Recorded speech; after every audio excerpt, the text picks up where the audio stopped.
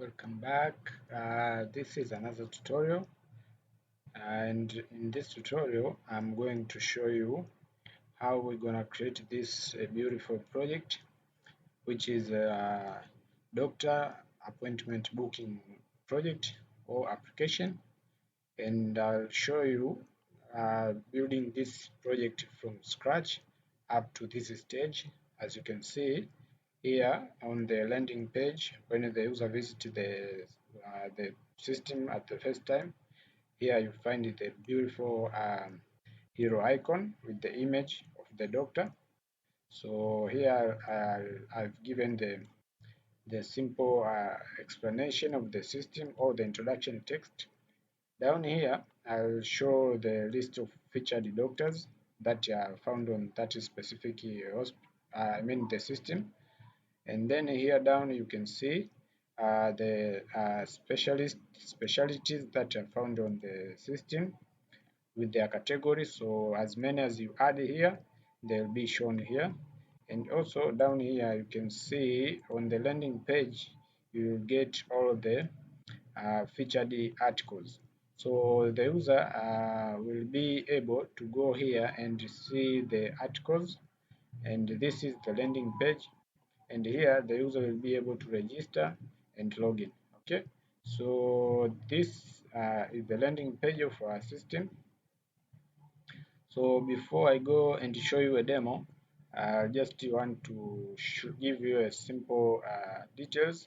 So this project is a full stack doctor appointment booking app, which is a tile stack.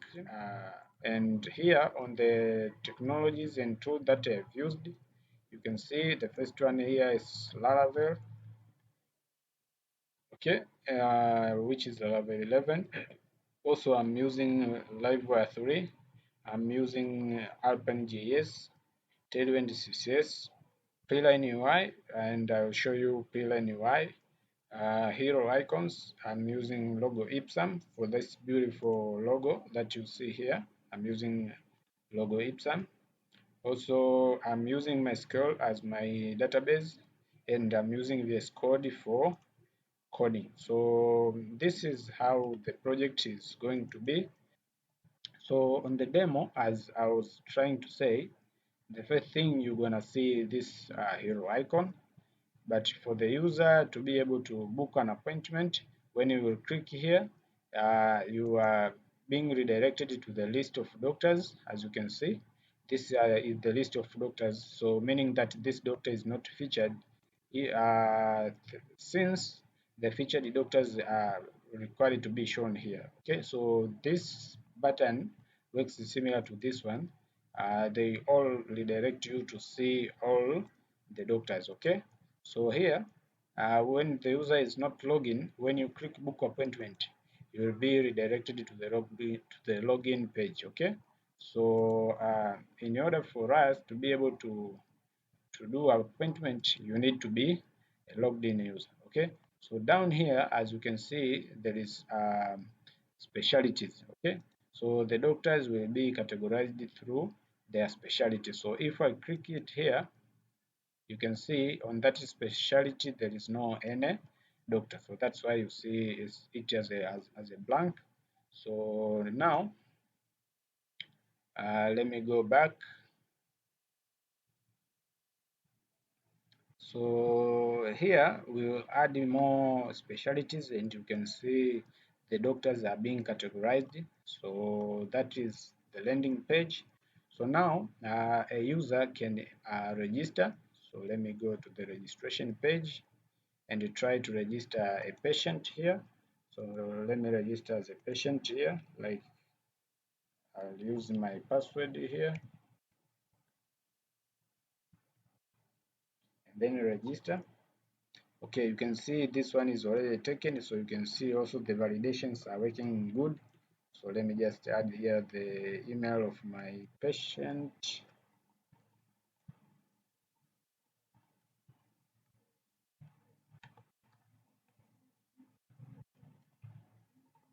And then register.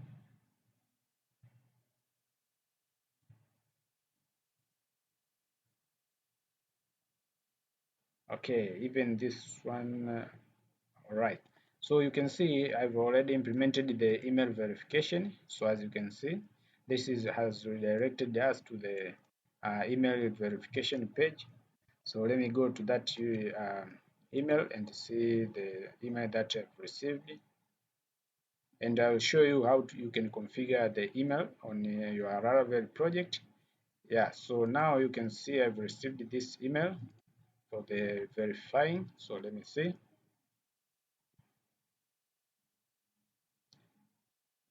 Let me open this one, and this is how the email is looked, as you can see.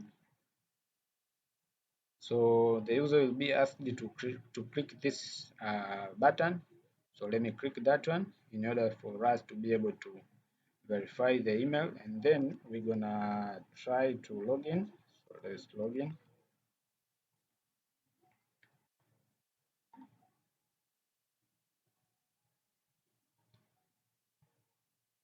Yeah, and boom, you can see this user has logged in successfully, and you can see this is a dashboard, the patient dashboard. As you can see here, we have appointment, we have articles, and here the user will be able to go to profiles. As you can see here, the user can change their names, can update their emails, and also can update their profile. So let's say let's upload the image here for this patient. Let's upload the image. Okay, and now we can save. You can see it will say the password, the image is being updated, and now you can see the image has uploaded successfully. Also, you can change the password.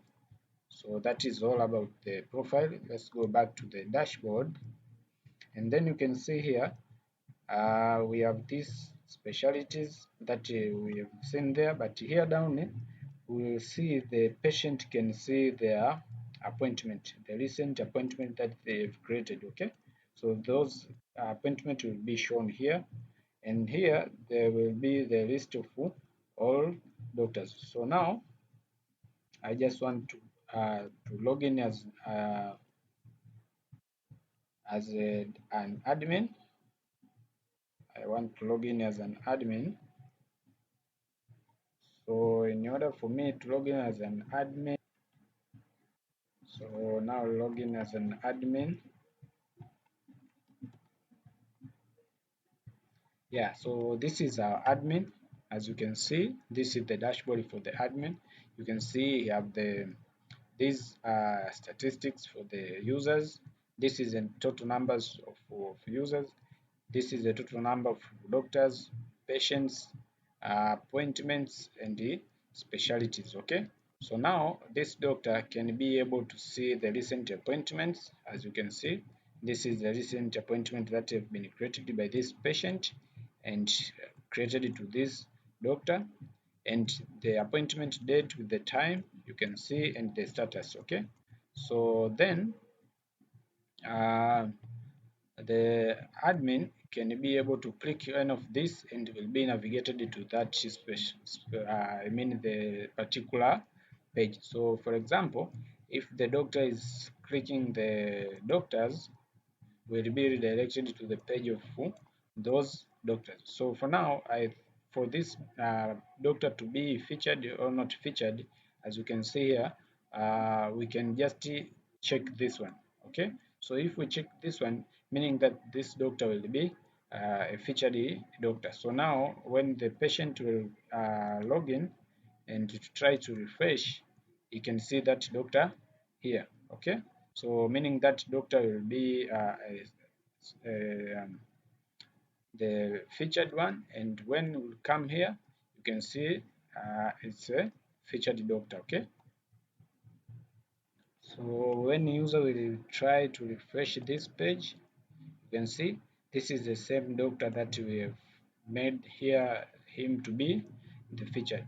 Okay, so you can see now this has appeared here, and when we will uncheck this, let's say we'll uncheck like that, and then when this user will refresh the page, you can see that doctor is being removed here.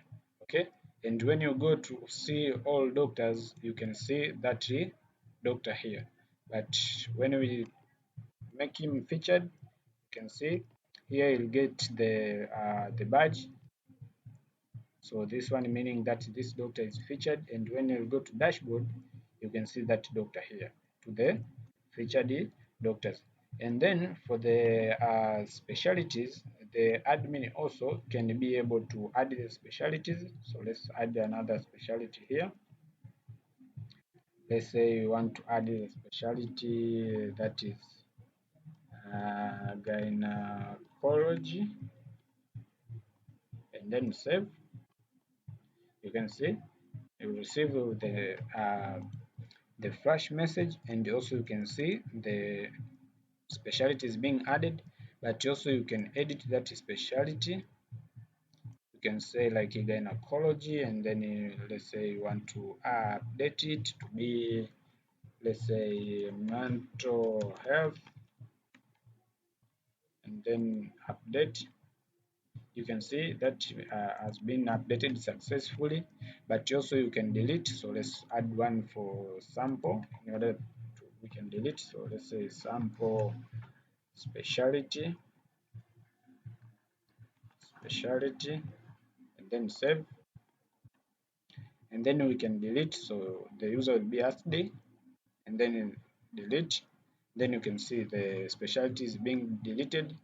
The same way we can add the doctor here. We can just add the doctor, so we can just add the name of the doctor.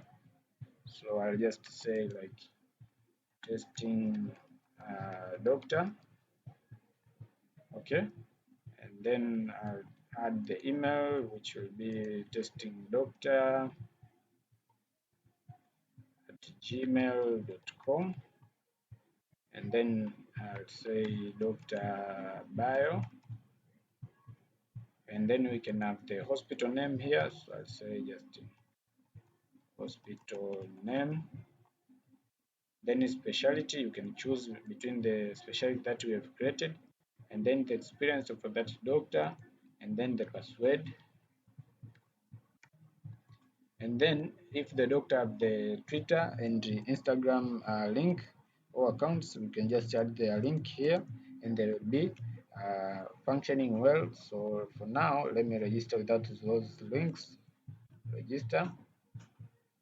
Now you can see we have this another doctor, and you can see it's not featured. So now when the patient will refresh this page, you can see he remain to see the featured doctor as one, and then when we go to see all our doctors, you can see we have the testing doctor, okay, with their specialty and their hospital name. As you can see here, we have the specialty and the hospital name, okay. So here we show the bio, that is for that specific doctor, and here you will have the two links. These are the links for our social medias. So then here you have the button for booking the appointment, okay. So now a patient can be able to book these doctors, and each doctor have their schedules, okay. So an admin, after adding the specialties and the doctors, and being able to add or remove this featured functionality. So to update the doctor details, you can just click the edit, and then you can see this is our edit form.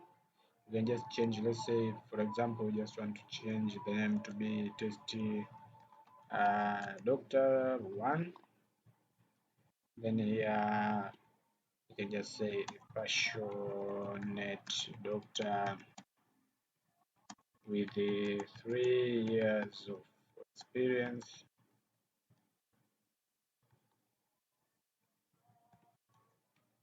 in mental health problems. And then now you can save, can update. Now you can see here is the data that we've updated, okay. So that is how you update the doctor.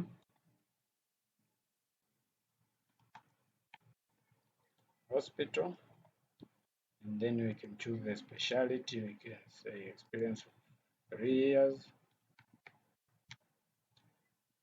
and then we can try to register.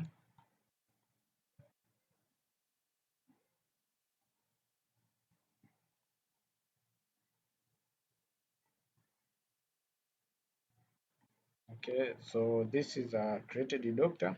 So then we can try to delete. Then yes, you can see the load has been shown here, and then now you can see the doctor is being deleted.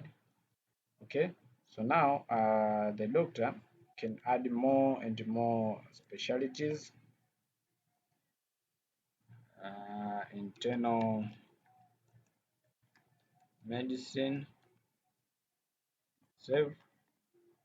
You can see it is being added here, and also to the patient side you can see we have the doctors, the created doctors. Yeah, so these are the doctors. So when you go back to dashboard, you can see we have the three specialties now. So in each specialty that we go, we will see the doctors that belongs to that specialty. Okay, so you can see on all of these there is no any doctor. Okay, so in dermatology, you can see we have this doctor with the dermatology. Okay, so now the next thing on admin side, you can see all the appointments that have been created in this system. And in this, let's just create another appointment and I'll show you how admin can manipulate this appointment. So let's go to the patient side and then let's book appointment to this doctor. So in the booking appointment page of the patient, you will see here will show the doctor details, the specialty, the name of the hospital, the image of the doctor, and then here the user will be able to select the appointment date for that specific doctor. The patient can see only they are available on that specific days. So all of these other days will be faded out. Okay. So let's say a patient wants to book an appointment on the 26th, and then on 26th that doctor will be available from 8 up to 5 to 11.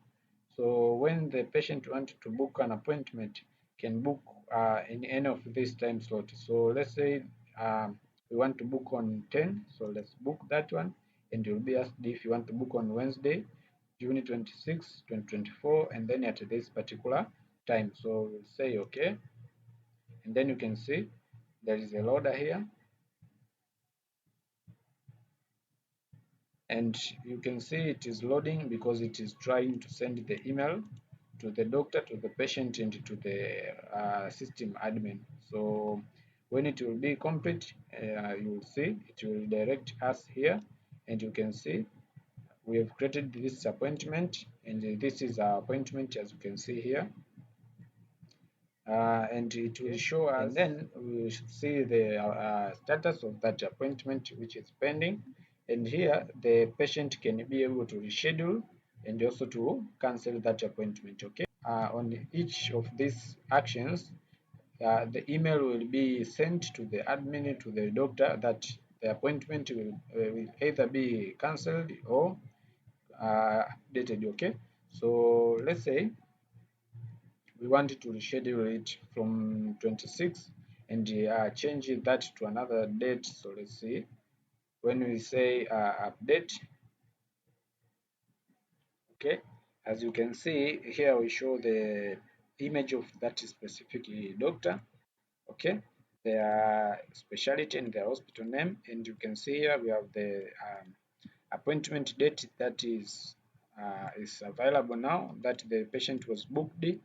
And now if they want to change it, they can just change from this. Okay, so let's say we want to go to July, on the 1st of July, and then on the 1st of July this doctor is only available within 2 hours. Okay, so when the patient will book, let's say on the 19 here, he will be asked if really wanted to update the appointment from this one to this new date that the appointment or the patient want to go. Okay, so if they say okay, you can see now it will try to create that appointment.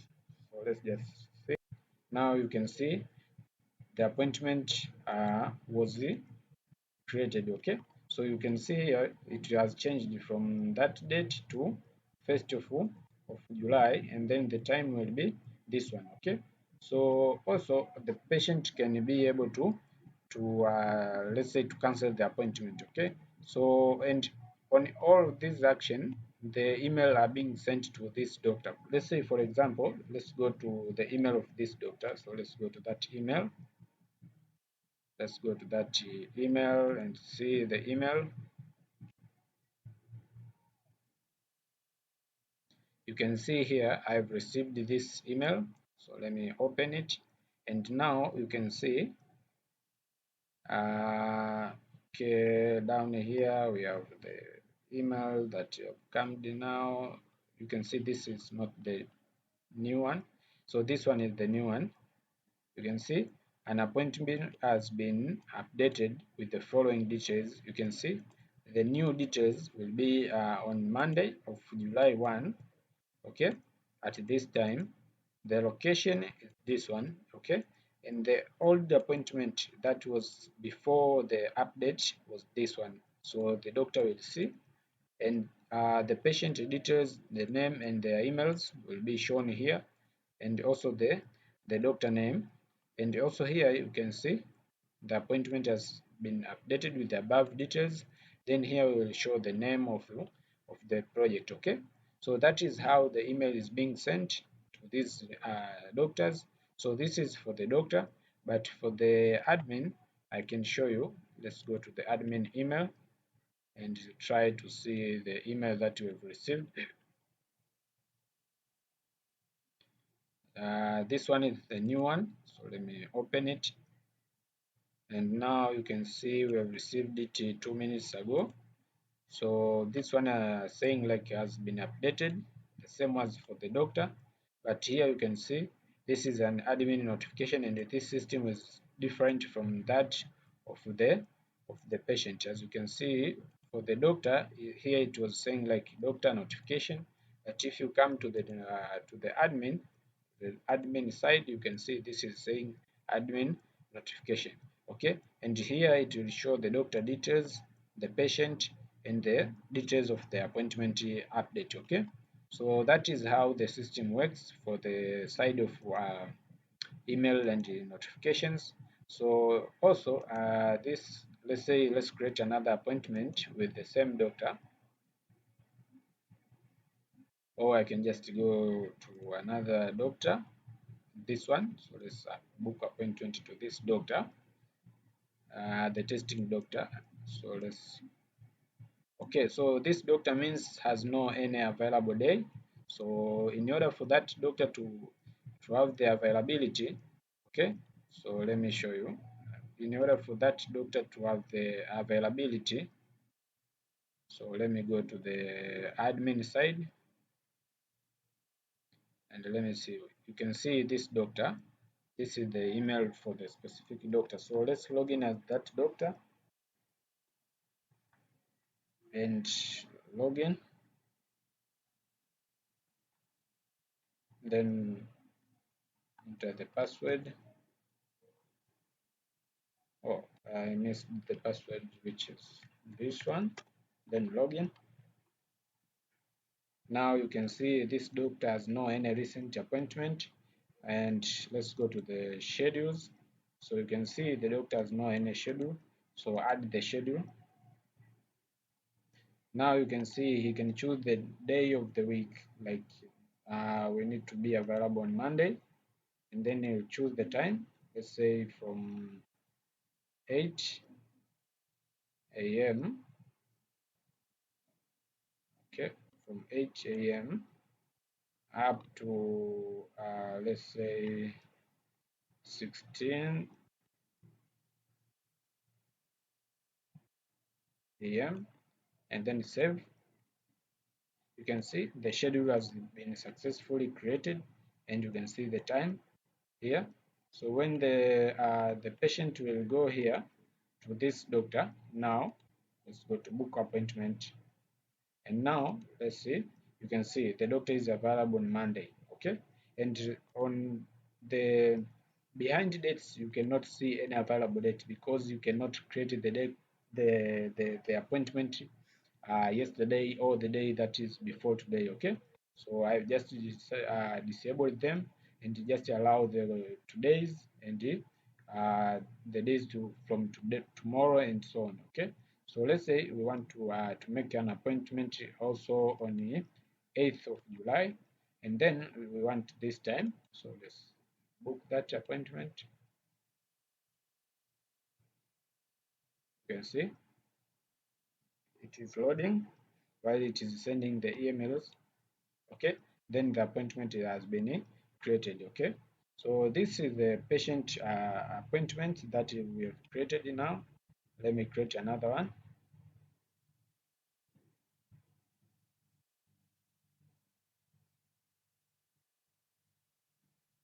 on 24th, and then at this time.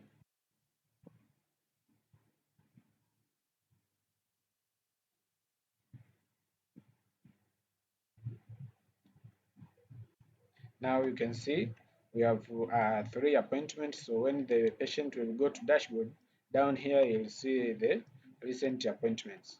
But here we will limit only the recent one will be shown. Okay. So now on my appointments, the patient can be able to update as I've shown you. Then you can be able to cancel. So let's try to cancel one of the appointments. Let's try to cancel this one. So it will ask if the user is uh, sure to do this. Then when you say okay, then the email will be sent to the admin. So we'll see, and also to the doctor, it will be sent. So now you can see. Let's go to the doctor's. I mean to the admin. Now you can see we have the cancelled the appointment. So open it, and now you can see we have the cancelled the appointment, which we have received 0 minutes ago. You can see the appointment details will be given here, and it will be saying like who has cancelled the appointment. So you can see this is the patient. As you can see, the role is patient. So you can see this email is a little bit nice. It understands who has cancelled the appointment, and all the details are being shown to the admin, also to the doctor, and to the patient himself. Okay. So that is how the appointment way it operates on the patient side. Okay. So then here the patient can be able to see the articles. So this side, as I've said, you can implement it from the video that I will share the link. Okay. So now on the patient side, I think that one is enough. So let's see on the doctor side. Now, when you reload, if the doctor can have more schedules, he can add them here. But when going to my appointments, you can see the patient and the appointment detail that are available to this specific doctor. Okay, so you can see this patient has booked this doctor on this day and at this time. Okay, yeah, so also the doctor can be able to update the schedule, also to cancel the schedule. Okay, so when it say cancel, they'll be asked if they really want to cancel, and when they want to update, also the doctor can update the appointment. Okay, so also the doctor can say like this appointment we can reschedule it to 24th, and then at this time, so the user will be updated, the doctor and the admin. Okay, so all of these 3 users will receive the email and being updated that we want to change the way of implementing that appointment. Okay, so this is how the system works, and I think it's enough for the introduction. All other things we will see on the way that we are going to implement the system. So see you guys. So for me, I've already created the Laravel 11 project here. You can confirm here. I'm using Laravel framework, which is the version 11.9. So if you don't know how to install Laravel 11 project, you can just run this command on your terminal on the directory that you wish to install the Laravel 11 project. So just use composer like this, composer create project Laravel slash Laravel, and then the project name that you want. So this will create you a new Laravel 11 project. But if you have a Laravel installer, you can also use this simple command. You can just run Laravel new, then the project name. Both of these two commands will create you a new Laravel 11 project. So for me already I have it, so I'll not run that command. So this is my Laravel 11 project.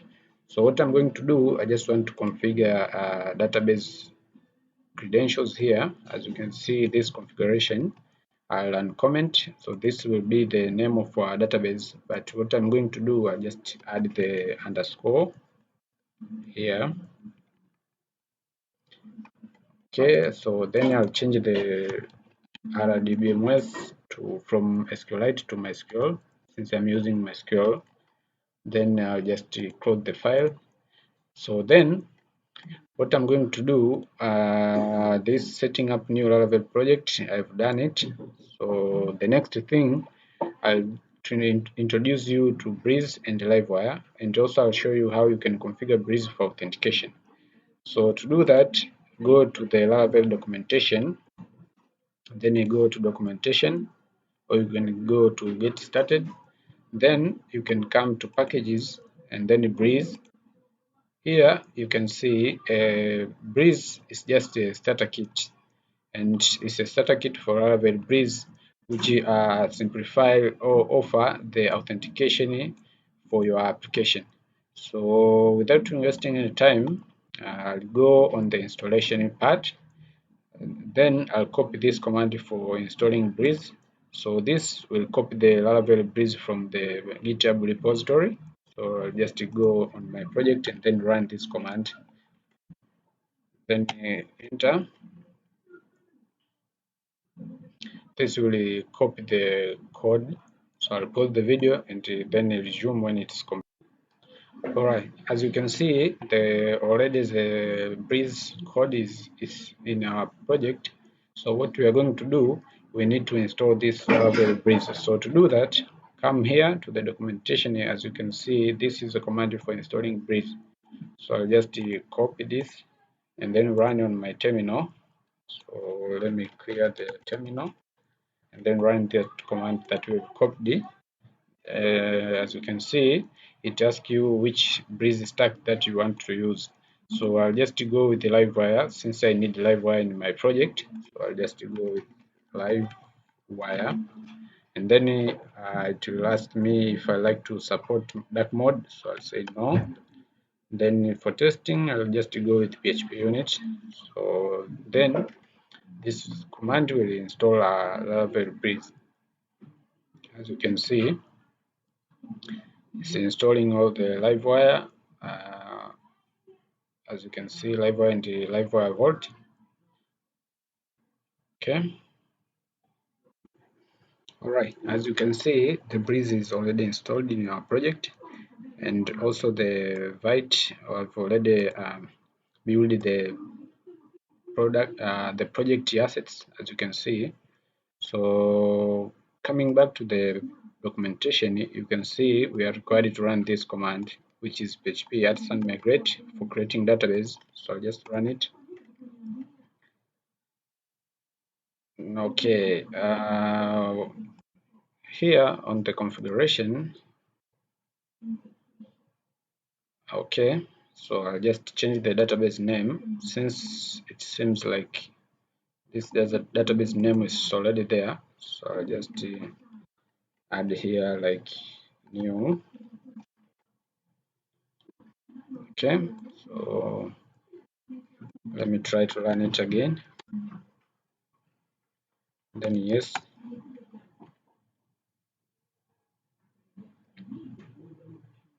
Alright, now we have a database connection. Then I'll just run this npm run or npm install first.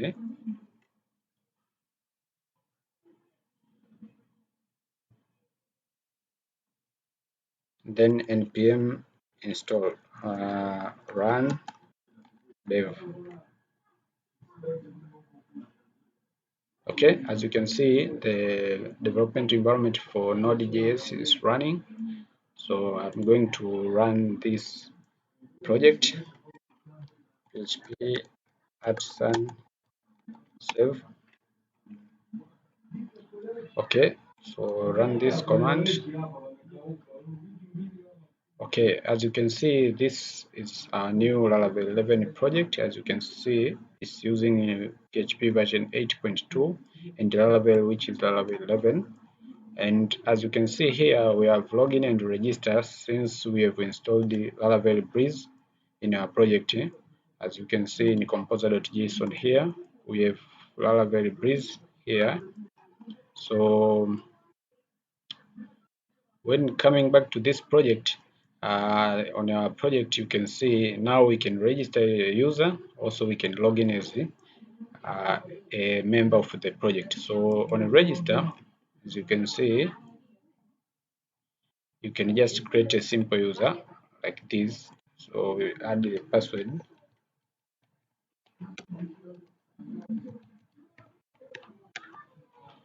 Then register. You can see this user is already registered and logged in successfully. So I can just go to profile.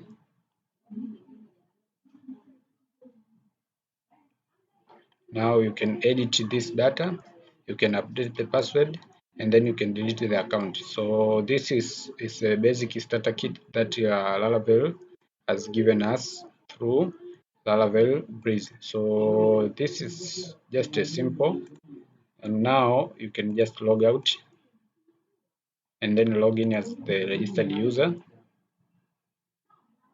using this email that we have used,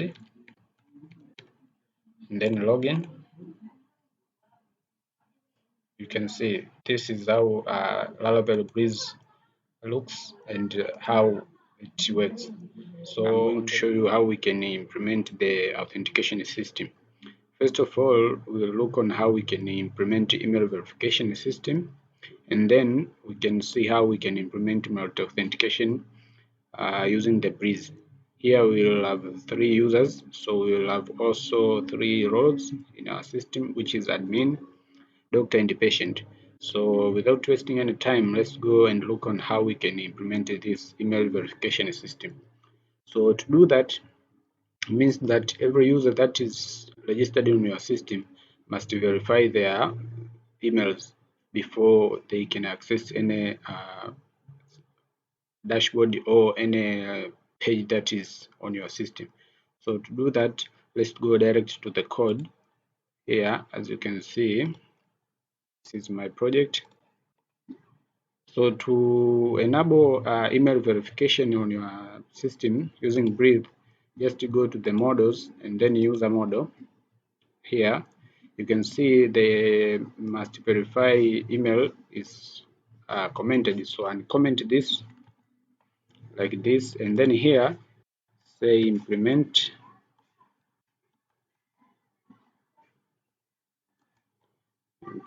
must verify email. So this will enable email verification on your system. As for now, let's try out and see how it's working. So let me try to register a new user.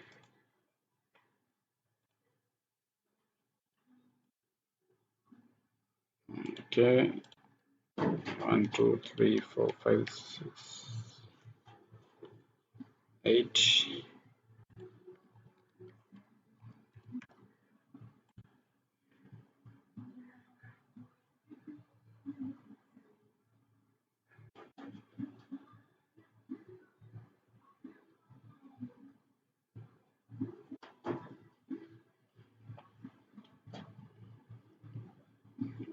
All right. For now, you can see it said like thanks for sign up, means that the email is sent, but we have not configured the email from our server. So let me go to the .env and then let's set up the email here. Okay, so to set up the email, I'll just go like this. I'll change this to SMTP as a mailer, and then the host will be Gmail, so it will be smtp.gmail.com. Here is port number is 465. The username, I'll use my username.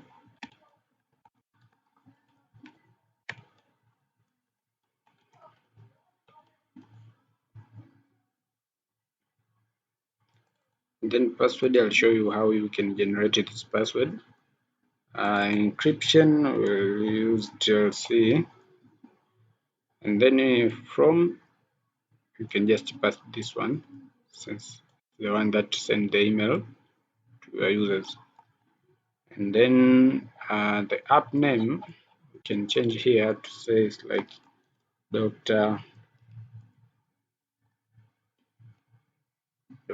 Booking.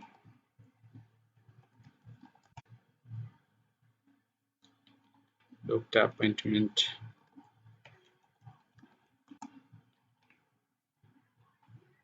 Booking app.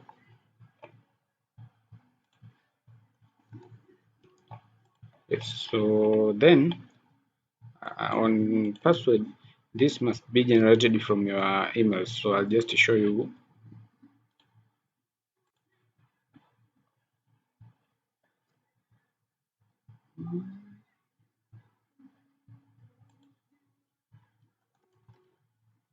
So let me go to my Gmail account.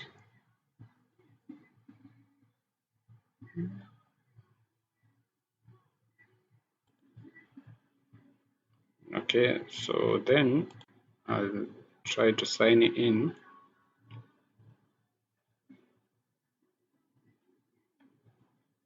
Okay,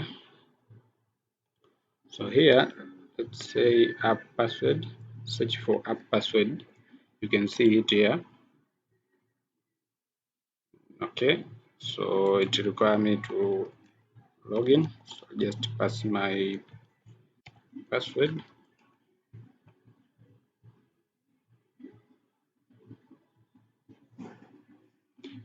Okay, as you can see here already I have a lot of like two of the generated password, so I'll generate another one here. I select Doctor Booking App, then you create. Then this is my password, then I'll copy it and then paste it there. But if you don't know how to do this, you can see my video link on the description. You can see how you can start to generate this one. Yes, so after that, all right, so this is email setup. So let's try out and see if it is working fine. So let me go to my project again and let me try to register another user.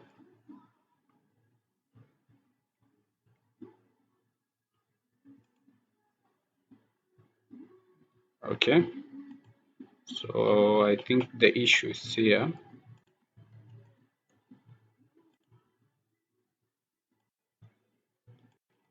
Okay, let's go back again and try again. Okay, so now it's working. So I'll try this another user. Let me try with my email, which is working. So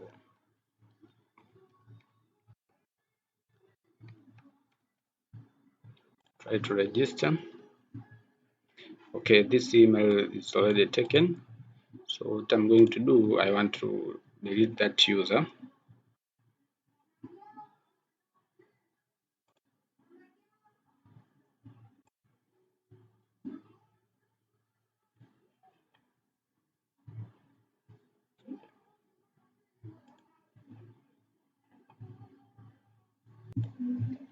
Alright, so I'll try to delete this user. Okay, then you'll try again to register this user.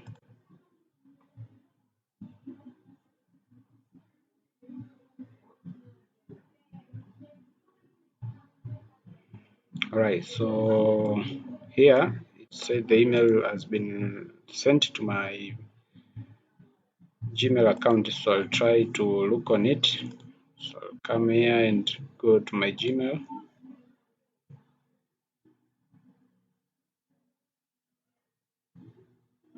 Okay, you can see this is the new email that I've received, and you can see the app is Doctor Appointment Booking app, which is this one that we have created here.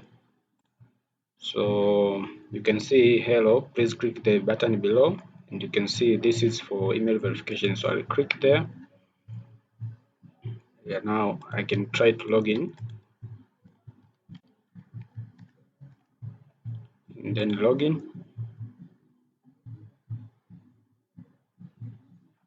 Yes, so you can see here verified equals to 1. So here, when I'll come back to my database, now you can see this is null. So when I refresh, you can see for this user which I've verified, you can see here the email is verified at a certain time, which is given here. So now this user can log in without being asked to verify email. So now when I try to log in,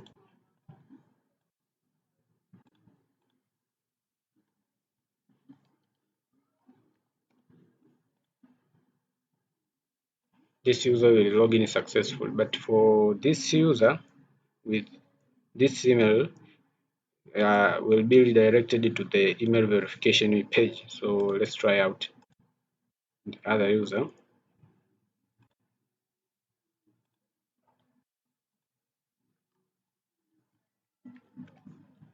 Try to log in. Now you can see we have been redirected to this page of email verification. So for this user, I'll try to see the email.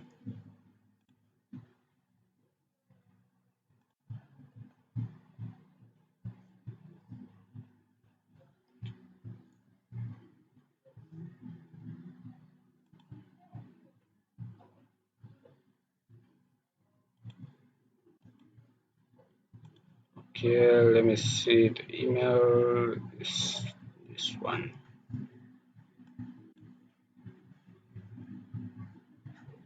Let me try to resend the email.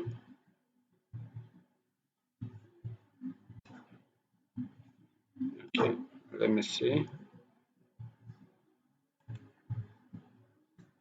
Okay, so this is the email. As you can see, and this user can verify. Yes, so you can see the user is logged in successfully. And then let's see on database. Okay, you can see all the users have been verified. So that is how simply you can implement email verification on your Laravel system using Breathe. So this is done, and then I'm going to the second task, which is implementing multi-authentication using Breathe.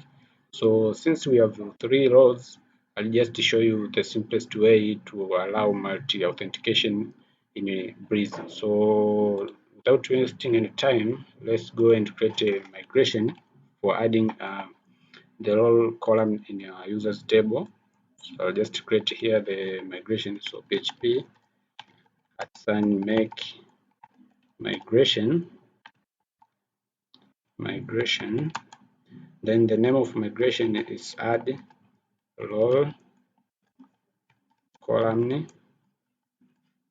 in users.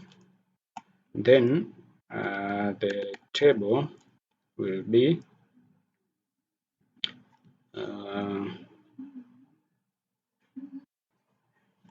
okay, so the table name will be users, and then you enter. So this is a migration which is we have created. So you can find it here on migration, then here So now I want to add a column.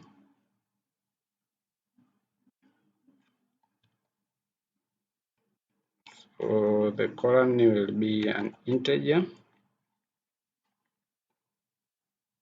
and it will be called roll, and then it will be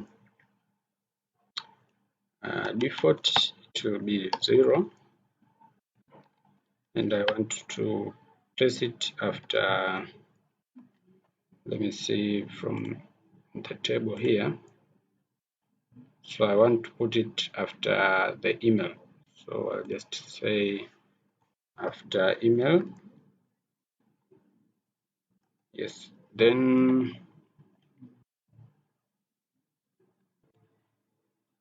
here, if the column is there or there is any error, we can roll back this column by dropping the column roll. Okay, so now we can run this migration. So PHP @migrate. Okay, so let's go and check on our table. Okay, now you can see we have role here. So what we need to do next, we need to create the middlewares. Those middlewares will help us to control which route will be accessed by which user. Okay, so to create those middleware, let's run this command: php make middleware.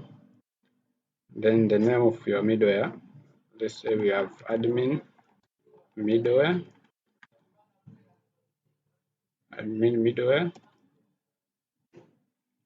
and then we have doctor middleware, and lastly we have patient middleware. Patient middleware. And clear the terminal, and then what we need to do, we need to go and register these middlewares in our app bootstrap, then app here. Here is where you can register your middlewares. So what I'm going to do, I'll just say middleware alias, then I'm going to give the aliases names for middleware. So for admin, I'll just call it admin. So this will represent admin middleware. Then class. Then we can repeat it for the remaining middlewares. This will be for doctor, and this for patient. Make sure you change there for doctor, and then here for patient. So this is how we register our middlewares in Laravel 11. But in Laravel 10 we were registering this in our kernel. So now we don't have kernel file here. So we just come here on the app, on the bootstrap app, then you register your middlewares here like this. So then to use this middlewares, you have to configure the middlewares that they can control each request that is coming to be redirected to the specific route if they meet the requirement. So we need to check here if the authenticated user, if the user is authenticated. First you need to check if the user is authenticated, and if the authenticated user user role is equals to, let's say, 2. This will be for admin. So if the role is 2, that user will be allowed to access all admin routes here. And then if false, return, we can redirect the user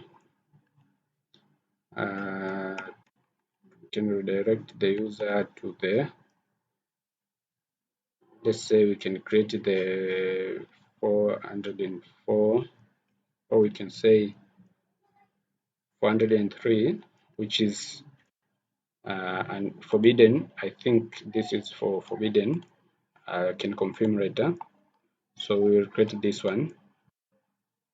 Okay, so then what we need to do, we will repeat this one for other middlewares. For doctor, so since admin is 2, for doctor it will be 1. Okay, this is for doctor. And then for patient, it will be 0. So for now, the users that we have here will be treated as patients. In order for a user here to become an admin, we should update this one to 2, and for doctor, this should be 1.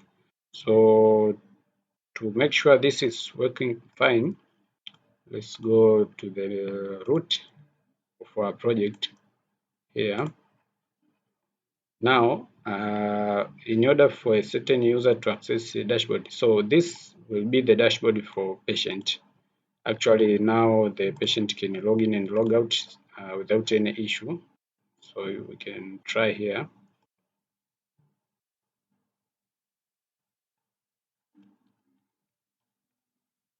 Then login. Now the patient will access this page as usual, but let's say change this role to 1, and then let's try to log out, and then okay, so this will work. But what I want to do here, I want to add this middleware here on this root. I want to add this middleware for patient. So then let's try to optimize the project. PHP artisan optimize. Okay, so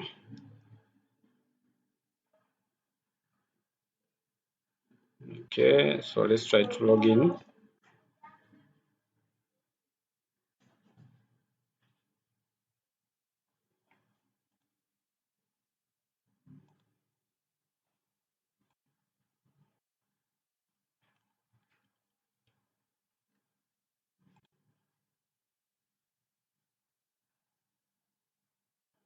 Yes, you can see here it says this, it redirected us to this page. So you can see this page is for is the one that we have put here on our middleware here.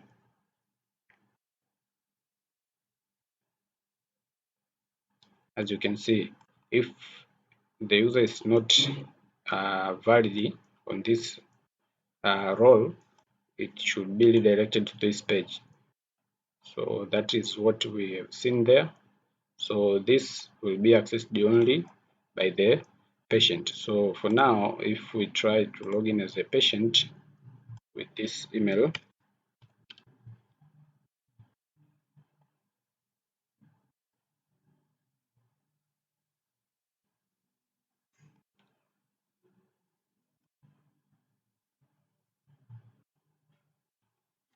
let's try to log out.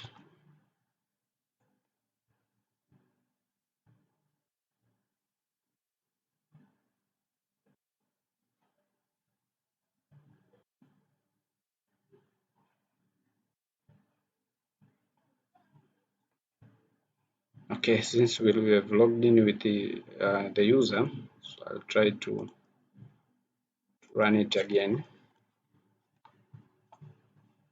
Okay, so this will remain there.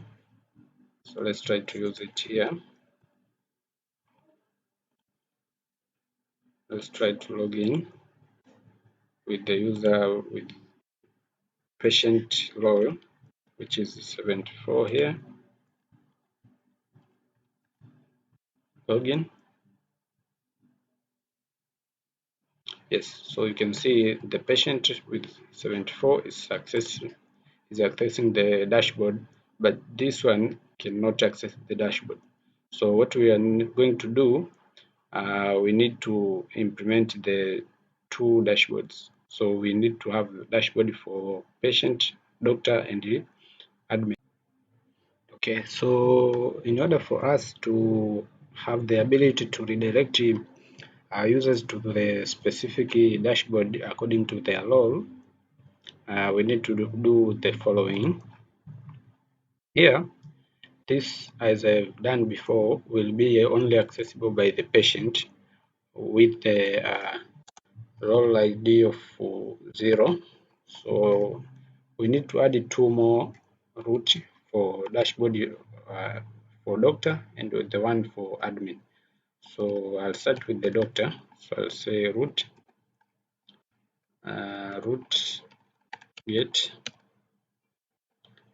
This will be doctor dashboard,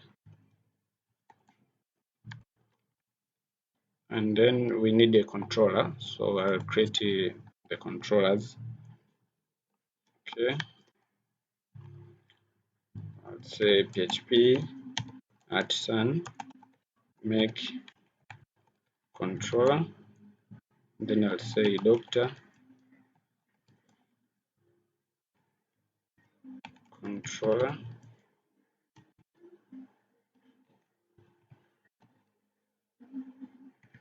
Then I'll create the other one for patient. Then another one for admin.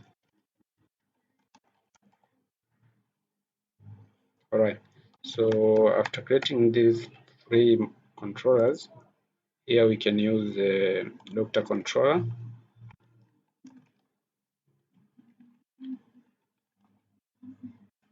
And then we need to create a function here. So give it a name. This root will be doctor.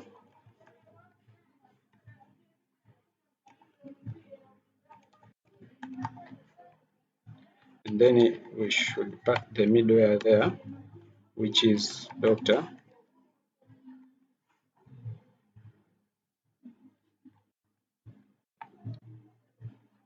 Then let me put it down here for easy readability. And then we can create another one for admin. Then for admin, this will change to admin. Then the name admin, then the middleware will be admin. Yes, so let's create this one. And this one will be admin controller, actually. Then on doctor controller, here we can create the function to load the doctor dashboard. So I'll say public function load doctor dashboard. Then this should return a view which will be on a doctor directory. Then the file will be dashboard. So let's create this one. We'll go to our resources, views, and then here we can create the new folder which is for doctor, and then we'll create another one for admin, and then another one for patient. Then on our doctor directory we can create a new file which is dashboard dashboard.blade.php, this one, and then it should extend the app layout.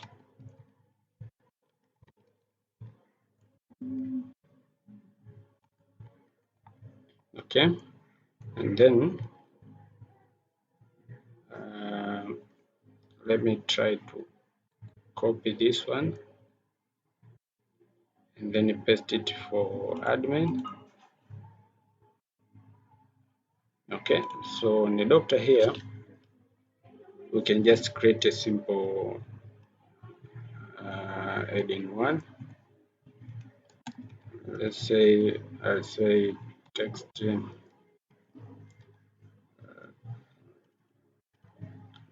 Let's say text primary. This is doctor dashboard.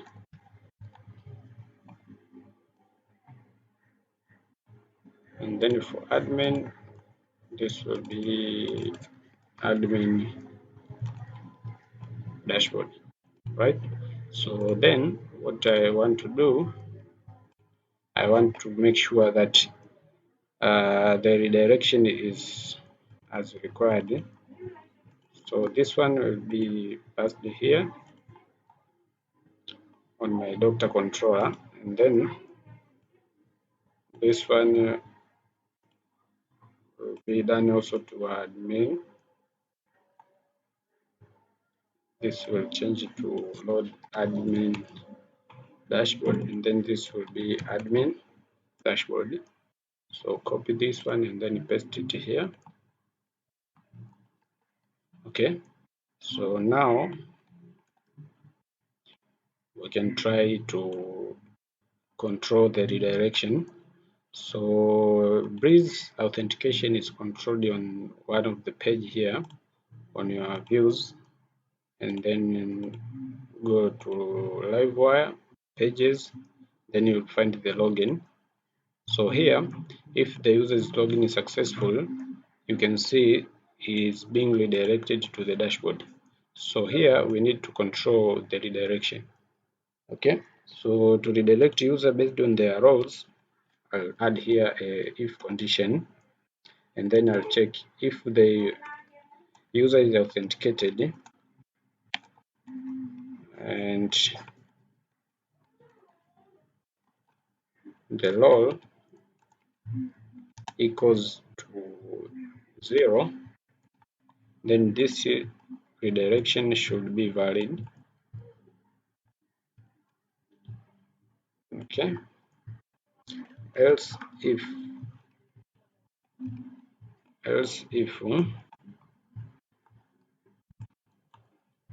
the role is 1,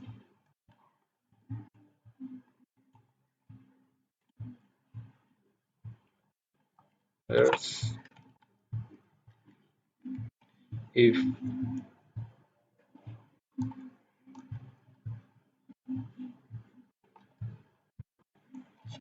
is 2, then the redirection should be okay. So let me update these redirections. Since here we have the redirections for doctor and for admin, so use this name. Since here we are using a route function, so you must provide the name of the route. So the name of the route for doctor, we should pass it here, and then for admin should pass here like admin. Okay, so after that let's try this if it works as intended. Okay, so let's try out. So this is our login.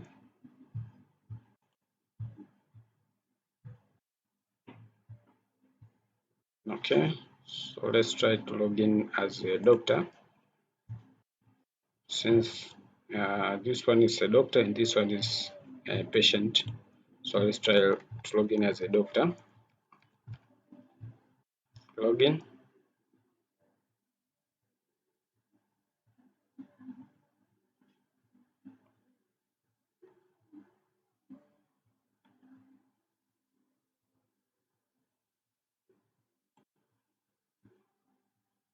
Okay, seems like we have an error here.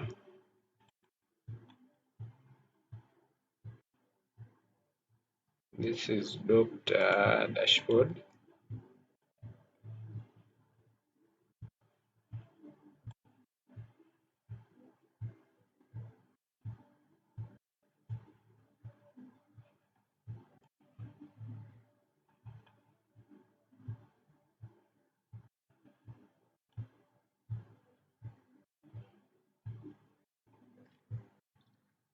Okay, so what we can do here,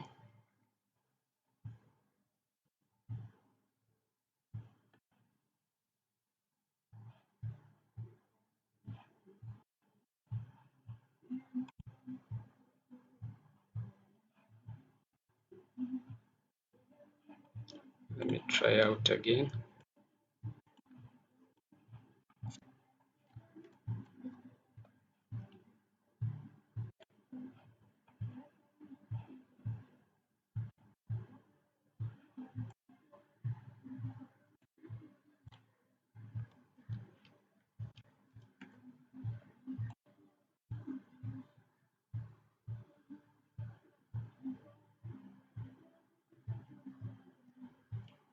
So here it seems like we have called the load the dashboard, which is not existing. So let me see here, load the doctor dashboard. Okay, so seems like I have not optimized the project. So I'll say optimize. And then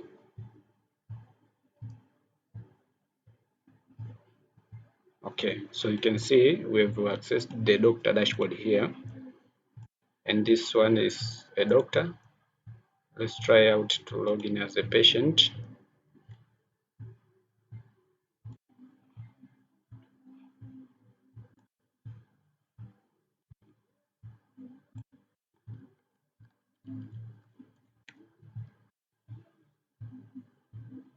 You can see this is a patient, and then let's try to change this guy to be an admin.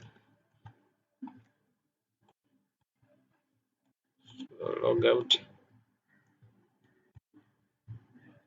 and then log in again. I've changed it for this guy, so it should be 74.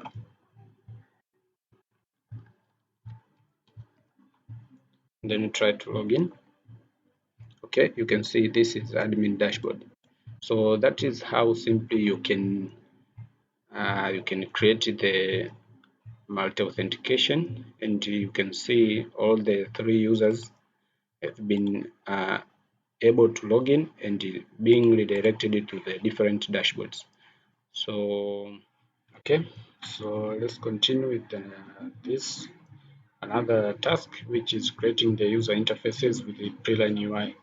So if you don't know Preline UI, you can just go to the official website, Preline UI.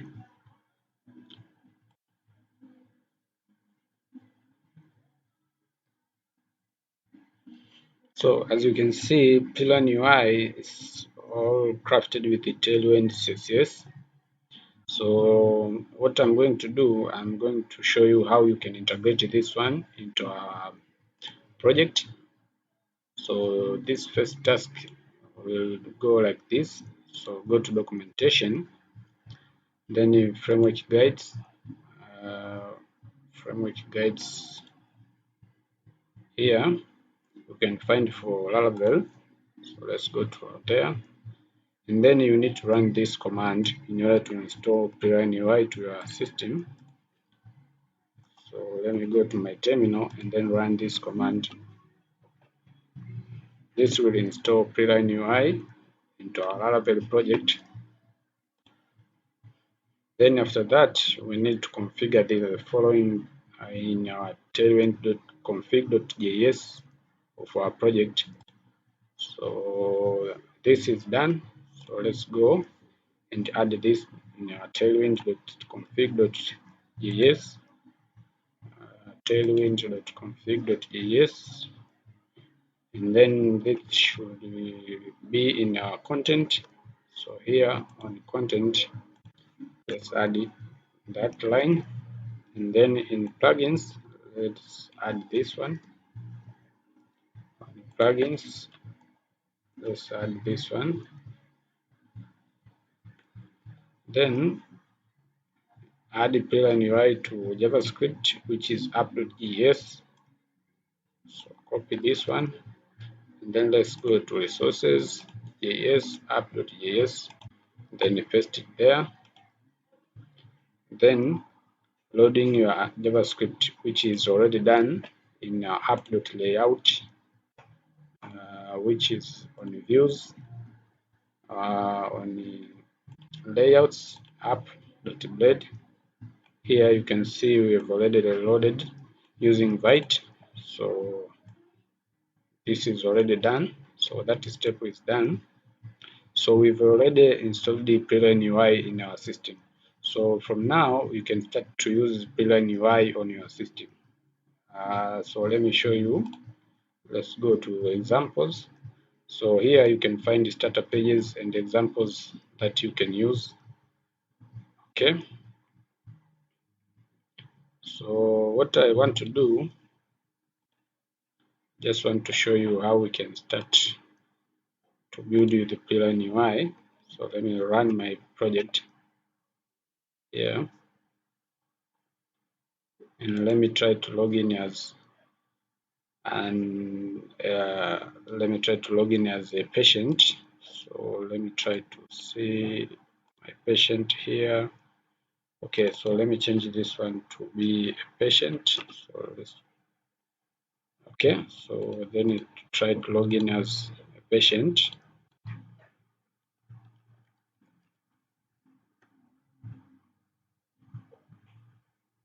Okay, so this is a patient homepage, which is a dashboard for a patient. So I want to edit here a little bit. So this one is a patient dashboard.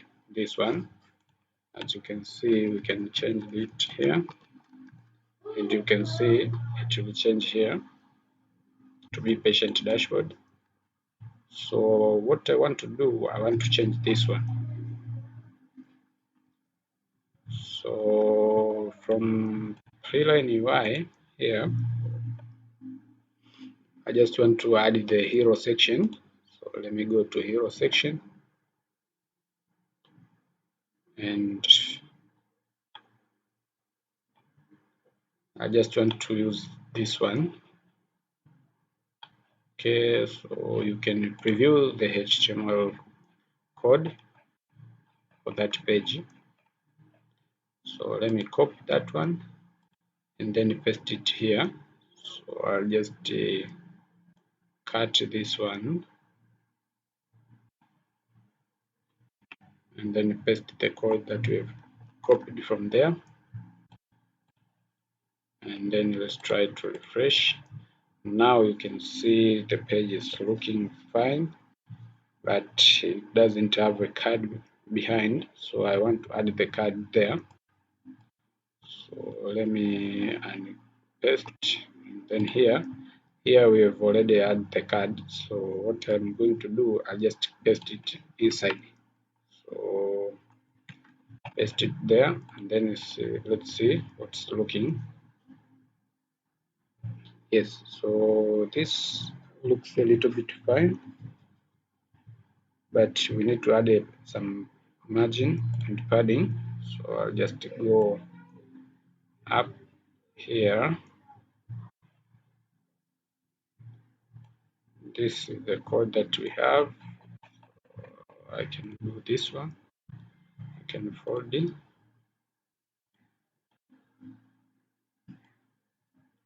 And then let me try to align it a little bit good. Then what I want to do, I want to add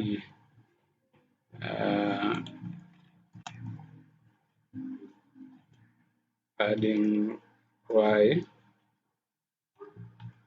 let's say 10.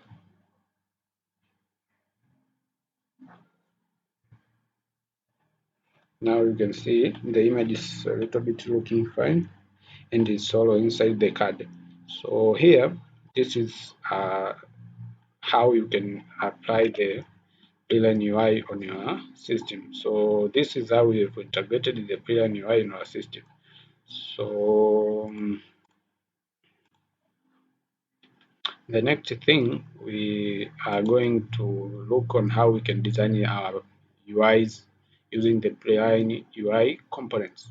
So okay, so designing the UI for our project, as we can see here, we have tried to add this from Preline UI, but this should not be here. I was just trying to show you. So this hero section, we should put it on the welcoming page here. We'll put that hero section. So what I want to do, just try to go on the welcome page. Already we have this, so we can use that, the new Preline component that we want to use. So what I can do, can do this. Okay, so this is navigation, which is this one. So what I want to do, I'll just use the Preline UI navigation bar. I'll put the top bar here. So we can go to Preline UI. Then I'll go to announcement bar. Let's try to find the top navigation bar. Okay, so let's go here. This is our navigation bars. So let me copy this one, or let me see if there is another one.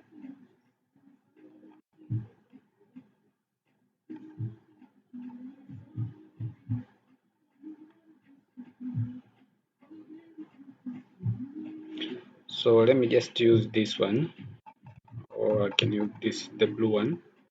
So let me copy that. This one, I've copied this code, and then let's come here.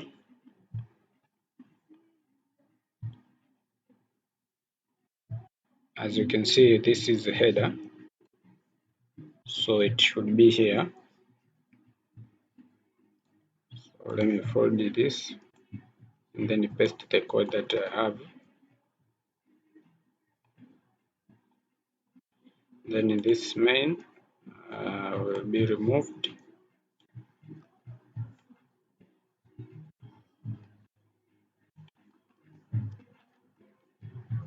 And then let's try to see what it looks like. Okay, so it looks like that.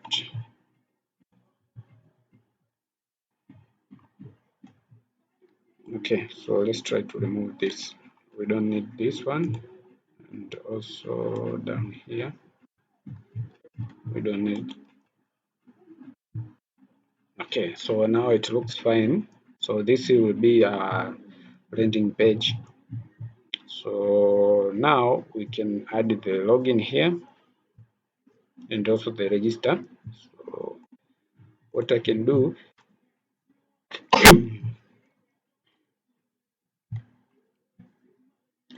what I can do here,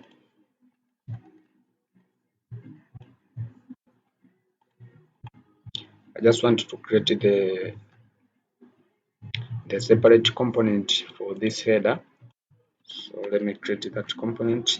HP @sun Livewire make top bar navigation.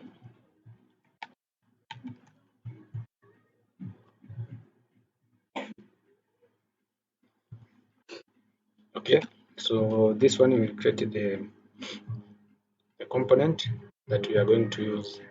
So this is our component. So what I'm going to do, I'll just fold this one and then cut it from here up to here, and then paste it here. Okay, so I just want to add the tool also for registration.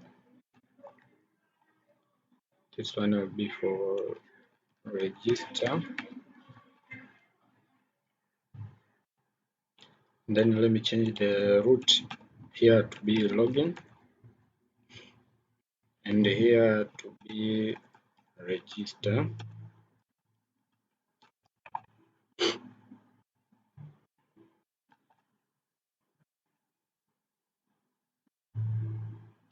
Okay, so we need to reference this one component. We should render it here.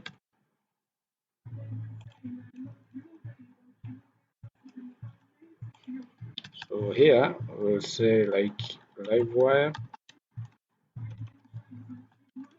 then the name of our component, which is top bar navigation, then we close it. Okay, let's try to refresh. Now you can see we have login and register here. So let me try to add some padding there.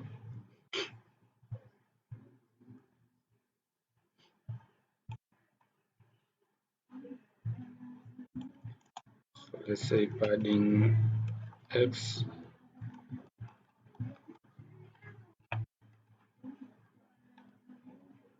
I want to add some padding here.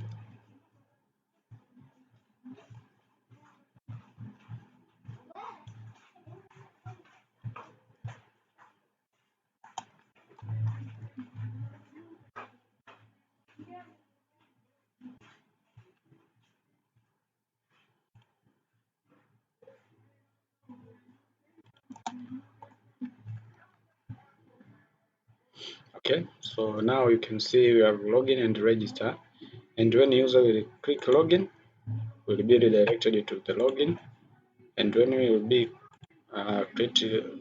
will click register, will be redirected to the register page. So this is our landing.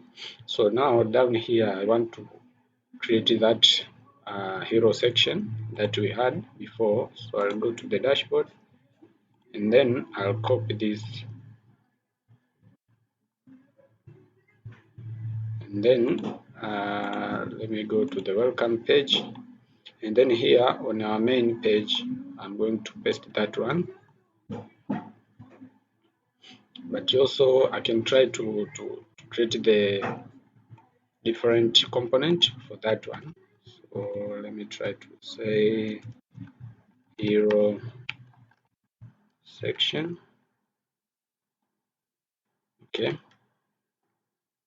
then let me go to the hero section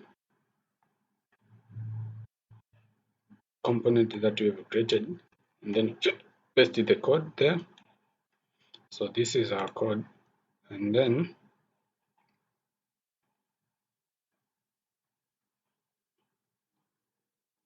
what I want to do, I'll just copy this one, and then let me use it on my welcome page. Okay, so I just want okay, so since in our dashboard we don't need this hero section, so I'll just remove it.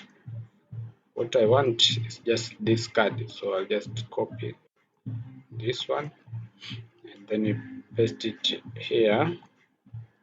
Okay, so now on the welcome page we should have a card here like this one, and then I just want to pass this hero section here, so I just pass the Livewire component, then hero section, then you close it, and then on the refresh you can see we have this beautiful hero section. So as you can see here, the euro section is on the card. Okay, what I want to do,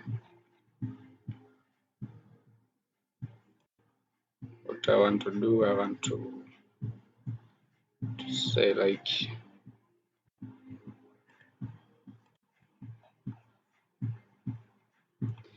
I want this to change, so this background should be gray.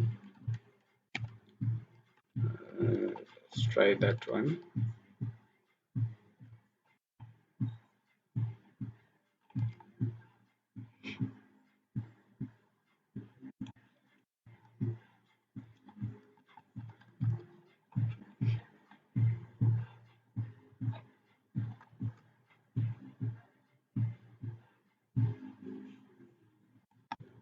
Okay, let's try to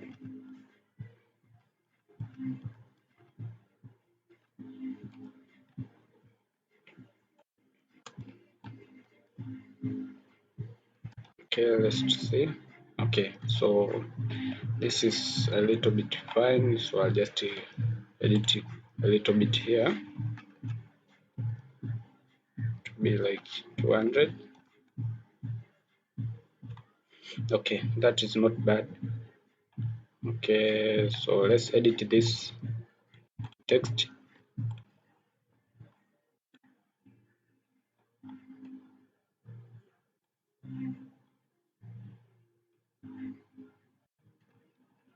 This one.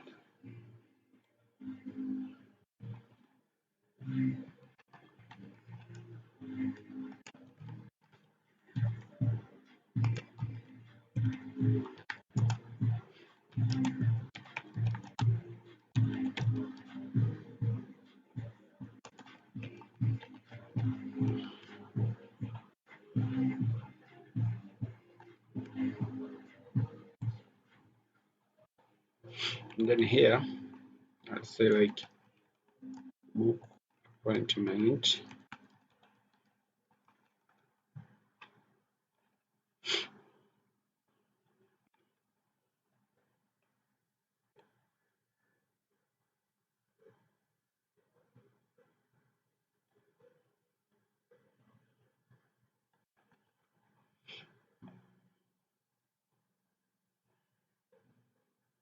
Then this one, you can change it to be like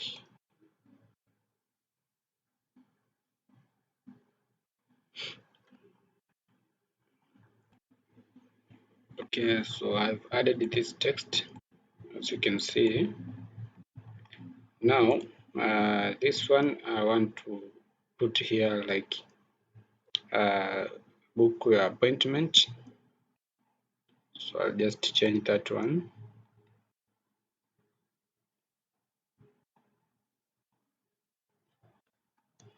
Book your appointment. And then down here, I can say like search for doctor.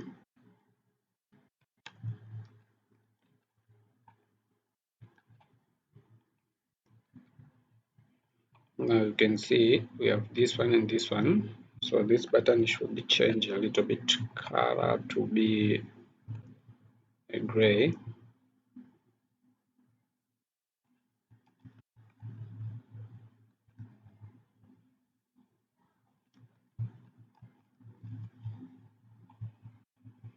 Okay, so you can see, and then on your hover, background should be at least 100.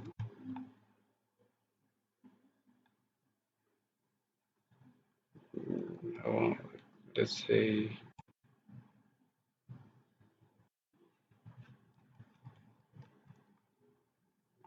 no, that is wrong.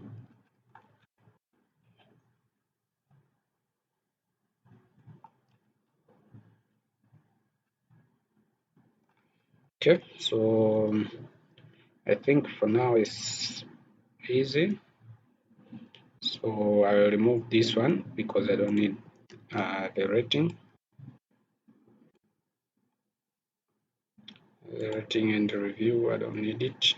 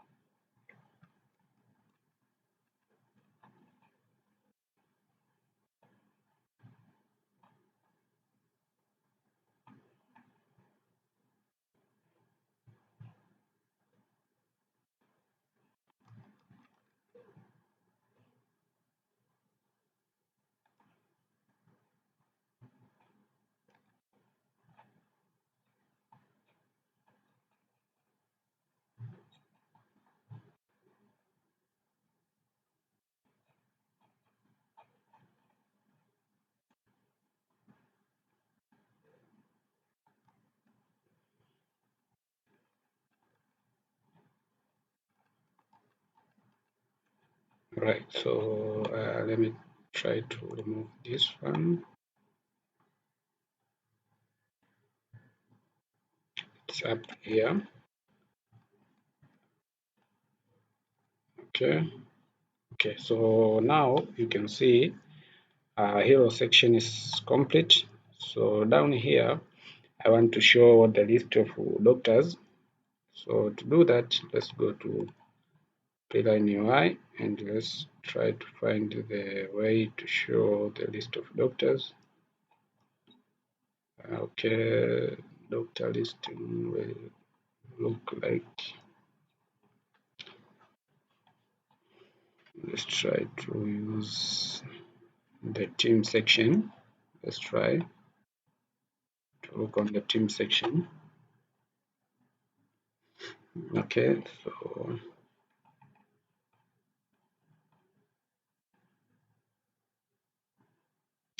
I think this one will be good. So let's try this one.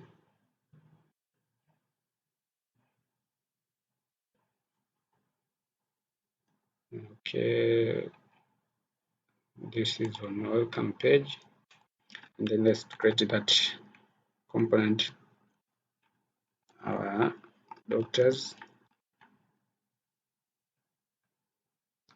or I can say featured doctors, featured doctors, and then on this I'll paste the code.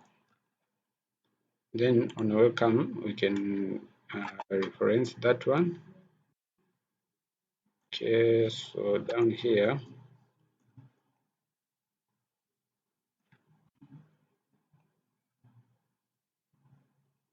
you can just let's see on the featured doctor. Okay, so this one. Okay, so let me copy this one.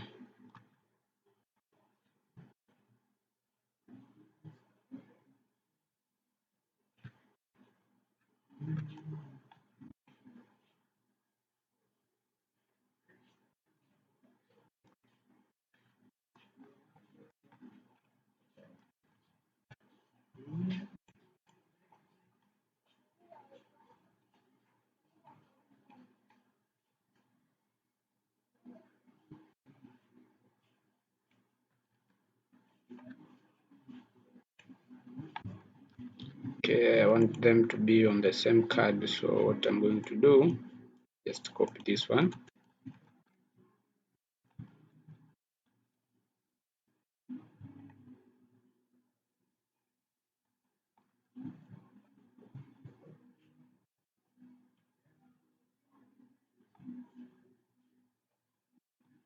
Okay, no need of this one. I can just say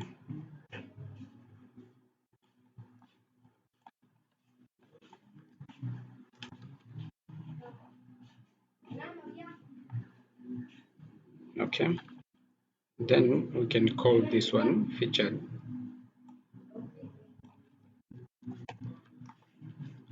feature the doctors. Let's see what it looks like. Okay, now you can see this is looking fine. So let's change this one to be feature the doctors here.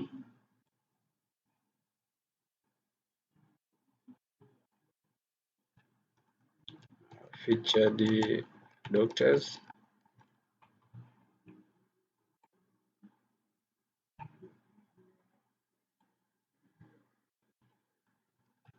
Here I can say specialists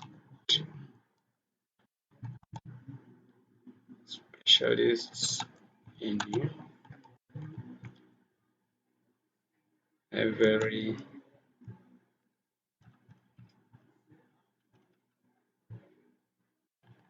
let me just say specialists. Okay, then down here, instead of having this, I can add here the button for booking appointment, since this will be the doctor in the images. As you can see, this will be a simple doctor bio. Here I'll add the button for booking appointment. So what I'm going to do,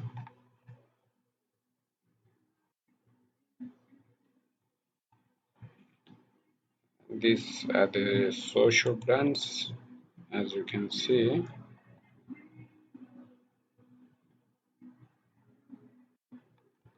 Okay.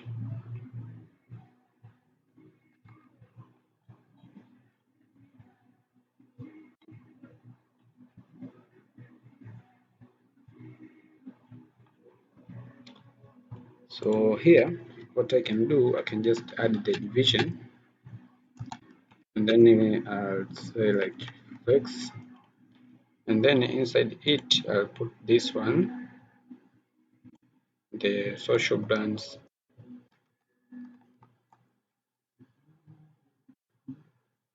And then I'll add a button from here.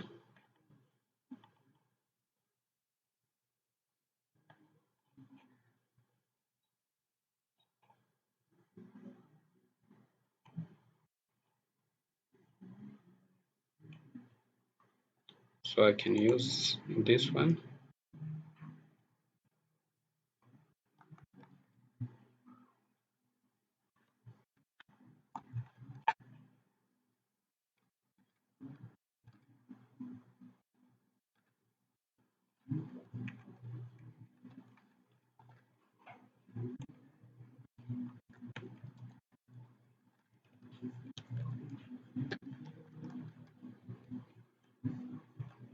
Okay, so now you can see we have a button here. So I'll just add some padding here.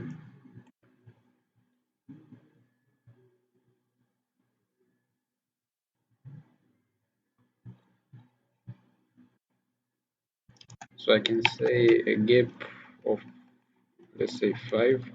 Let's see what is okay. So that is fine. I can try to reduce the size of the button. So I think here we can just look on here. Okay, so for the small one, I just use this one.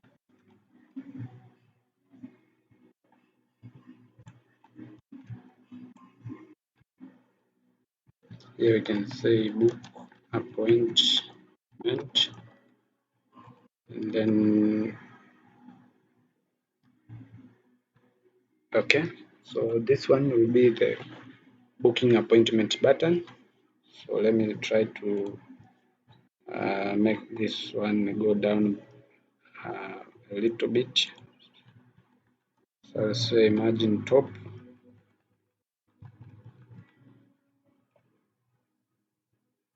Okay, so right now it looks a little bit fine. So the plan here will be the doctor name, here will be the specialty, and here will be the hospital that he or she works. So for the sample here we can have, like, this is Dr. Chaz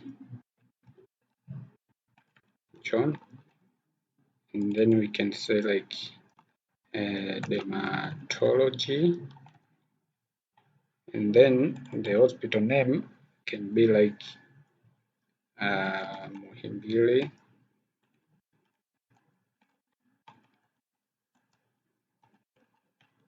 Hospital.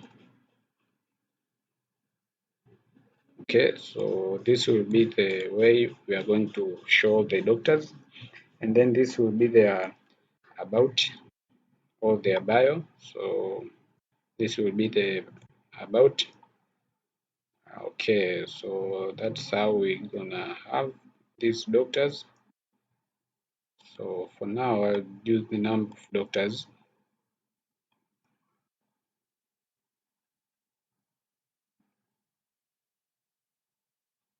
Okay, so now we can have something like this. So this will be duplicated to all of these doctors. So now what I want to do,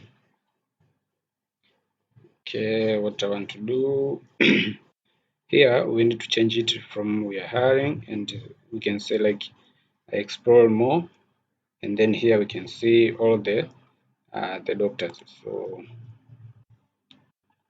we can go down to that, we can say like explore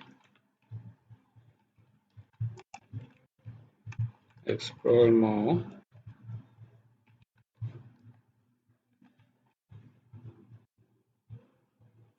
see all our doctors.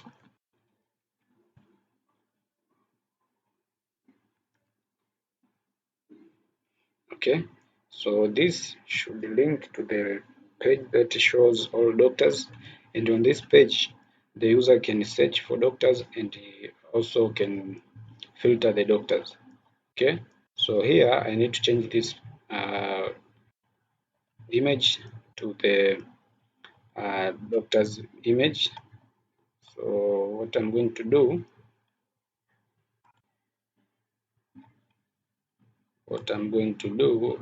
I'll go and download one of the doctor's image. Okay, so I've created this image, I've downloaded it, so I'll use it on our hero section. So I'll go to our hero section here. On the source here, what I'm going to do, I'll just use asset,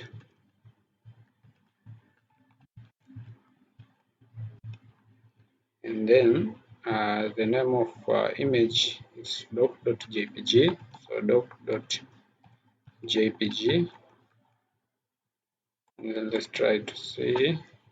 Okay, so now this is how the page will look like. Okay, so here I need to change the icon of the project, since it's used here, this one. So I'll just use the logo Ipsum.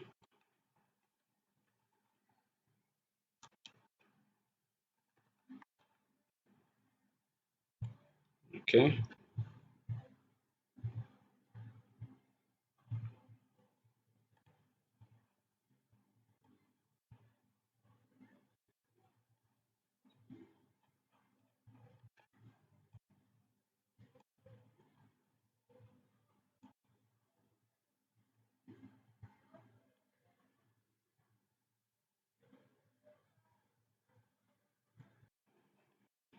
so I've copied the logo.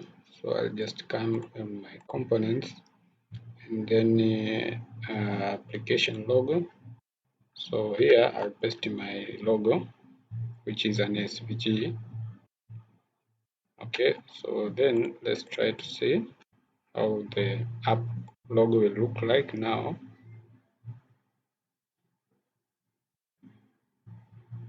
Okay, so this is a new logo.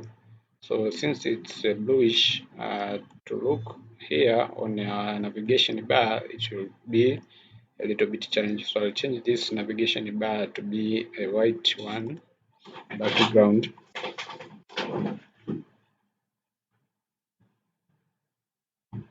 So I'll just use this one.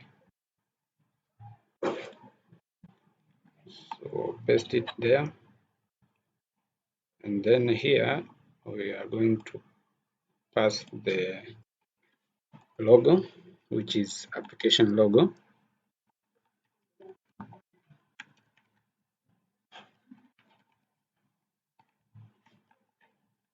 Okay, so for login and register, we can just copy and paste it there. And then here we can say padding X4. Okay, so now you can see it's looking fine. So this should be register. This one should be register. And the links should be here register. Down here, login.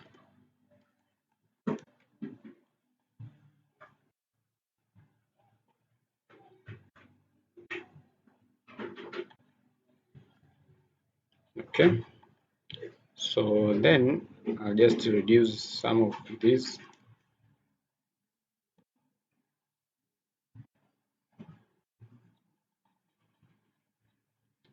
I don't need this drop down, so I'll remove the drop down.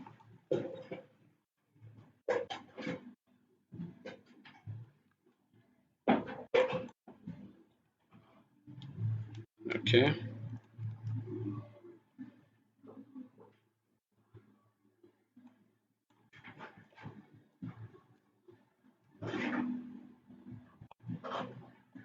Okay, so now here I can add the one for doctors. So I can say like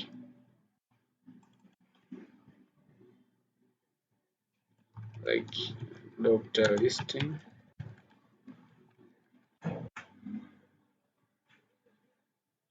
Okay.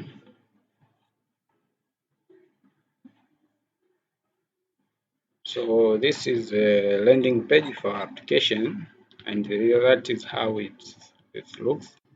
Because so we'll have a simple blog application inside this application.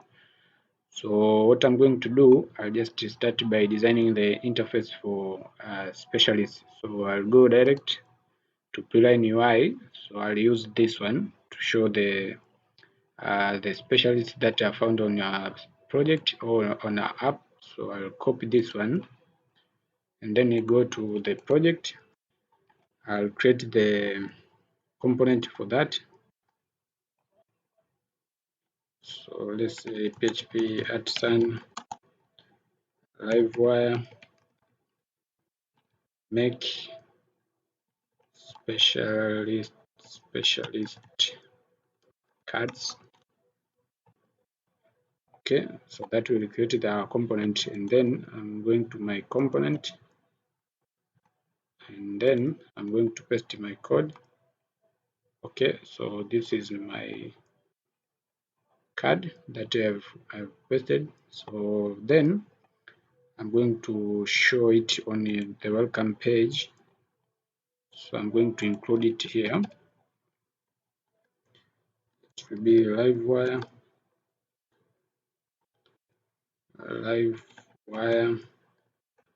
and then the name is special list ads.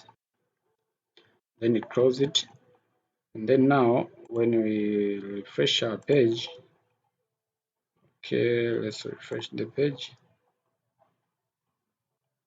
Okay, so now you can see the cards here, but here we need a title. So we need a title like this.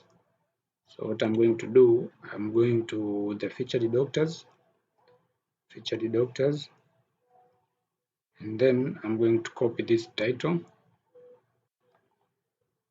and then I'm going to my card, and then I'll paste it here. So now you can see we have the title, but this will be our specialists, our specialties.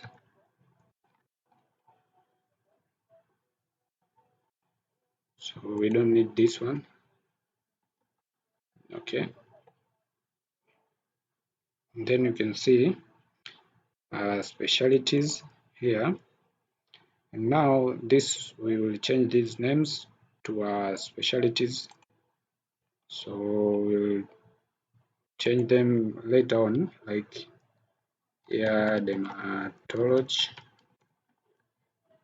We can see here this will be the number of doctors with that particular specialty, so I'll say like 4 doctors. Okay, right here we can say like gynecology.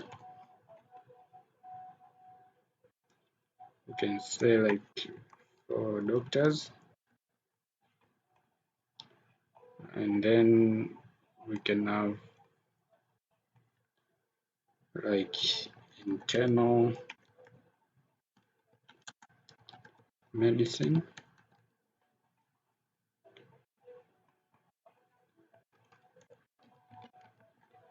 So that's how we're gonna have it. So we'll change all of this when we started to show the real data.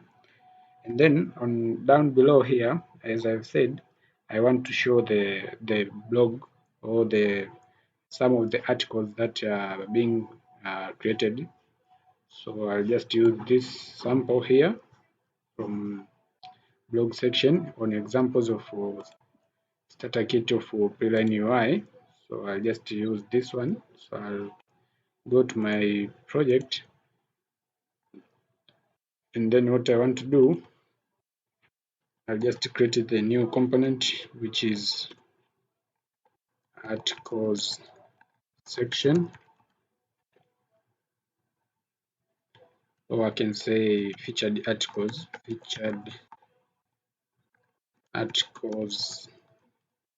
then you create that, and then inside it we are going to paste the code from Preline UI. So I'll just come here and copy, and then here we're gonna paste the code.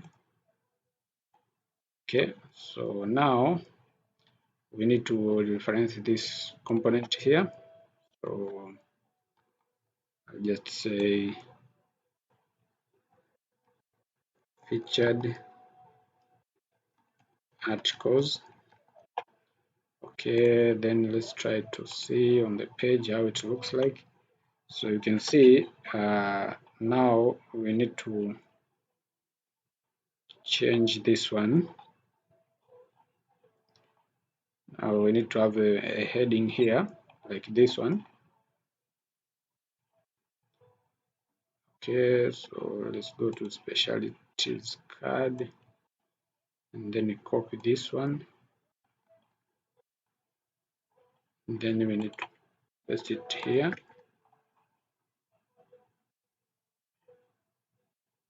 Here we can say featured articles.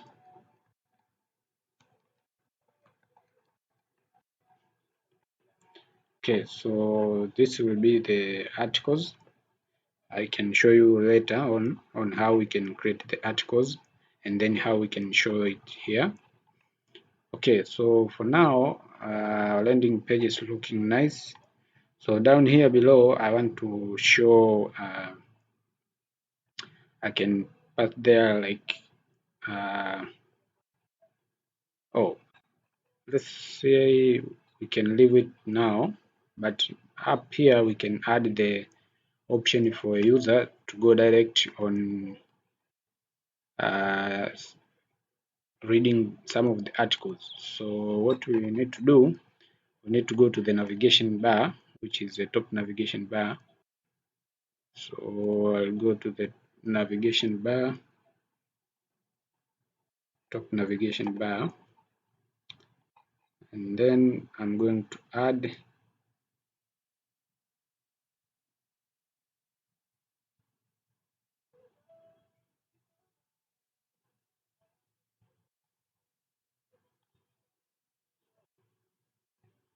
here. I'll just say articles.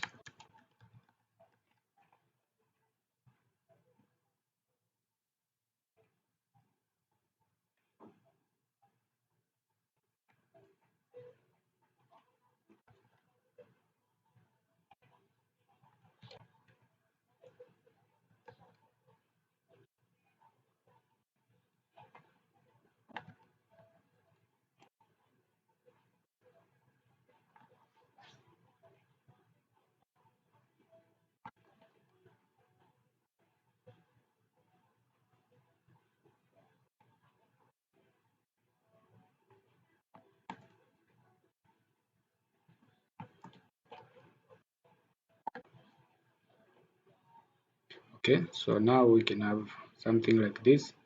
So we need to add this one in order for when a user is hovering, they should change their color. So we need to have that class, like on hover, they should change their color. So we need to pass that here. All right, so now when you hover, you can see the color changing. So that's how the top bar should look like. Okay, so for now, what we can do next is we can start to control here when a user click this button for booking appointment. Yes, we can check if the user is logged in or not. But for this landing page, a user cannot book appointment directly, so we should require him or her to be either registered or logged in. Yes, so we need to check the hit here. So let's try out by going direct to the featured doctors here. So let's find the button, this one. So okay, so this one should be a link. So it should be a link.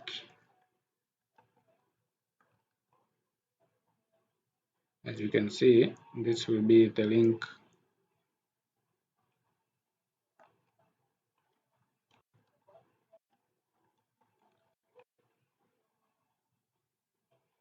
Okay, and then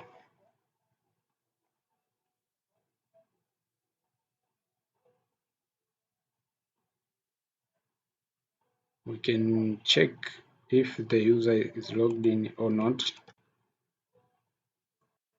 So what we can do, we can just say like if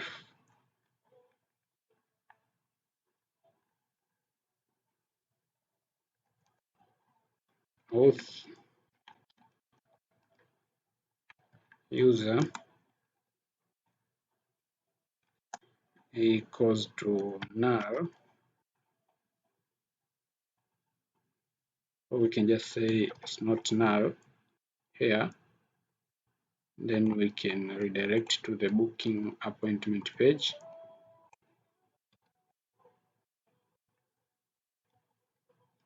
Yes, redirect to login page. Yes, so that's how we're gonna handle that. So refresh the page, and then now since the user is not logged in, when we click here, we should be redirected to the login page like this one. Okay, so for now, also for these social links, I just want to leave only two. So we will remove one of them from here.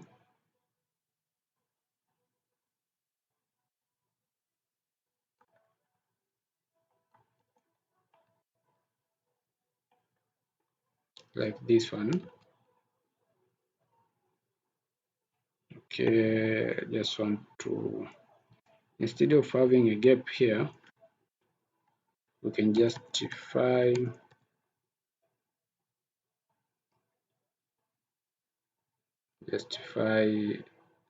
and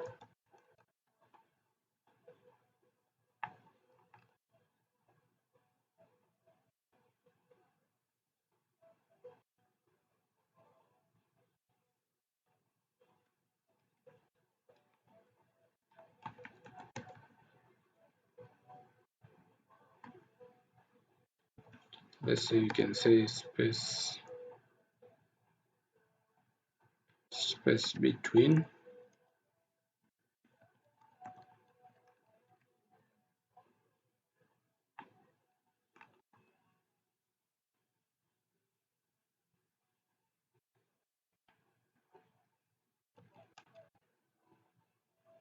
Okay, so it's justify between, so we'll have the space between the button and the social links. So now what I want to do, okay, so what I want to do, I just want to show you how we can design the UI for user when we go direct to the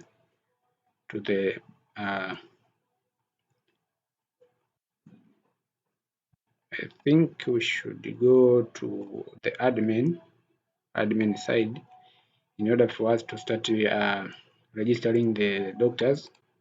So let's go to the admin side. So on admin, when we log in as admin, so let me see the admin here. Okay, so let's try to register the new admin. Okay, so that was the wrong database. This one. Okay, so we have two users, but we don't have admin since this one is a patient and this one is a doctor. Okay, so let's try to register the admin. So let's go to registration page and then let's say admin,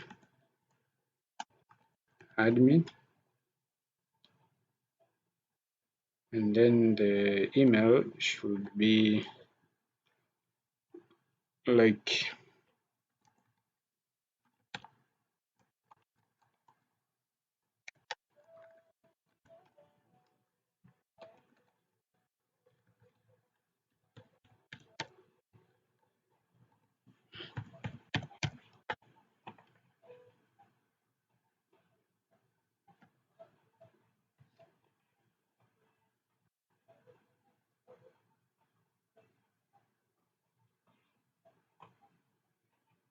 okay.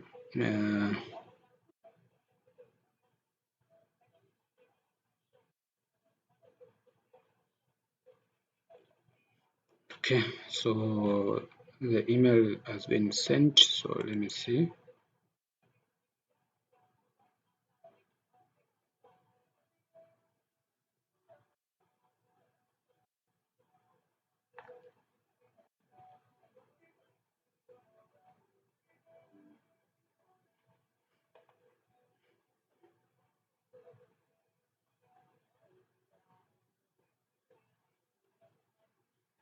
Okay, so I think the network is a little bit slower. All right, so let's try to log in.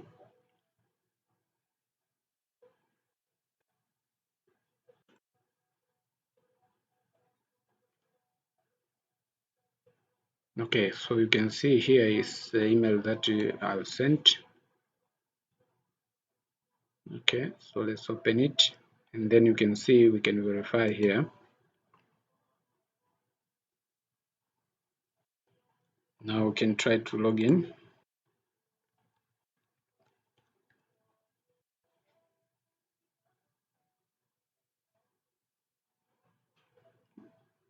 Yes, you can see this is the patient page. So what we need to do, we are going to change the role to be the admin. So I'll just log out on this browser, but then I'll close this one because I don't use it. So I'll come here and say like I need to change the role. So come here, change the role to true in order for our user to be the admin. So let's try to log in.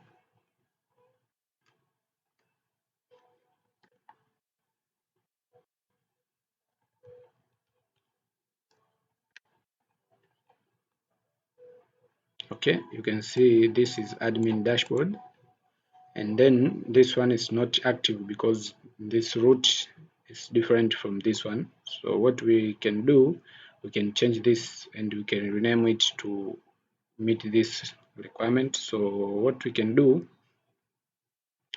okay, let me close that one, and then on the admin side, this is the dashboard, right? So then means that the navigation bar for all users, it's being shared. So what we can do, we can come to the layout. No, we can come to Livewire and then in layout, then navigation. So this is the navigation that is being shared to all users. As you can see here, if you can say like hey, and then come back here, we can see this one is changing. So this is being shared to all users. So what we need to do, we need to have different, um, let's say, navigation links here for different users according to their roles. So what we can do here, uh, what we can do, we can just check the role of the user, right? So for the admin, here on the root, okay, so the admin dashboard, its name is admin dashboard. So what we can do here, this can remain for a patient, but for admin, we can check here uh, the the role. So we can say auth. We can get the authenticated user and get the role.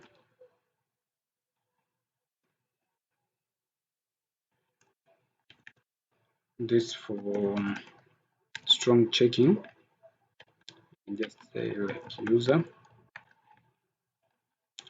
role equals to 2. If equals to 2, okay, we can have the navigation link, and this will be the dashboard, and then this link should be admin dashboard, and then here we can have admin dashboard. Okay, so let's see. So this one remain, but you can see this one is active now since we are on the admin dashboard. So this one should be hidden. So to be hidden means we should change the role. We should check the role also. So if the role is 0, we need to use this one.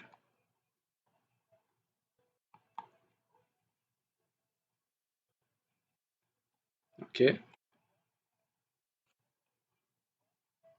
yeah. So now you can see we have remained with the only one dashboard. So this will be only visible to the admin. So let's try to log in here as a patient.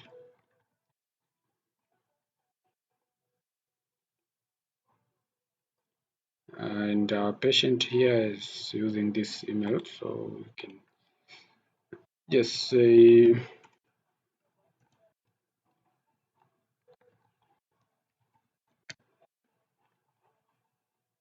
okay. You can see here we have patient dashboard, and here we have admin dashboard. Yes, so on the admin dashboard, here on the dashboard, we can just show the one way of like seeing the list of appointments that have been created in recently, and then we can see a way to add all the other route here, or the navigation link to other activity that an admin can do. So for now, let's show here the table. So I'll just go to starter pages and let's find the table. Okay, yeah, here we have tables.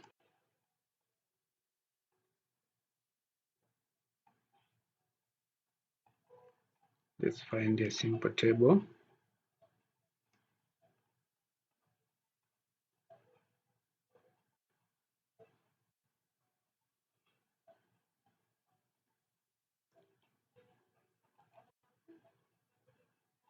Yeah, I think this one is fine.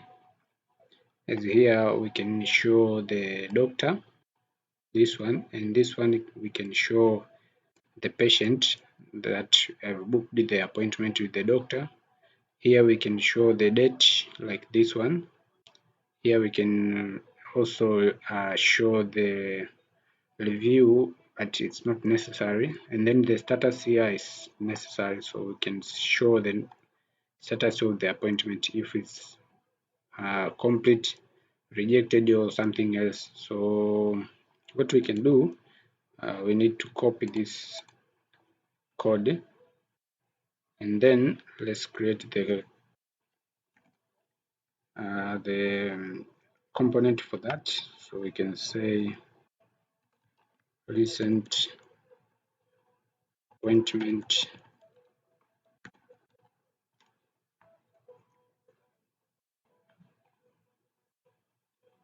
okay. So on this one,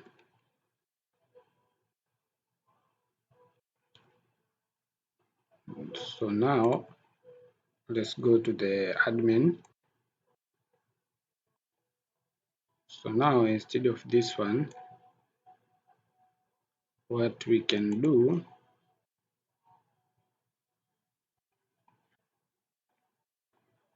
we need to reference the component here. So we can say Livewire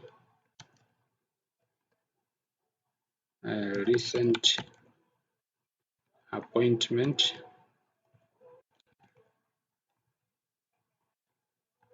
Okay, let's try to see what is happening. Yeah, so now you can see here we have the table of users, as we can see. No, not users, the table of appointments, the recent appointments, as you can see there. So now we need to add here the navigation link for a doctor to be able to register a new doctor. So let's do that one.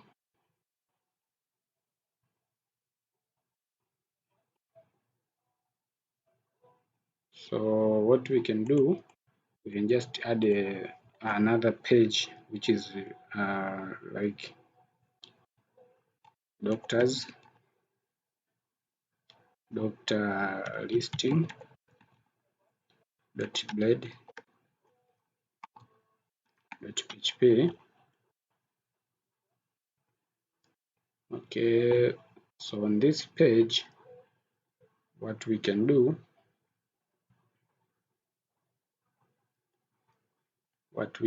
here,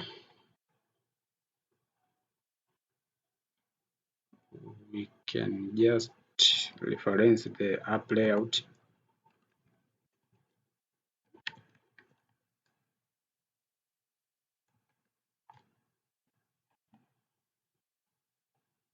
Okay, so from there, then what we can do, we can create the component for showing the list of doctors. And then in order for doctor to access this page, we need to have the root. Okay, so we can add another root here, which will be admin. Like, let's start with admin,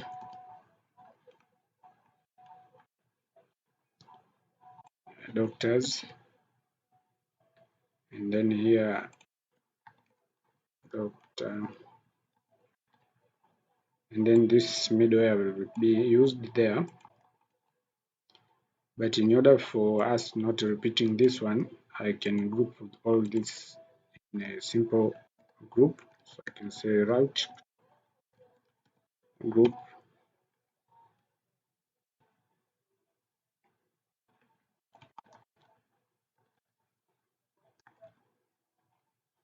okay, so middleware, which is admin,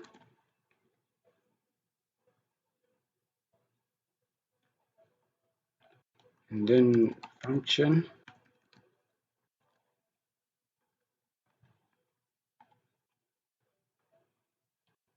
and then we can cut this and paste it here, and then remove this, and then terminate here. Okay, so now let's try to refresh the page.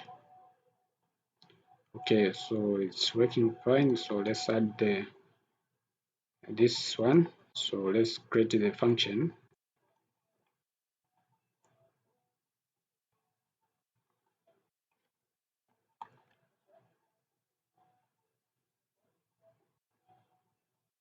We can say let load doctor listing, and then we're going to return this page that we have created, which is doctor listing. Okay, so let's add this route to our navigation bar. So let's go to Livewire layout, then navigation. So then if user role is 2, we can have another link here, which is admin doctors. So let's add it here. Okay, then you can say doctors.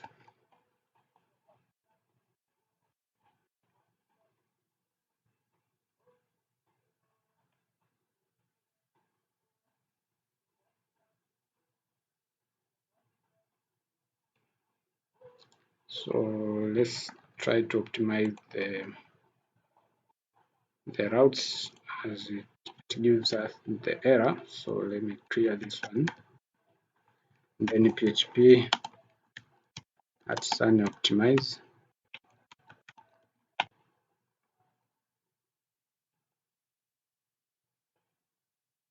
Okay, so let's try now.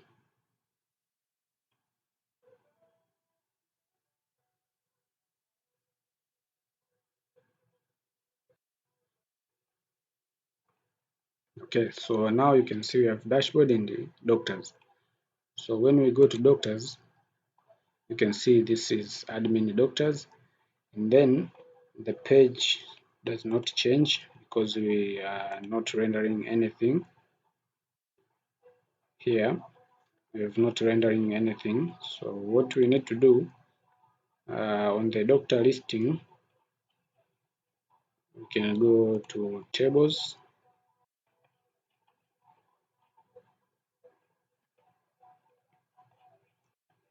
and find a simple table.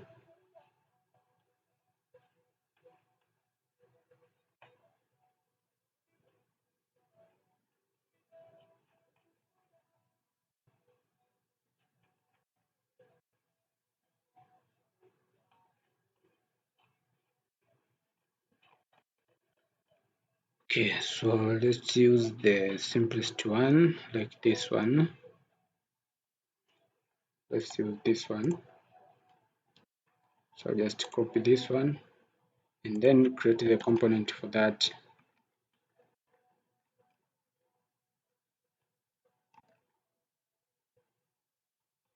Doctor listing component.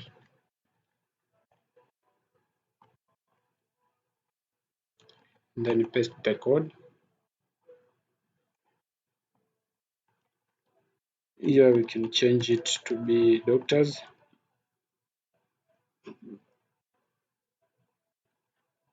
But we can say like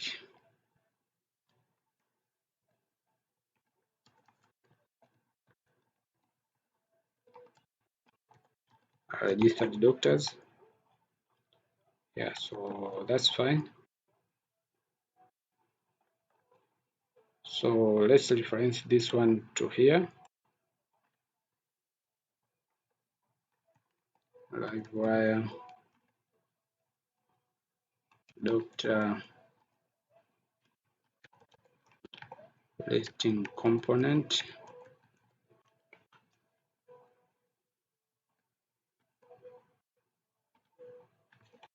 Okay, let's try to refresh our page.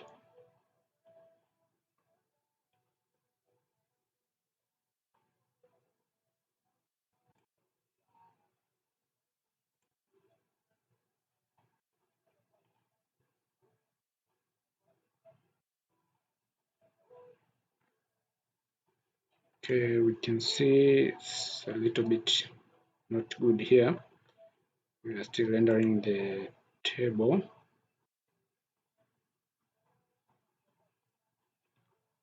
Okay, so let me see.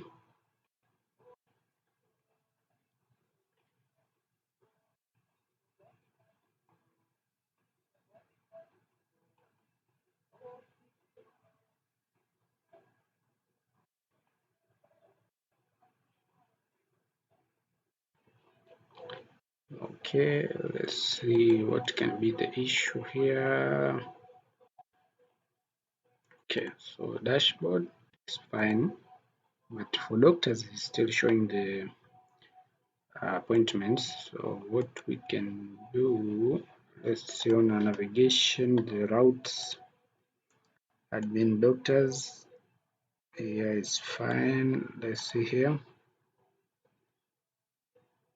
Okay, doctors. Oh, here, remain we are calling the same function as here. So you can see we need to change that one. So I'll go to my admin controller, then copy this function, and then we can update this one. And then let's optimize the project.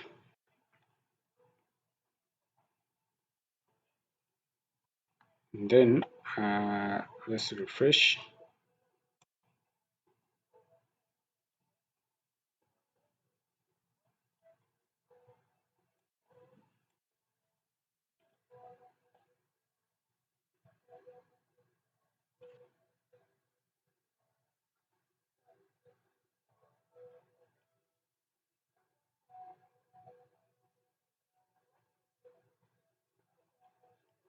Okay, so this is doctors, as you can see here.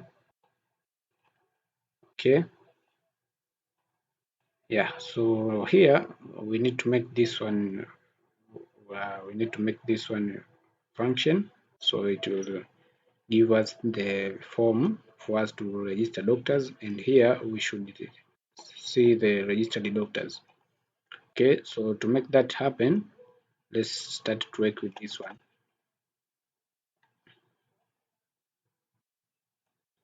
So here the view all, I'll just remove it,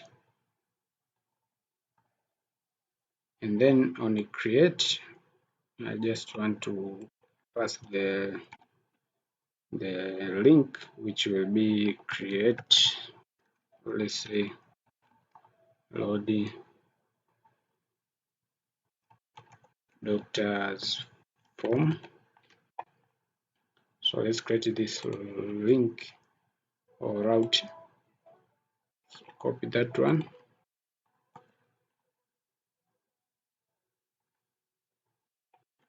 It will be create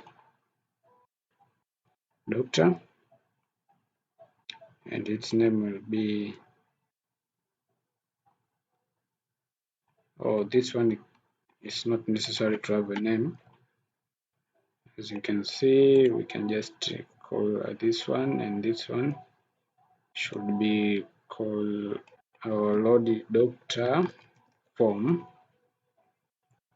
And then let's create this function.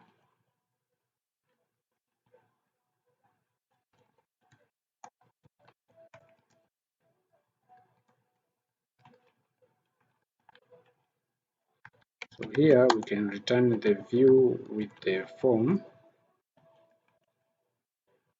from admin, which can be doctor form. So let's create this view.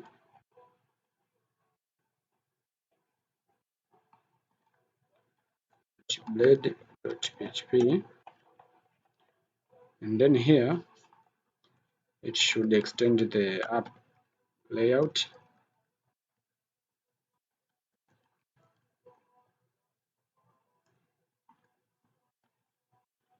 Okay, then we need to create the simple component for the form.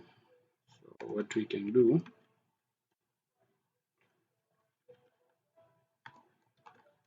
doctor create, that will be the form. So that one should be rendered here. So it should be Livewire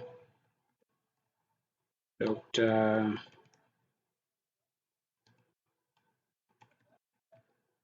create.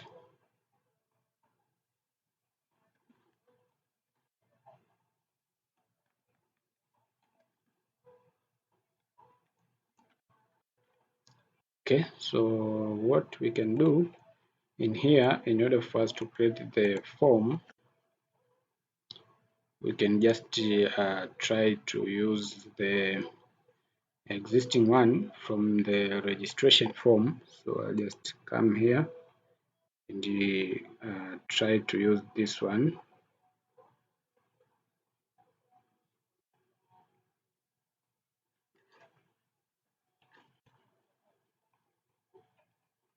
So we can just copy this form and then paste it here.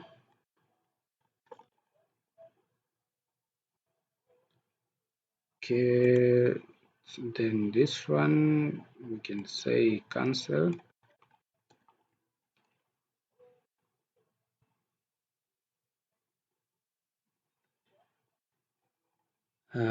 As for now, here on the components we have the on button, we have a danger button and the primary button. So I want to make the cancel button to be the red one. So I'll just put it there like this. Should be the danger button, and it should be cancel.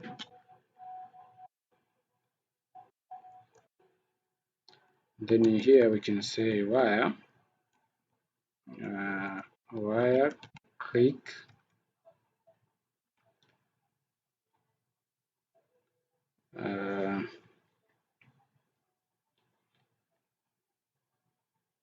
okay, so we can just use the simple button here with a link.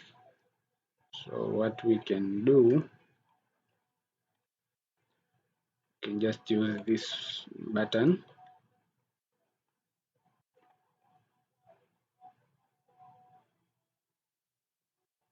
We can just use this one.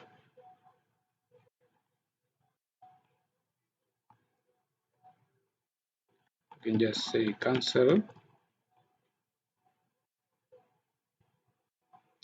and then the background should be red,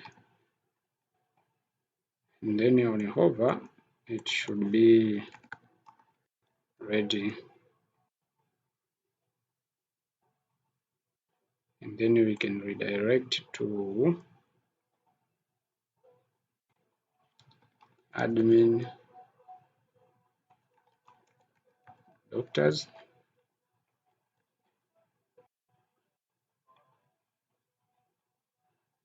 Okay, let's try to refresh and then create.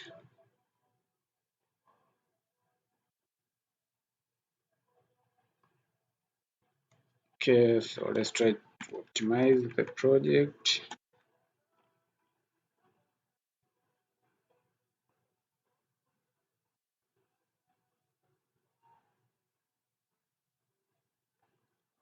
Okay, load the doctor's form.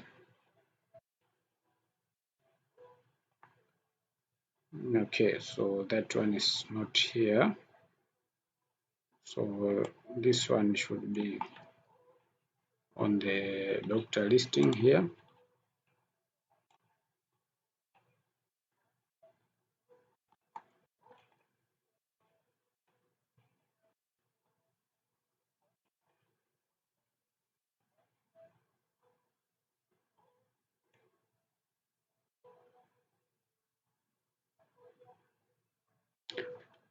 Okay, so let's see what we are missing there. Okay, so here we have two slashes, so let me remove the one, then let's try out.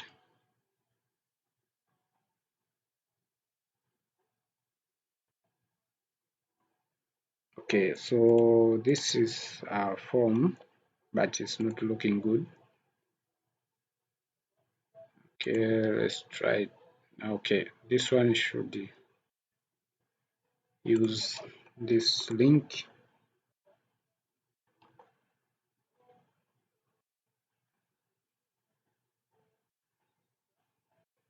Not the name, since I'm using the URL here.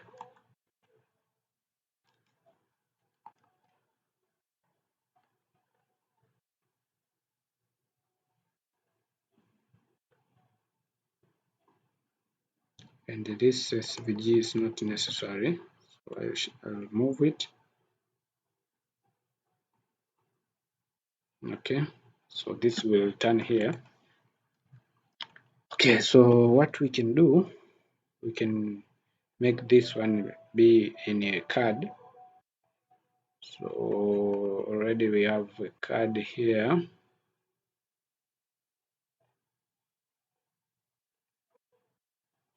From here it's not there, so what we can do, we have already used it in the doctor listing, so I just want to reuse it to simplify things.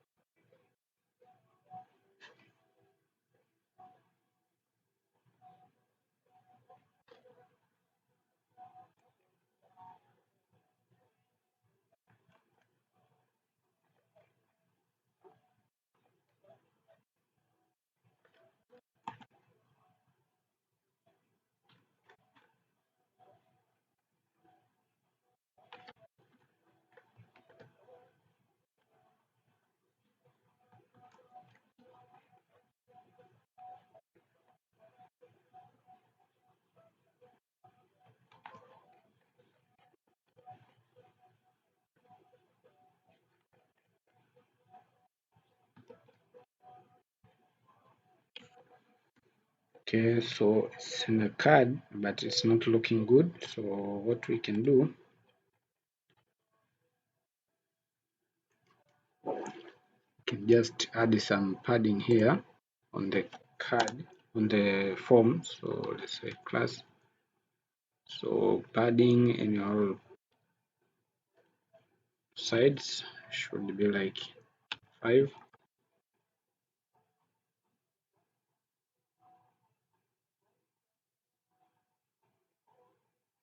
Okay, so now it's at least looking good. So what we can do, we can just change this details.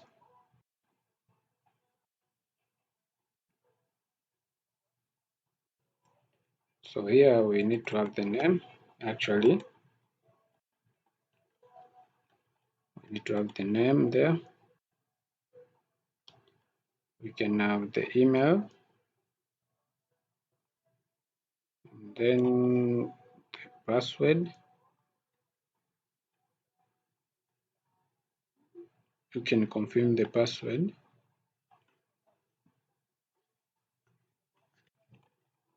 And then for a doctor, we need to have the specialties, and also we need to have the all the details that are required on the landing page there. You can see also we need to provide the name of the hospital that a doctor is working. We need to provide the about, and also the two of the social links. So we need to add those things here. So what I can do,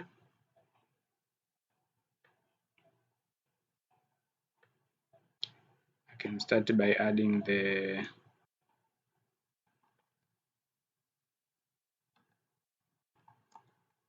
the bio.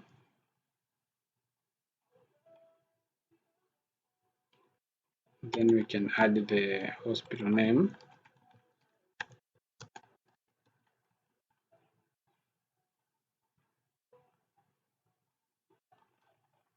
And then down here we can add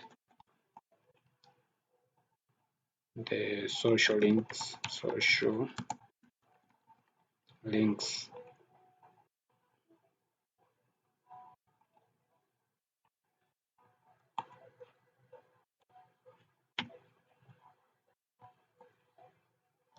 Let's say we can have one for Twitter,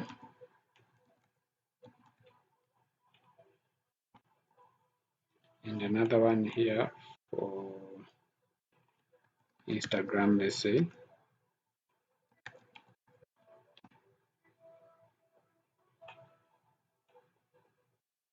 And here I can name them as this same Instagram. Then here we can have Instagram.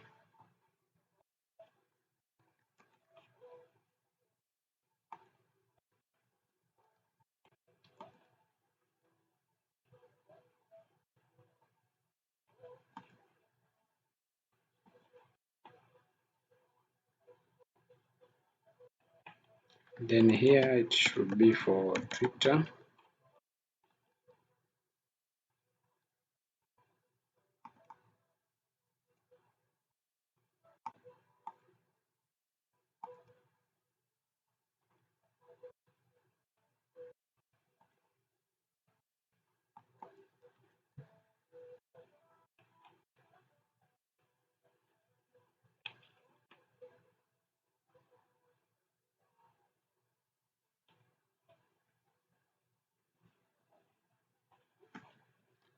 Okay, so let's see when it refreshes.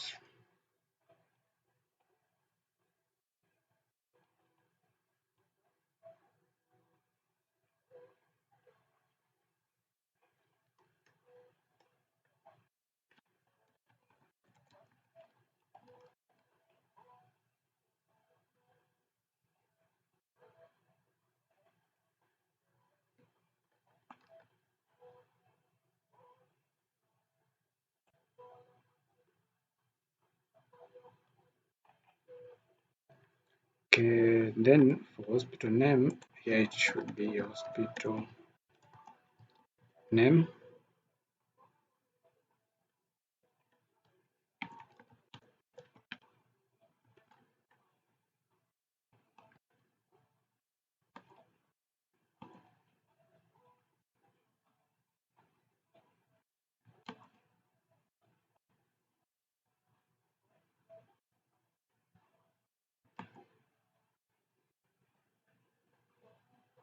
and then here is bio. So let's say bio or about.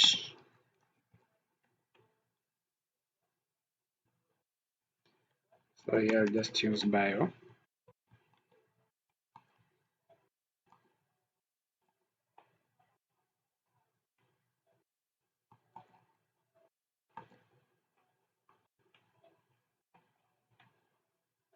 And then here the email and then the name.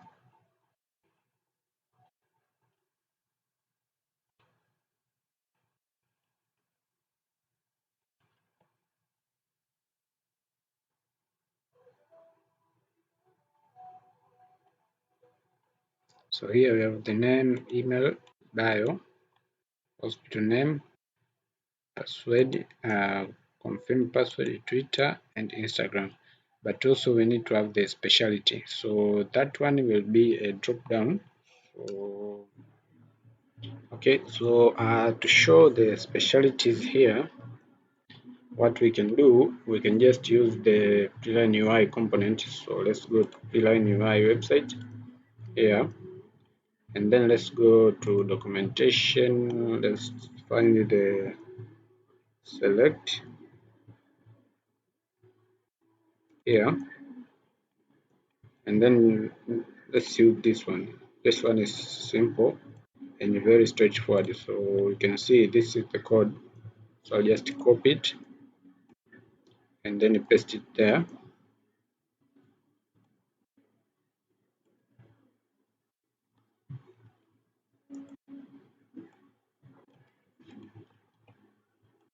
Let's see what is happening here.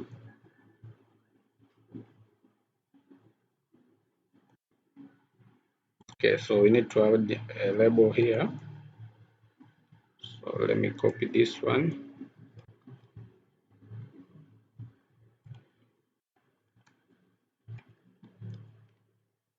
So this one should be specialties,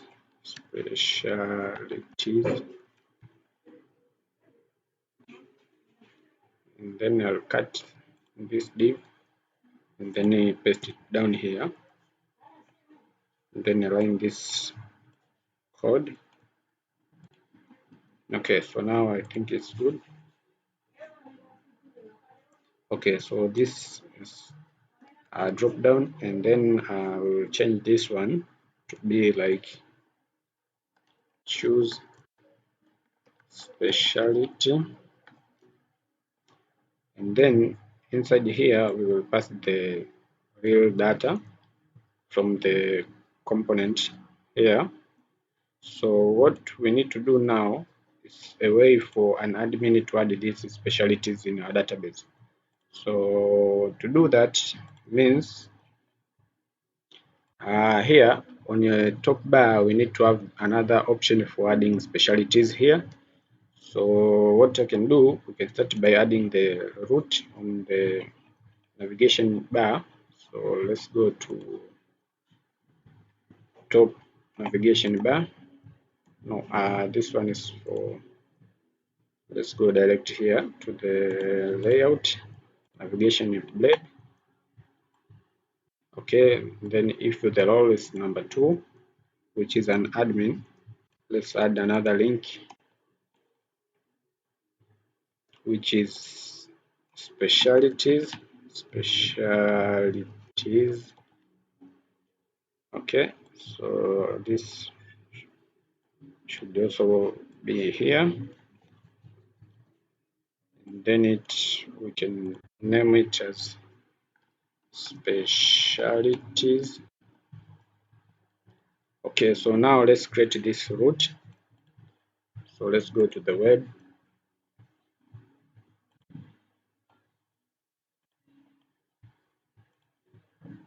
Okay, then here we need to add that root. Okay, so let me copy this one,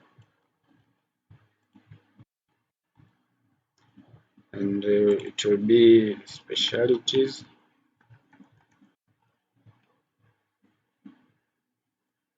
Here it will be load all specialties.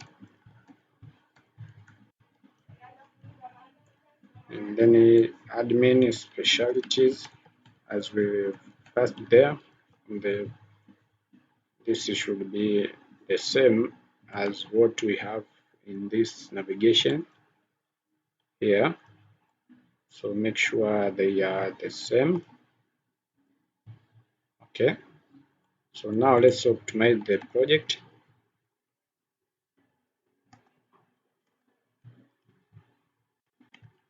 Let's go PHP artisan optimize.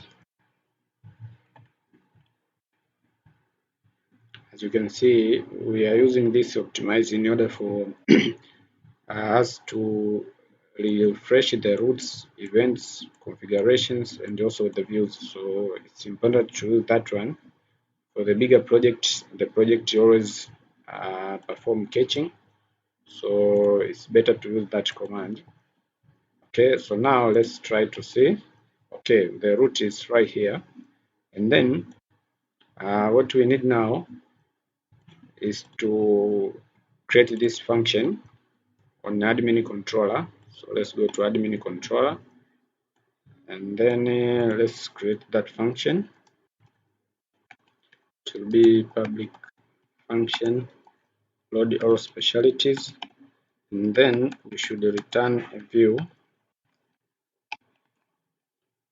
from admin directory, and that will be called specialties. Let's create this one.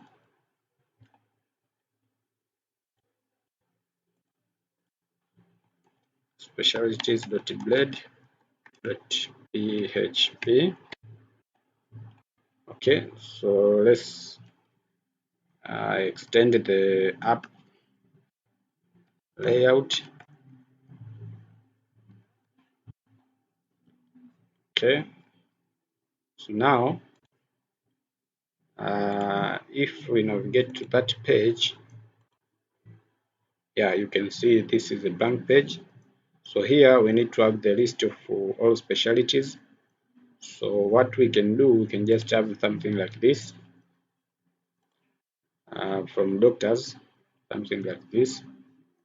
Okay, so let's try out to use that one from doctor. So doctor listing, I can just paste it here, but to change the component. So let's create that component. PHP artisan livewire make specialties component.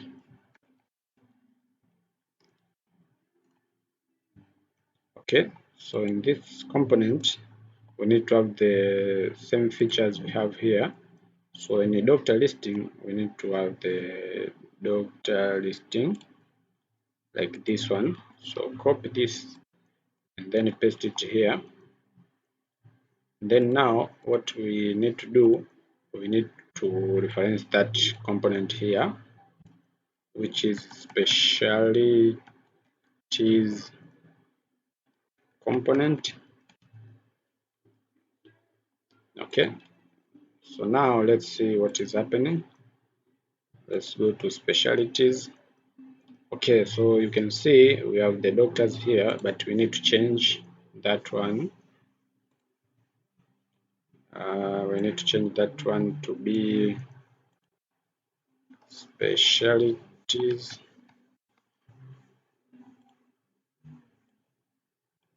Here we can say register the specialties.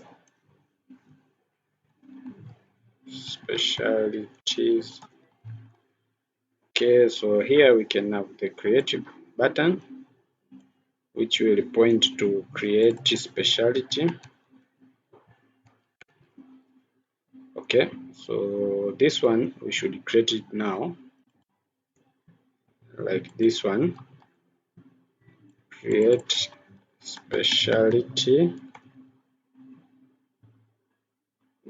load the specialty form, then let me put it down here.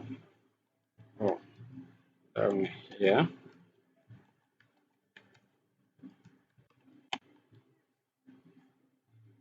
This one. So let's create this function like this one. Load specialty form, and then let's create this specialty form. Let's go and create that view here. .blade.php. Then we need to have that component for creating the specialty. So what we can do, we can create up the specialty form. Okay, so let's go to that component, and then let's try to use this one. Let's try to use this form. So we can just copy that one and then paste it here. But in this one, we don't need all this. So let's try to remove some of them.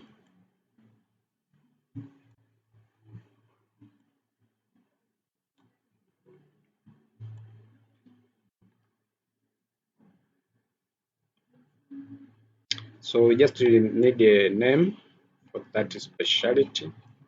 So we just need a single input here. Okay.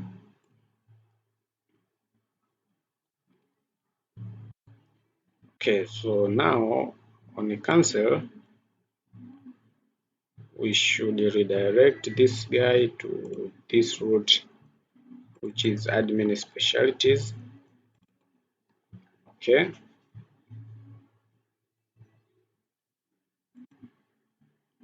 So here is specialty component, and then what we need to do now is here we need to extend the app layout,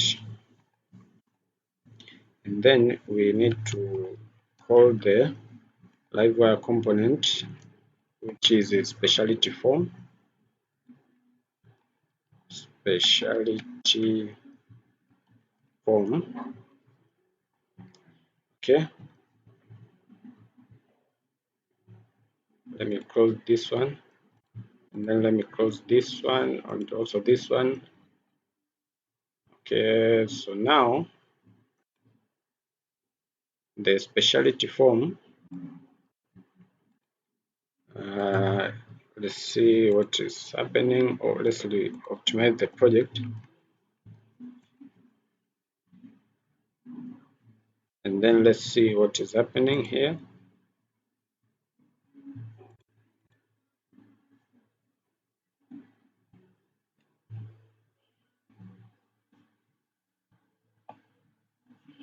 Okay, so let's click create. Okay, create specialty is not found, so let's see on the web.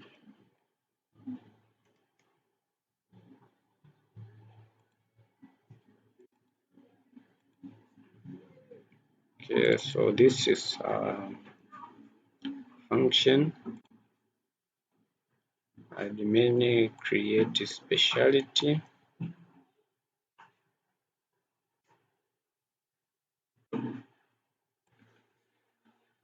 Okay, so let's use this one. Let's go to the specialty component and let's try to paste it here. Admin create specialty. So this one should be called this function, and this function should be called this view, which called the specialty form.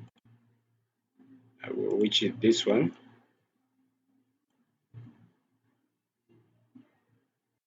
Yes, it's this one, which we should have the name, specialty name.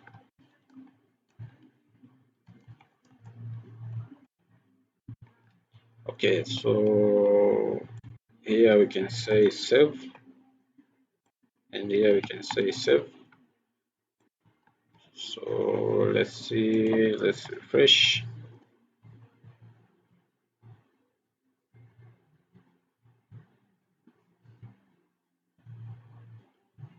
Okay, let's see.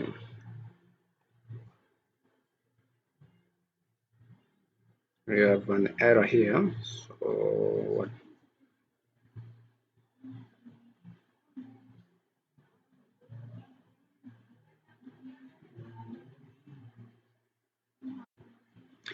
Let's see which component or file have the issue.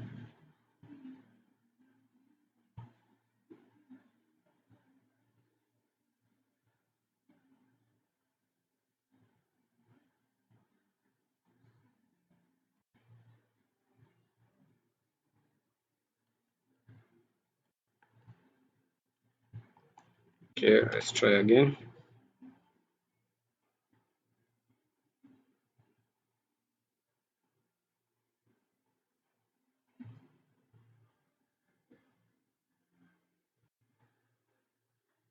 Right.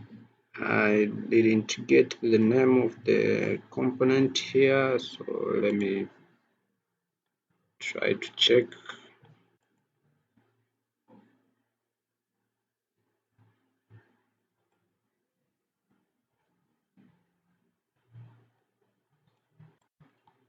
Let me try to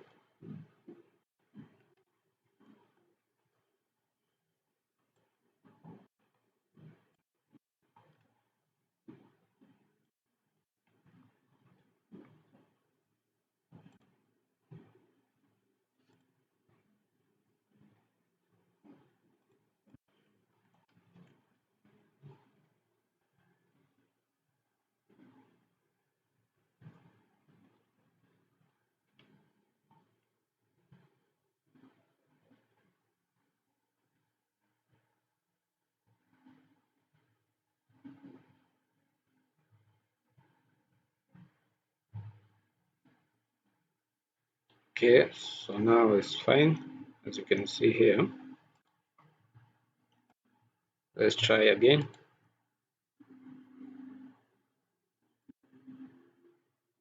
Okay, so this is our form. Okay, so let's see. Here we should be able to create the new specialty, as I've said before. So let's go to the specialty form. Let's see if you cancel. Okay, you are redirected. Good. Okay, so now we are good.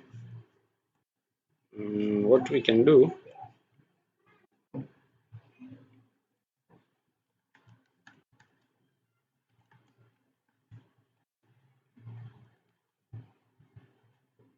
okay, so here we have a specialty name.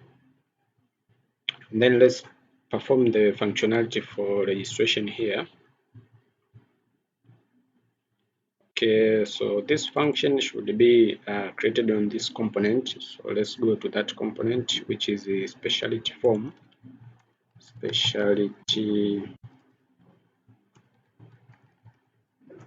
Specialty form, this one. So we need to create a public name, which will be the name of the specialty, which by default is empty. And then let's create the save function, public function save. Okay, so on form here, instead of register, we should have save here. And then the model should be the name, the similar to what we have here. Okay, so then what we need to do, we need to do a validation here. So we can say this validate, then we can validate the name. We can say required, and then let's see if it works.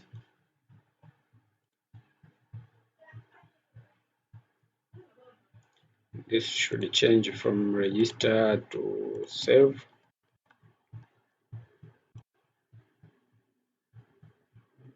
Okay, then click to save.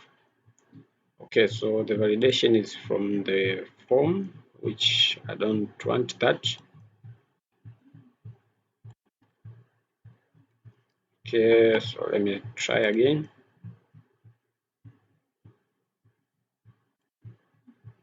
Okay, so you can see the name field is required. So the validation is working fine. So what we need to do now, we want to save that in our database. So before that, we need to create the model for the specialties. So let me clear the terminal. Then PHP @ make model. Then the name of the model will be specialties. Then we need also the migration. Okay, so let's go to the migration, and then let's add it here the string name. Let's say specialty name for simplicity, specialty name, and then let's migrate this to the database.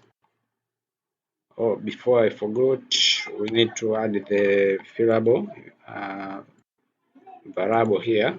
So let's come here and create the protected fillable, which is specialty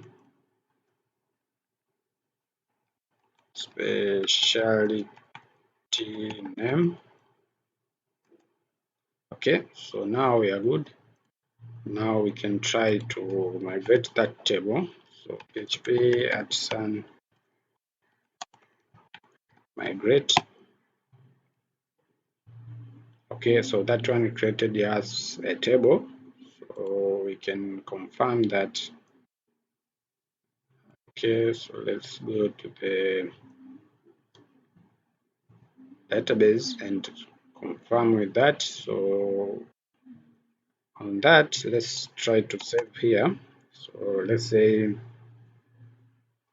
here we can save to DB.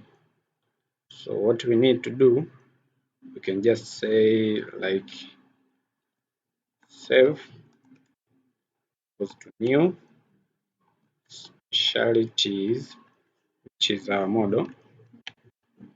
I've created this is the object.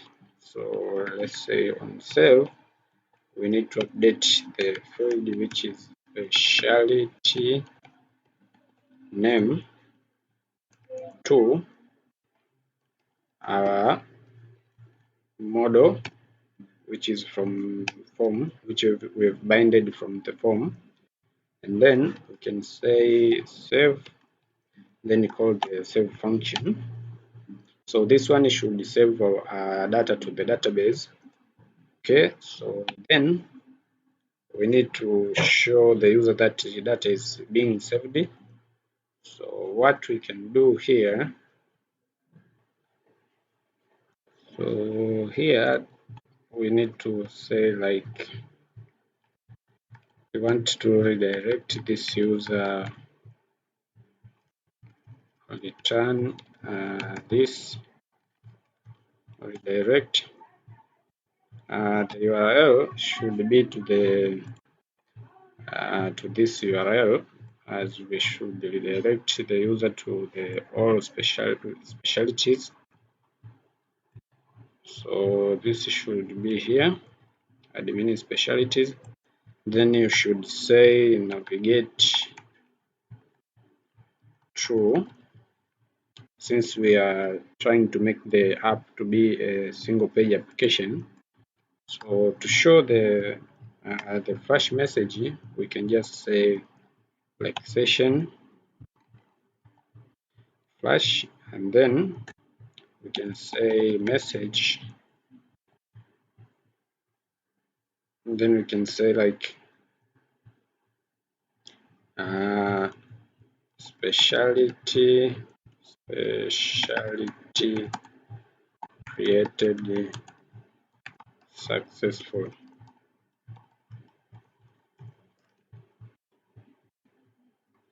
Okay, so we have the flash message in our session. So to show that, we need to go to the all specialties page or component. Okay, here we need to have a way to show the specialties. So what we can do for now, we can just try to save data like dermatology.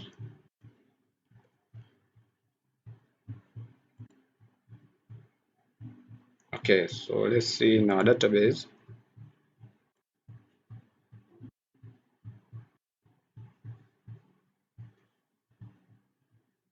Specialties. Yes, now you can see we have dermatology here that we have created. So we need to show the data here and also show the flash message here. So what we can do, we need to have a way to show the flash message here. So what we can do, we can just have an if here, if session, let's say if session has message, then we can show a span, or we can just use the tailwind or the Preline UI alert. So let's find the alert here, alerts. So on the success, we need to do this one. So let me see the success one, this one. So let me copy that one and then paste it here.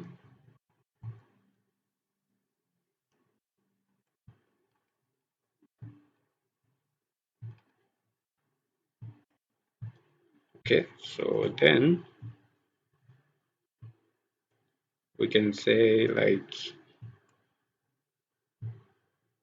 here we should show the message from the backend. So we can say like session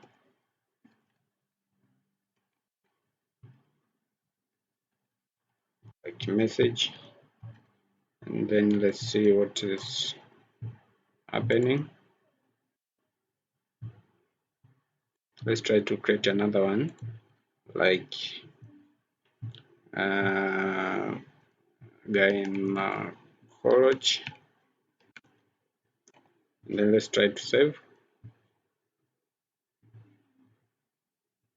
Okay, so here we have an error.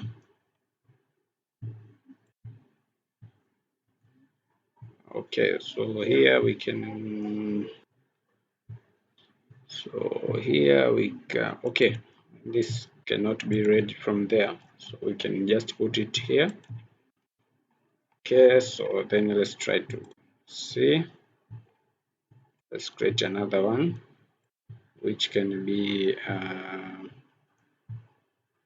like internal medicine, then save. Yes, so it's shown, but it have redirected us. Let's see on our database. Yep, we have already created this one.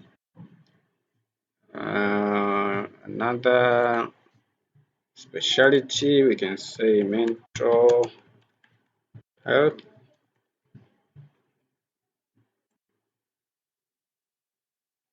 Yeah, so you can see specialty created successfully. Okay, so now we need to show that data here. So let's go to the table and let me see. Okay, we can just try to edit this table. So let me fold some of the table headers.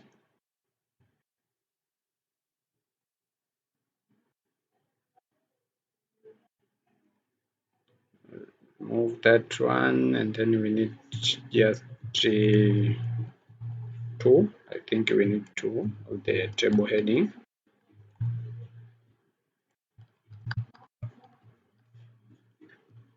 Then on the table data here,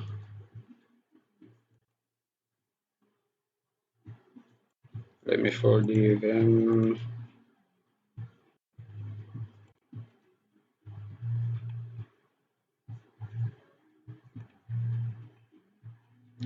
And remove.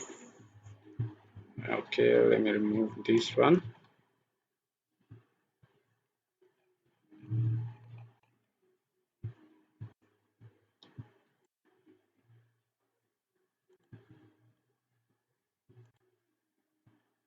Yeah, we need to remove these table rows, since this will be generated from data of our database. So we need to remove this. We just want one table row, so remove this one, and also this one.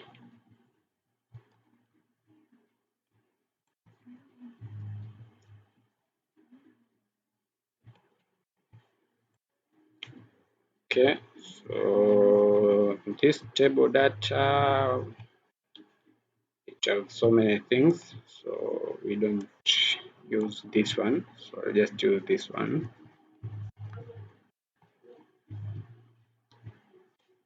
And then let's come up here, and here we can have ID or like serial number. Then we can have specialty name.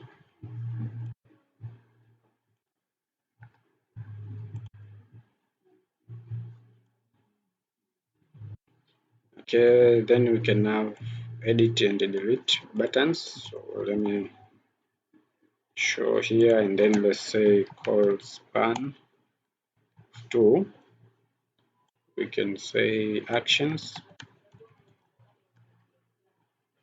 Okay, so now we have something like this, and then I don't need this table footer. Okay, so now what we need to do here, we need to have the list of this data. So this is a specialty component. So let's go to specialty component, which is this one. So here we need to call all the specialties from database. So I can just call it from here. Say specialties, and then call the specialties from database. So we can call the specialty model. Okay, then call all data. We cannot terminate there. Okay, so now we have specialties. So let's come here and then have an if else. So we can just say the count of specialties if it's greater than 0, then we can run for each of specialties, and then this table row can come between there,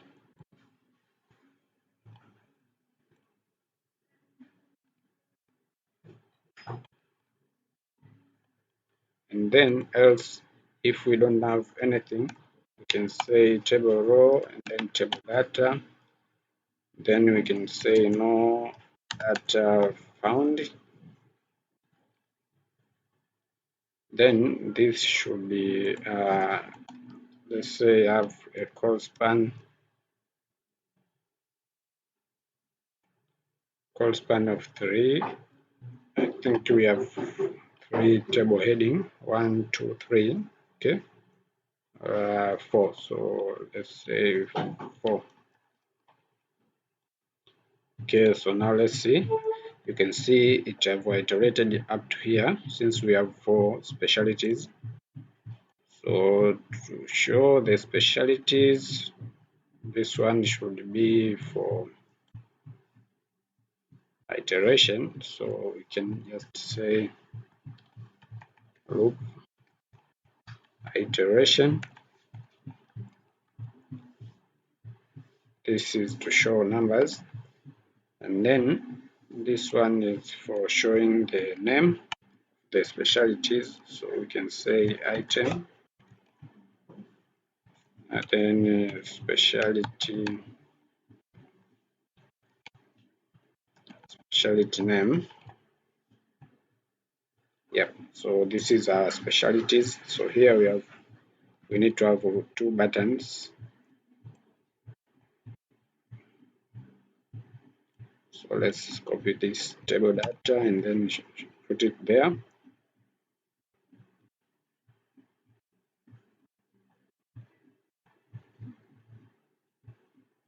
Then here we need to have a button, and here a button for delete. So we need to have 2 buttons. So I'll just copy these buttons. I'll copy this one.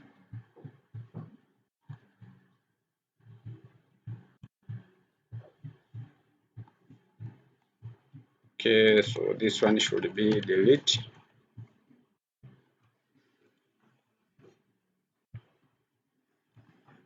And this one for edit. So for edit, let's use the background of, let's say, blue. And here it should be blue on hover, but for delete should be red.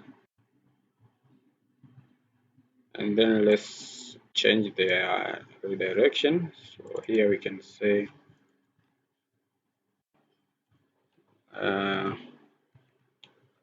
specialty, let's say edit specialty, edit specialty. Then here we can have the specialty ID, so item ID, right? So let's see. So now we have this. Okay, so we can just try to align them center.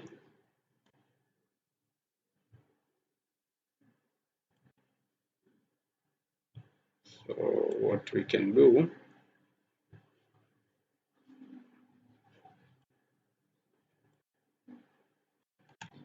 we can just have a class here and just, let's say items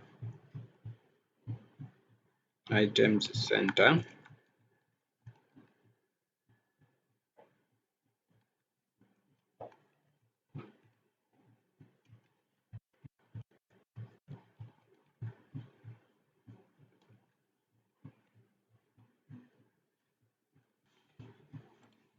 Okay, so just leave it for now. So let's focus on functionality. Okay, so we need to perform the edit and delete here. So let's start with the delete. So let's create this route for deleting.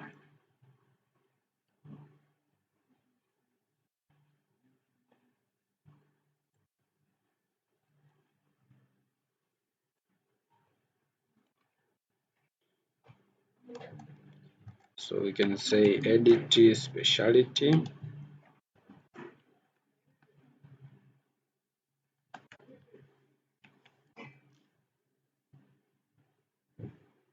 Then we can say load edit specialty form.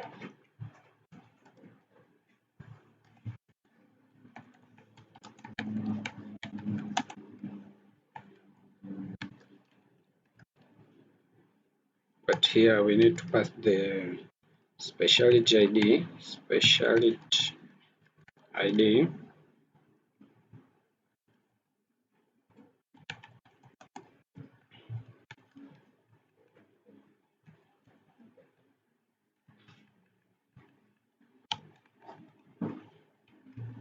from admin.edit form, edit specialty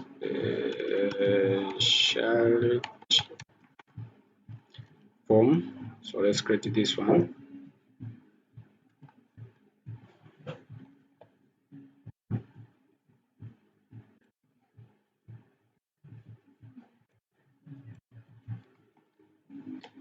So .blade.php, and then let's extend the app layout. So extend the app layout,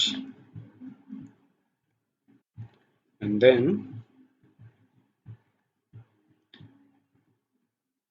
let's create the edit component. So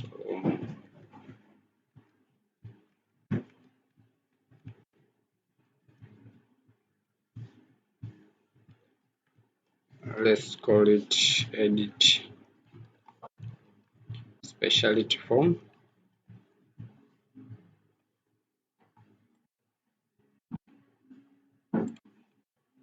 So on edit, we need to copy the create form. So this one, specialty form. So this one I'll just copy it and then paste it here. And then what we can do,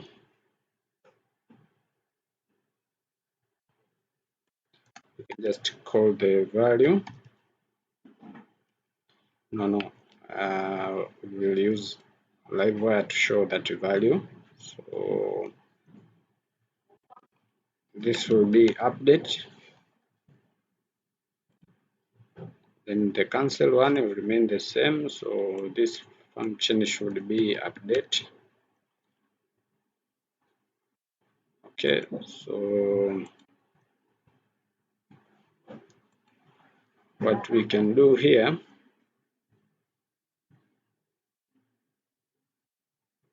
let's scroll the specialty form. Okay, so specialties component, let's scroll it. Specialties component, let's close it. So let's remain with this. So then what we need to do, we need to pass this one. Use compact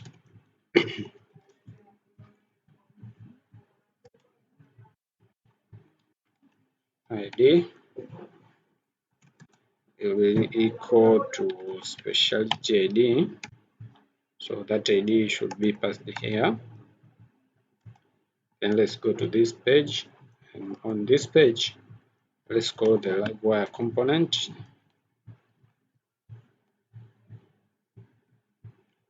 Let's use this one. So Livewire. Then our component is edit specialty form. Okay, so let's close it. But we need to pass a parameter of ID. So we'll call it specialty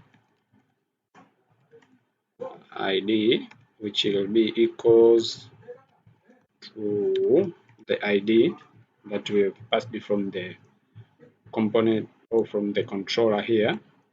So this one will be accessible here. So this will be sent to this component, which is edit specialty form. So let's go to edit specialty form, this one. Here we need to have the public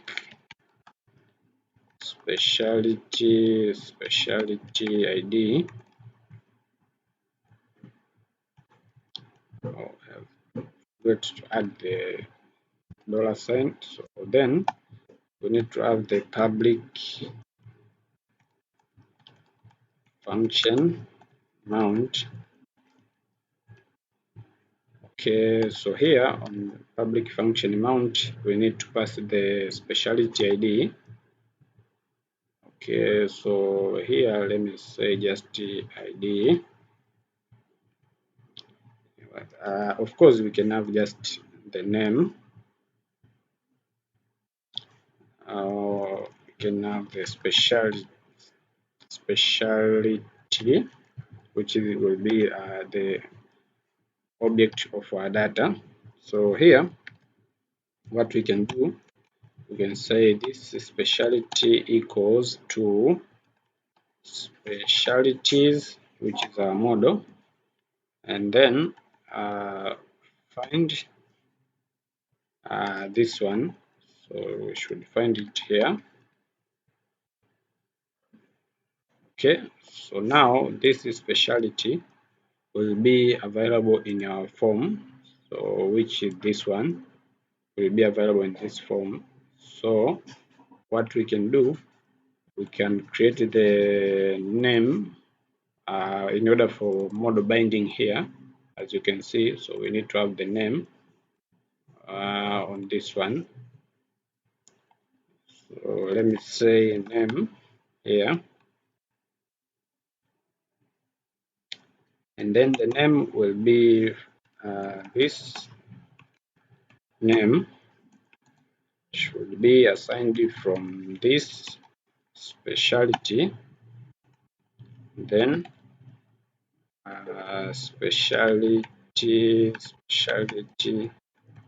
name. So I'll assign this specialty name from the model here, then I'll come and assign it to this name, while this name should be available in your form here. So automatically this will be filled with the value that is coming from the database. So let's see what we have. This is edit. Okay, this is edit, and this is a function that call this one, and then we pass the ID which comes here, and we call this one that is coming to this component, which is this one, right one here. Then we get the specialty object. Okay, then we have assigned the name. So let's try to optimize the project.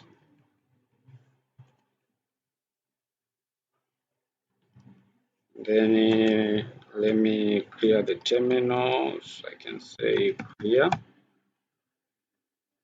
Then let's see what is happening.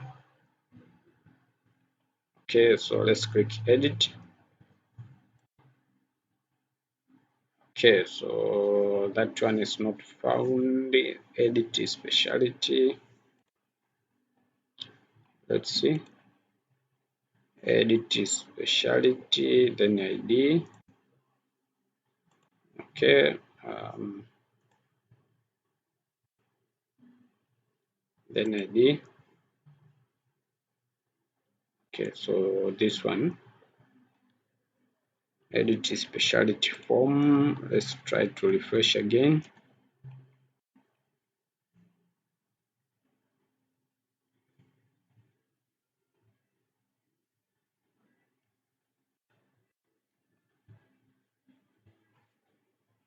Okay, so something is wrong here.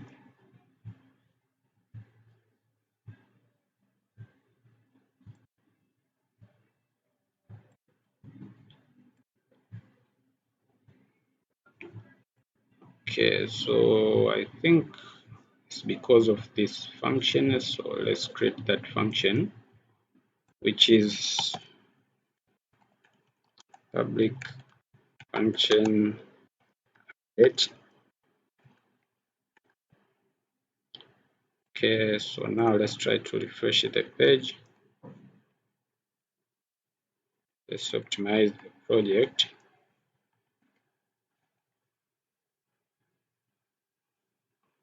Okay, so now it's okay.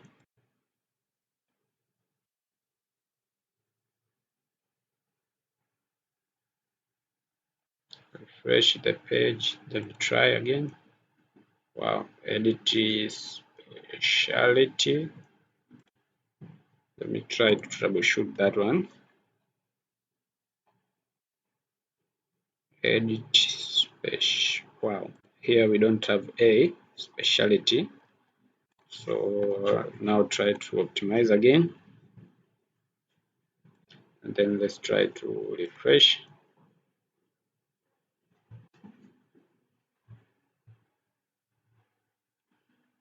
Yeah, so now you can see we have this one. So we can come back here to our specialties. Then you try another one. You can see we have gynecology. You can see we have internal medicine. We can have mental health. So let's work on update. So let me come here and work on this one. So on update, what we can do, we can just simply update that data. So what we can do, we can just validate the form. So we can say validate, validate the name. Then after that, what we can do, we can just update the data. So since here we have the ID in that object, so to update is very simple. So here to update, we can just say like,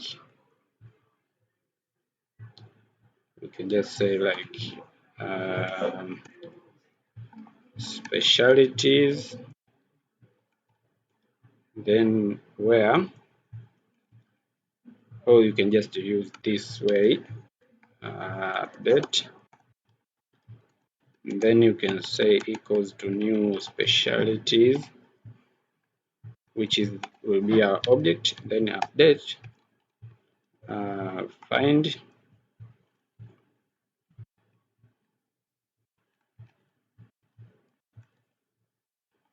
this specialty ID, then update,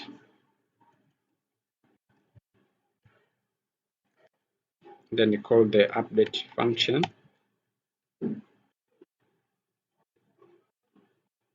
then this will update our specialty name field.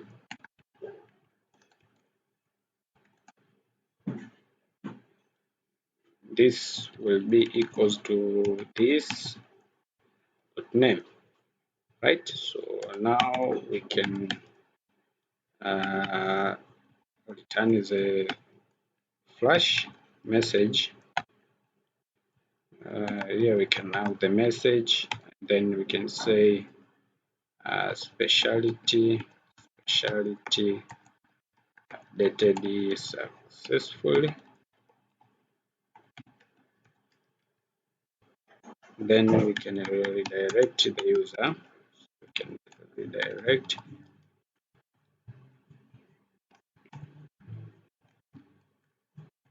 We can redirect the user to the. We can redirect users to here, and then don't forget to navigate through. Okay, so now we can try out what we have. So let's try to update this one. So dermatology, let me try to change just characters and then save. Okay, validation, no property found for validation. Okay, so validate.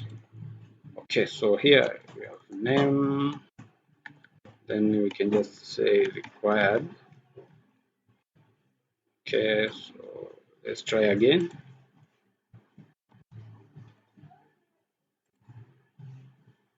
Okay, so you can see success, specialty updated successfully. Wow. So the data is not updated. I don't know why. Let me try to see here.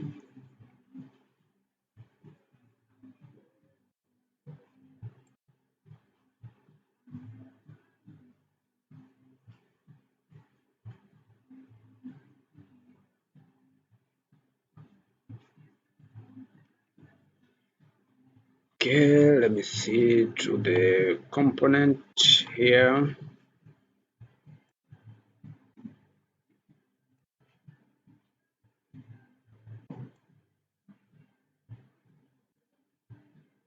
Here we are using the name, so let me see. Oh wow, here we've used this one. So let me see inside the update which name is coming. So let me dump the name here. Let me dump the name. Let's try out and then update. Okay, so let's update that one to the dermatologist and then let's update. Yes, you can see this one is coming. So if that one is coming here, what we can say, let's see this object, what data it have.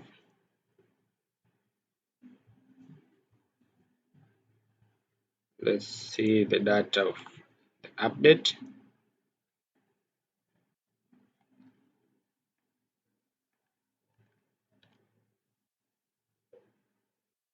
Let's say update ID.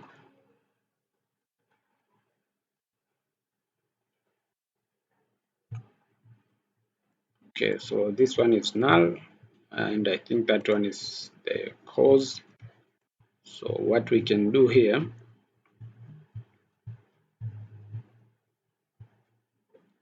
oh, I've messed up here. That should not work like that. We should have something like this. Let me show you. This should be specialties, then find what we should use this one, this object. So this specialty ID, and then now if we dump this one, yeah, you can see we have the ID now. So for now, if we update there, I think this should work. So let's try to update that one to dermatologist and then update. Yeah, now you can see we have dermatologist. So let me return it to dermatology, then update. Yep, so we have dermatology. So the edit is working fine. Now we need to work on delete. So to delete is just a simple thing that we can do it on the specialty component. So specialties component, this one, we should be able to delete this one. So from here, specialties component, this page. So this one, instead of being a an anchor tag. I'll just call it as a button, and then we can remove the redirection here. We can remove the redirection. Then what we can do, we can just say we can listen to the click event using Livewire, and then say on a click we should delete by passing the ID. So here we need to have the ID. So we can say item ID. So this delete function, we should create it on the specialty component here. So we can have the public function delete, which accept the specialty ID. Okay, so now we can try to dump that ID.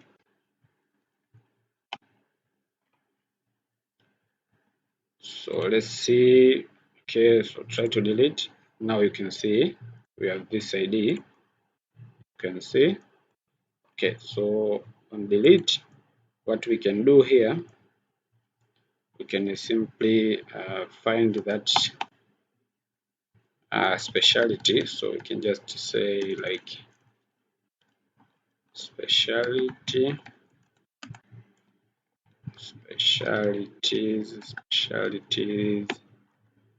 then find the specialty ID.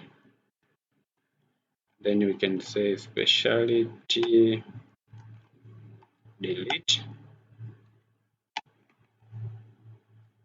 Okay, so then we should return the flash message, which is message, and then we can return saying like specialty deleted successfully, and then we can return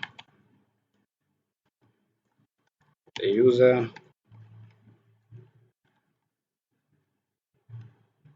who admin specialties, and then I navigate through. Yep, so now let's try to do that one. Let's try to delete this one, gynecology. Yep, so you see it's working fine and the data is being deleted, but we should show a pop-up here asking the user if they are okay with that delete. So let's come here and say like we can say UI confirm prevent, say are you sure. Let's see if it's working. Okay, so now it's showing. Yeah, so the data is being deleted, so you can just create another one.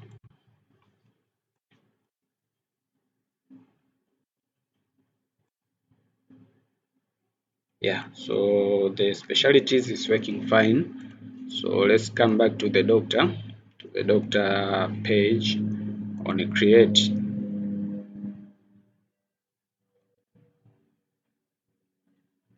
Now on the specialties here, we need to show the specialties from the database. So what we can do now, we have completed this and this. So what we need to do, we need to go to the doctor form. So doctor form, doctor create, this one. Here on the specialties, we need to show the specialties here. So let's go to the doctors create component, which is this one. Here we need to call all the specialties. So what we can do, we can just say like we have a public specialties here, and then we can have the public function mount, which will get the specialties. So we can call the specialties model and then call all specialties. Okay, so then after that, these specialties will be available on the doctor form. So what we can do, doctor create form. So here we need to run the each that will call the specialties.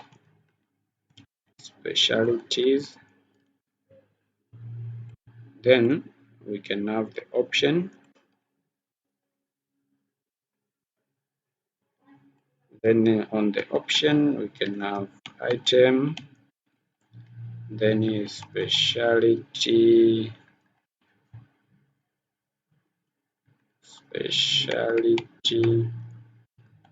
name. Let's see.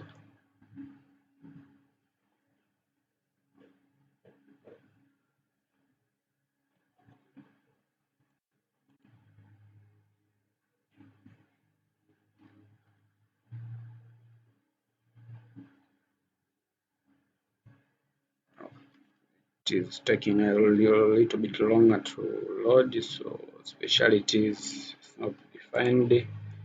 Specialties. Okay, I've missed an A here. Specialties. Let's try to reload the page. So now you can see we have the specialties now. So on the value of the doctor options, we can say like value should be the item, then ID, meaning that we are going to store only the ID in our database. So now the doctor form will be complete. As you can see, now we can choose specialties. So let's work on how we can submit this form. Okay, to submit this form, now we can create this function here.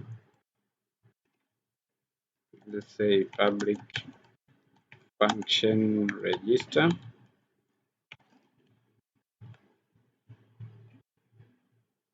Okay, so what we need to do first, we need to validate the data that are coming from the form.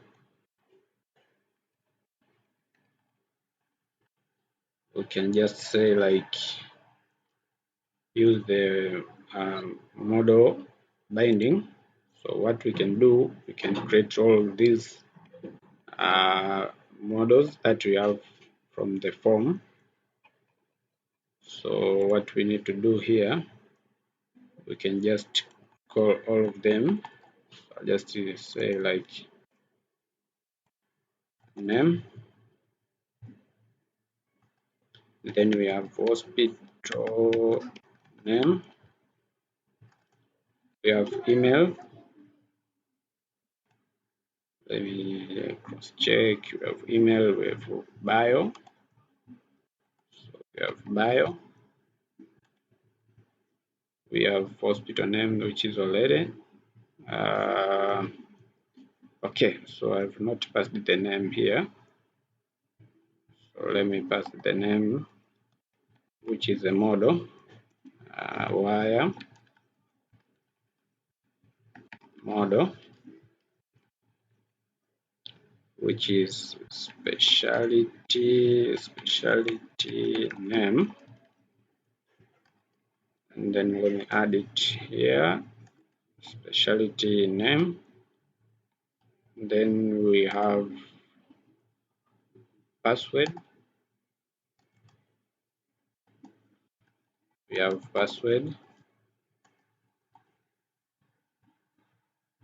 After password, we have Twitter and Instagram. So we have Twitter and Instagram. Okay, so now we have all of these, and they should be empty at default state.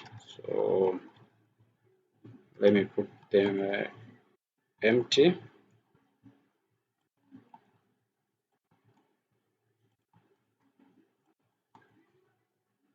Okay, so now we can just validate all of these. Okay, so we can validate these. We can have name, and simply we can just say required.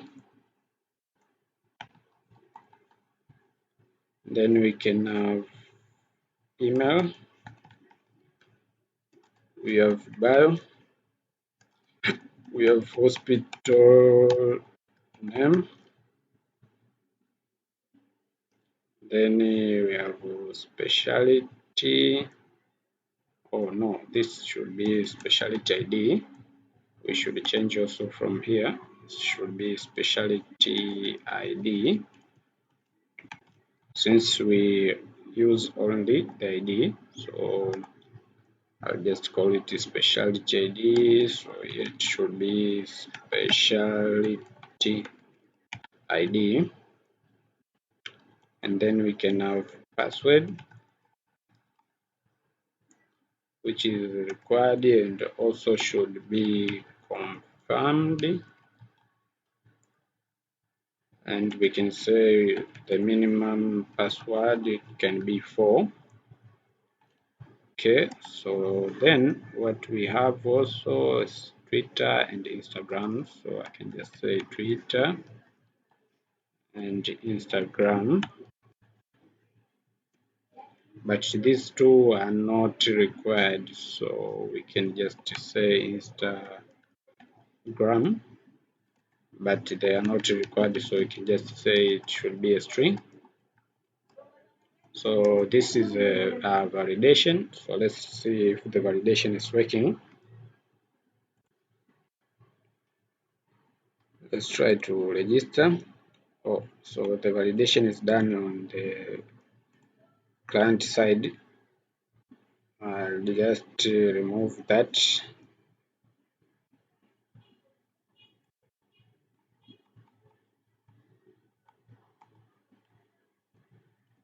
So let me remove that one.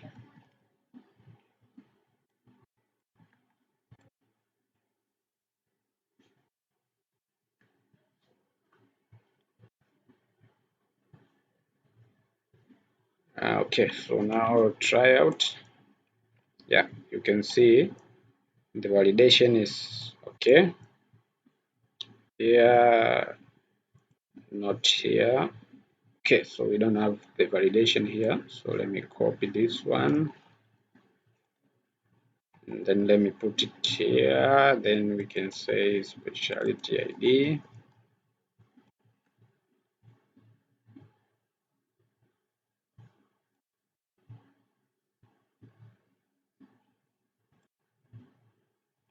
Yeah, now you can see the specialty is right there. Okay, so let's try to register the doctor by performing the registration here. So remember, the doctor will be registered in two tables: the user table,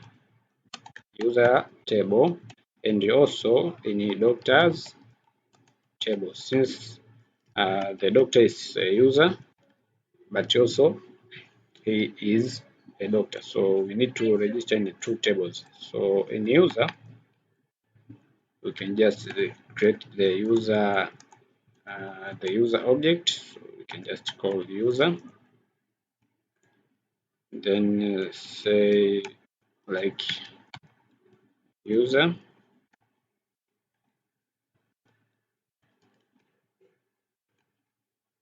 Then in user we have the name, which should be assigned to the name from the request. Then we also have the email. Also we have role, which should be 1, since the doctor have the role of 1. Then we have password for login. So the password here we should use hash.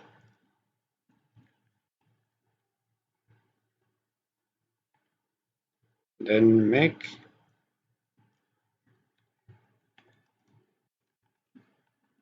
password,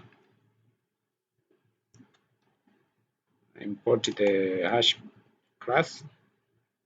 Make sure you import this one. Also import the model, which is user model. And then what we need else on the user tab, I think we are done. So let's save that data. So on user is done. So let's now create the doctor model. Okay, so PHP artisan make model. Then the name of the model is doctor, and then the migration. Let's go to the migration. Then string here, what we have. Okay, here we have the in the doctor's table we have like hospital name. So we have hospital name. Else we have bio.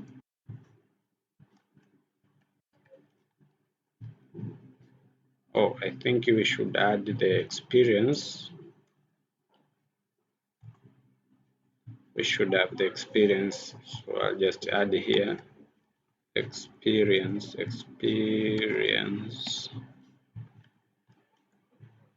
which will be integer, but can be nullable. Also, this can be nullable.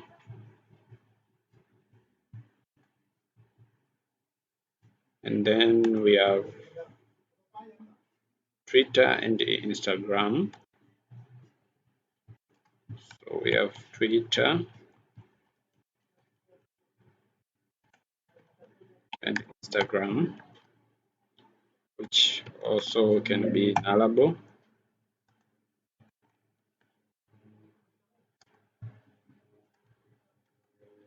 So let's add the experience here.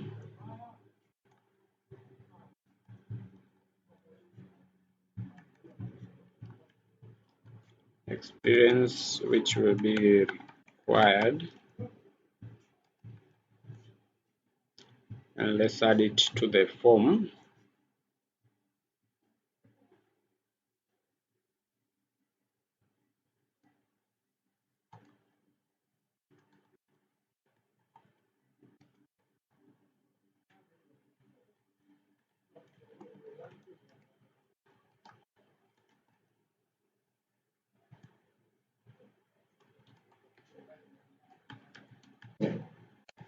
Experience, then experience,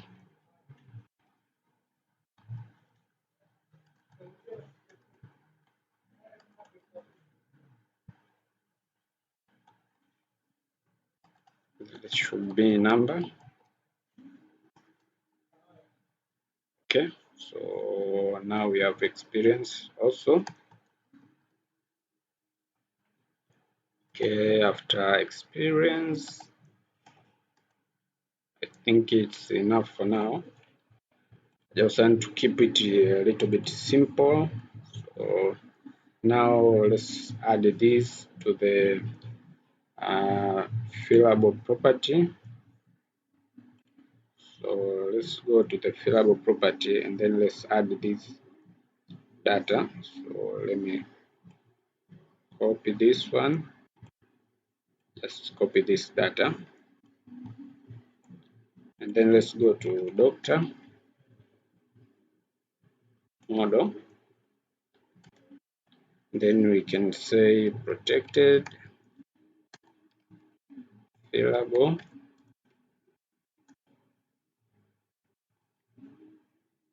Then you paste the data and then you terminate. Okay, so we don't need name on that. We don't need that one. We need bio, hospital name, specialty ID, and specialty ID, password. We don't need it. Instagram and this. Okay, so we need this. Okay, so now what we need to do, we need to add that doctor in this table. So let's migrate it first. PHP artisan migrate. So it will create the doctors table. All right, I think I've missed one column for specialty here. So let me add the specialty ID, which will be unsigned big integer, which will be a foreign key that references ID on specialties table. Then on delete, we should cascade all the data that are related to that ID. Okay, so now I think we should remigrate. Okay, we should remigrate that table. So I can just say PHP artisan migrate fresh, so that we will delete all our data so we can create again. So let me clear the terminal, and then for users we can just use the seeder. So I just go to the seeders here, and then let me comment this one and then use this one. So let me seed those users. PHP artisan db seed. Okay, so let's go to our database and see on users table. Now we have all these users. What we need to have here is to change. So this one should be the admin, and this one should be a doctor,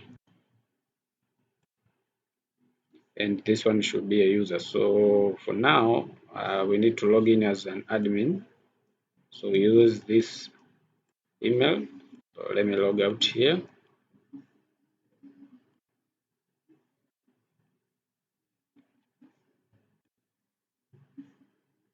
Okay, so that one will cause us chaos. So let me go to the incognito. So let me try this one to log in.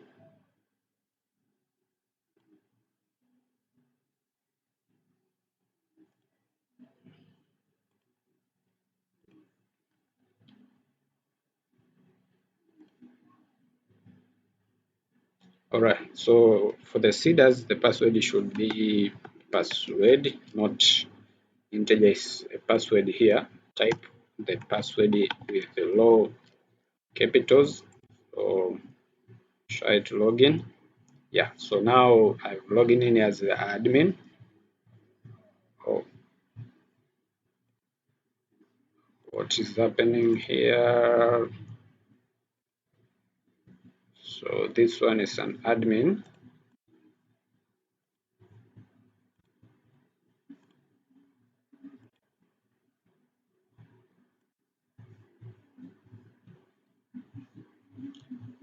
Okay, so let's try again in a new incognito.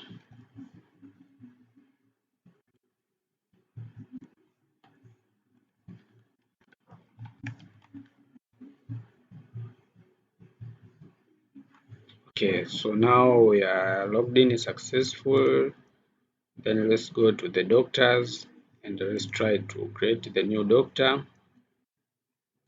Here the specialties are empty, so let's create the specialties like dermatology, then save. We can create another one like gynecology. We can create the internal medicine. Okay, so let's go back to doctor and then add the doctor. So now we can register the new doctor like this one. We can say a passionate doctor. Hospital name, we can just say National Hospital. Specialty, we can just use dermatology, experience of 2 years. So the password should be 1, 2, 3, 4, 5, 6, 7, 8. 1, 2, 3, 4, 5, 6, 7, 8. Then the Twitter and Instagram I don't have, so I'll just leave that one. Oh, we don't have the validation for experience, so let me cut that one and then come here. Experience, so let me copy this one and make sure it's the same with that one on the component. Let me see on the component. Experience. Okay, experience.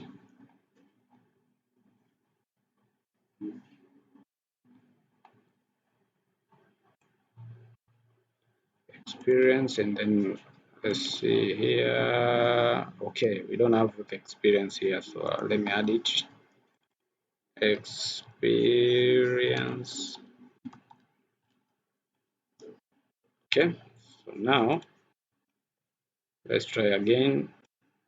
You can just have the user here, a passionate doctor, passionate doctor, Muhimbili National Hospital. And then a specialty, dermatology, experience of 2 years, 1, 2, 3, 4, 5, 6, 5, 6. Then let's try it. Okay, the password does not match. So let me 1, 2, 3, 4, 5, 6, 7, 8. 1, 2, 3, 4, 5, 6, 7, 8. Let me try again.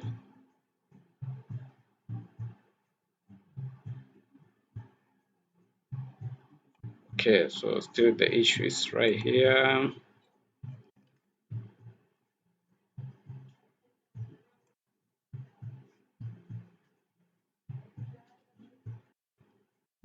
Okay, so let me see on the table. We have password, then we have password confirmation. which is right. So let me see here. Should be confirmed.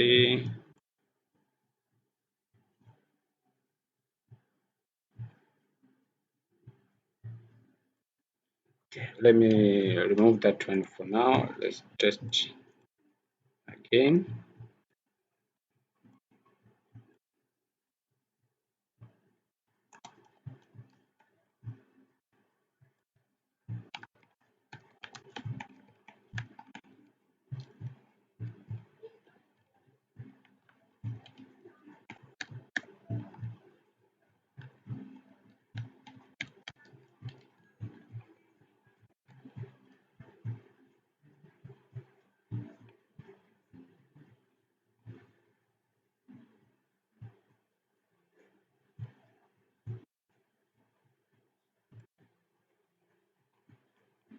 Okay, so let me remove this one for now.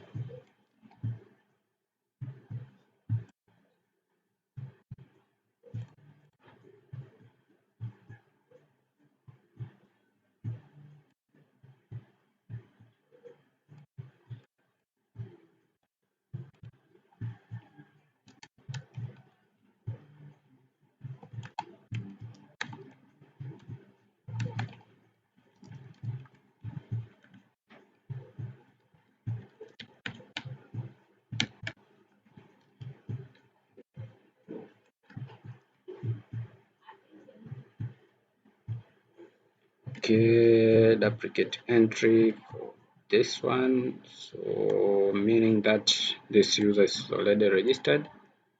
Let me cross check on my database and then let's see. Already they've created one. So let me delete that one and then let's try again. So let's try to register that user.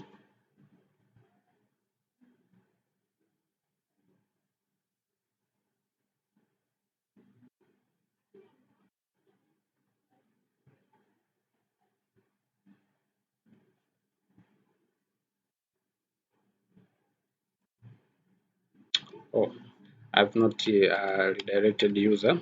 So let's do it here. Session. So flash message doctor created successfully, and then we should direct that user. So this redirect it to the doctors, which is this route.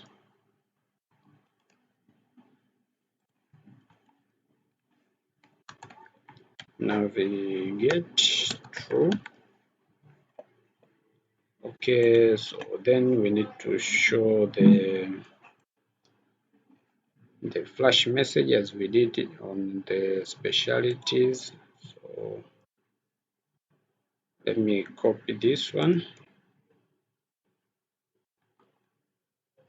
Then let's use it for doctors listing here.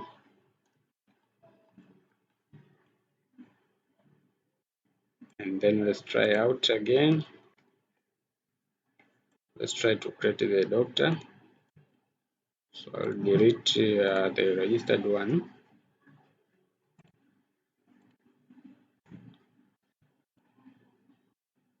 So let's say IO testing experience 2 and password should be 1234 8 and then register. Okay, so you can see the doctor is successfully created. So let's confirm on our database. Now you can see we have the doctor here. Also, let's refresh this one to have the doctor's table. This one. Okay, so the doctor is not inserted here. What can be the cause? Okay, we have not finished for the doctor, so let's add the doctor. We can say doctor equals to new doctor. Then the doctor, we can start with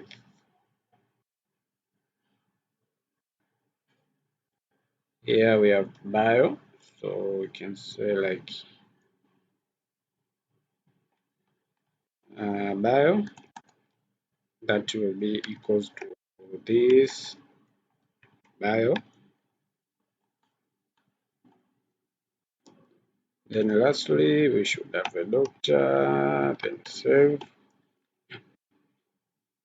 Okay, so let's update this one. Here we have hospital name, then we have specialty ID, then we have experience,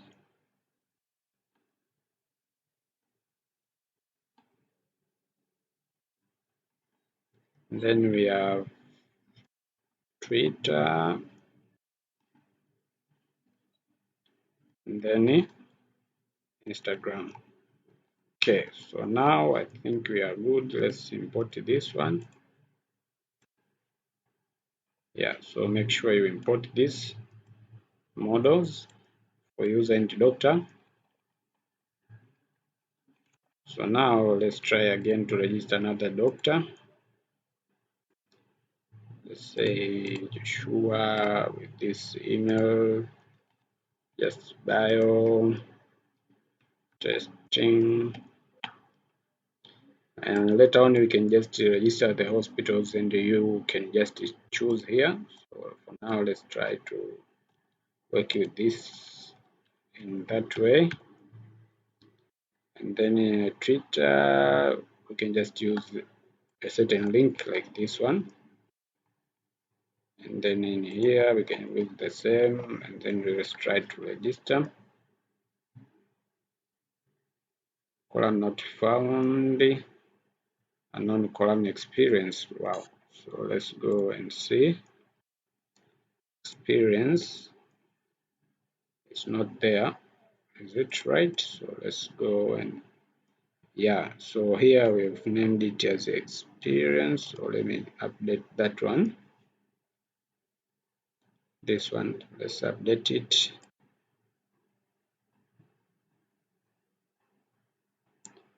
to experience, and this is what should be updated in our migration. So let's go to the migration. Let's see if we have named it right. So let's go to the migration experience. Yeah, so this should be experience. So now let's try again. I think in users this user should be there already, so let's delete it. Okay, so delete that one, and then let's try again. Register. Yeah, so the doctor is successfully registered. Let's see on the doctor's table. Yeah, so this is the user we have. Okay, so you can see this is specialties dermatology.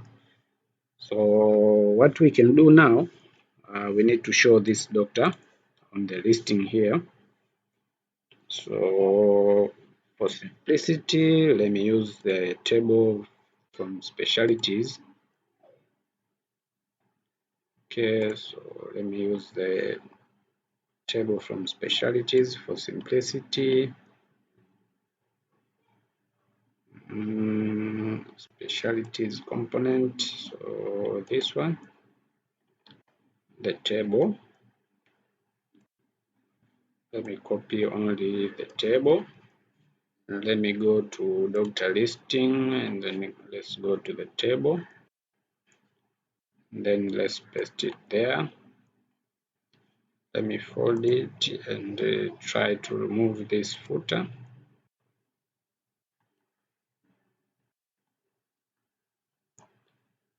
And then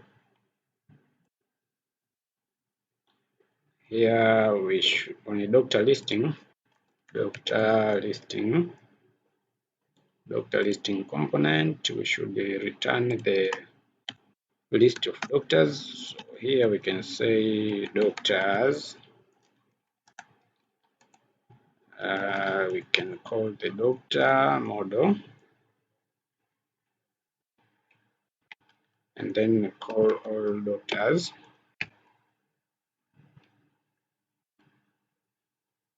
But remember, these doctors have their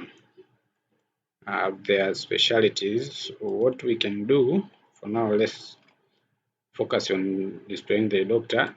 Later on, we can create the relationship here, so we can call all the specialties. So the doctors are being called here. So here it should be doctors, and then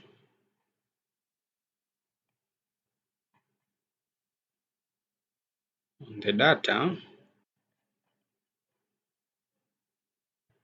we should have doctor name,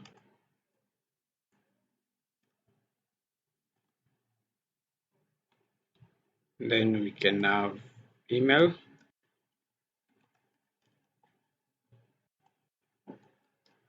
then we can have bio,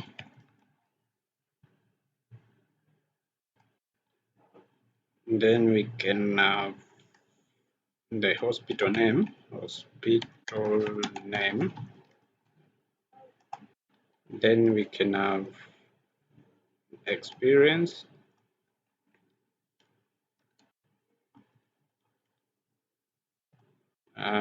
then we can have the specialty,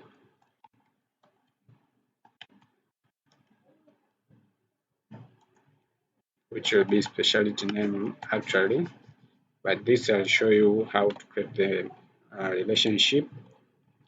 So now let's show those data that are available.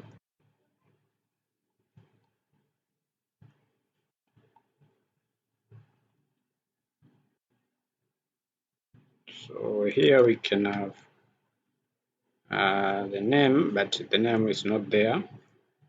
So let me just put the bio. So let me say don't show anything for now.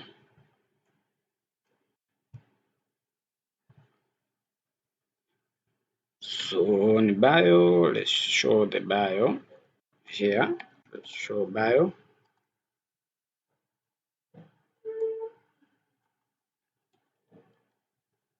Let's show the hospital name.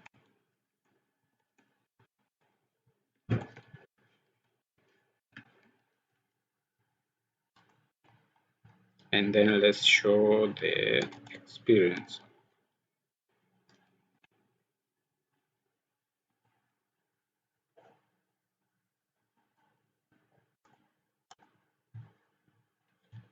Yeah, so now you can see we have hospital name, we have experiences, specialty name.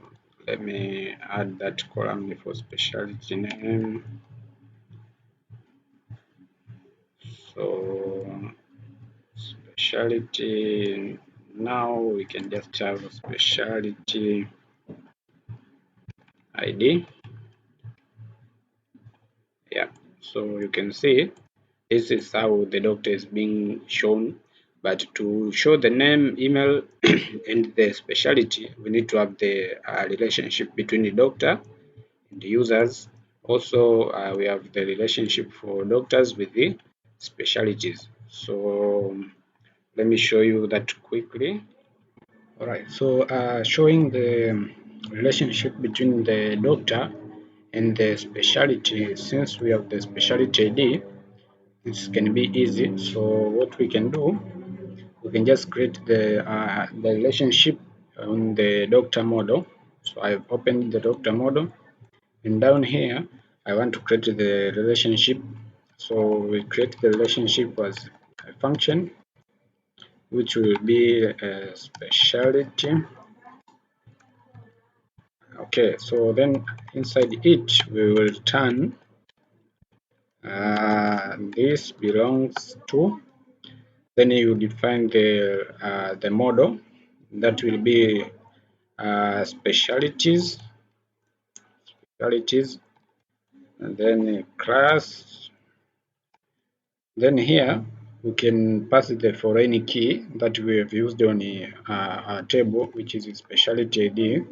So I'll pass it here, and then that's how we create the relationship. So for now, we can access the relationship. So we need to go to the doctor listing component in order to add that relationship. So instead of returning the doctor's listing here, I'll just remove it and use the mount function. So I'll create the public variable that will be called the doctors, and then I'll create the function public function mount. This function will return the data when the page is loaded. So here I'll say like this: doctors equals to doctors, which is our model, and then I'll say like with this. The with function is just used to query the relationship. As you can see, it's requiring a parameter which is a relations. So we'll pass the relationship. So the relationship for us here is this function that we are used here. So I'll call that function here. Then we can get the data. So now you can see when I dump this result, when I say this doctors,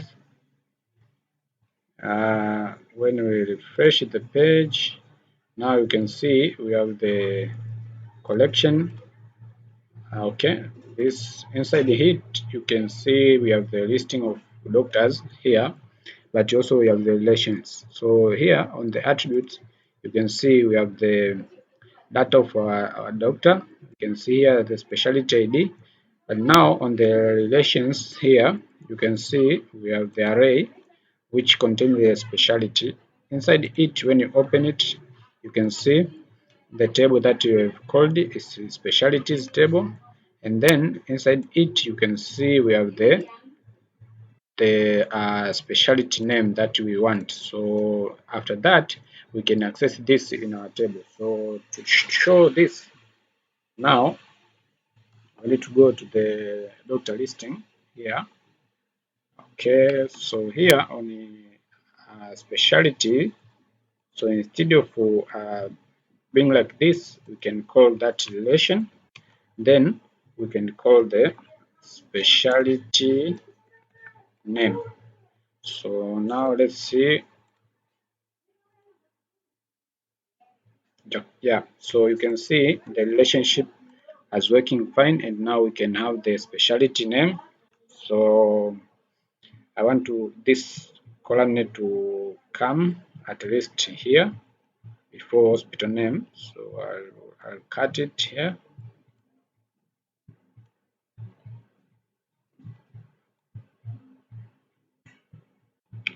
Yep, so I'll paste it here.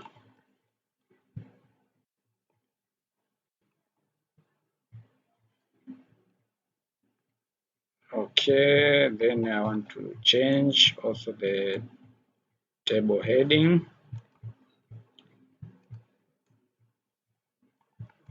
Okay, yeah, so now we have something like this. Okay, so to show the doctor name and email, we need to add the other relationship for user. Okay, so let's go to the users. let's go to the model of user. Okay, so now as you can see in our doctor, we don't have the foreign key to reference this user as a user from user table. So what we can do, we can update the migration for doctor to have the user ID, right?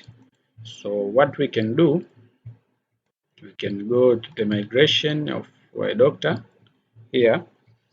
We can add the foreign key like this. So I'll copy this one and then I'll paste it down here. Then here I'll change its ID to user ID. So change it here, and then this represent ID on users table. Okay, so now we have the relationship. So what we need to do, we need to add also the relationship here between a doctor and user. So I'll put here and I'll say like doctor user. This belongs to user model, and then the foreign key is user ID as we defined here on the migration. So in order for this to work out, let's add the doctor ID, the user ID here, user ID, user ID. Okay, so then,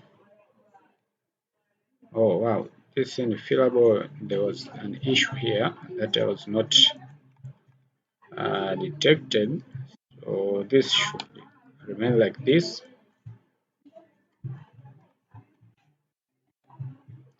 So now what we can do, we can just try to migrate refresh so that we can create this data again. So what we can do, we can just run the migration again. So let me do that.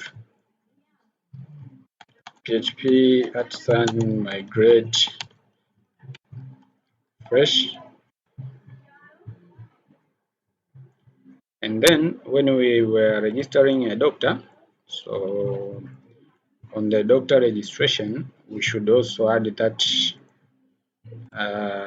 ID, the user ID from here to the doctor. So what we can do, we can just do something like this, user ID. So this user ID should come from this object here of user. So we can just call it here, user, then ID. So this will call the user ID of a user that is registered here, and then it will come here. So that's how we can create this relationship and make it work. So now what I want to do, I just want to make sure the migration is done. So let me clear the terminal, and then let's see. Let's try to seed the users. So PHP @ seed db seed. This will create our users.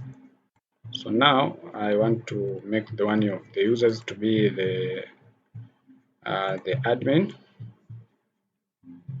Okay, so I'll make this one to be the admin so that I can add the doctors. So let me copy the email, and then okay, so let me close this one and open another incognito. So let's go there.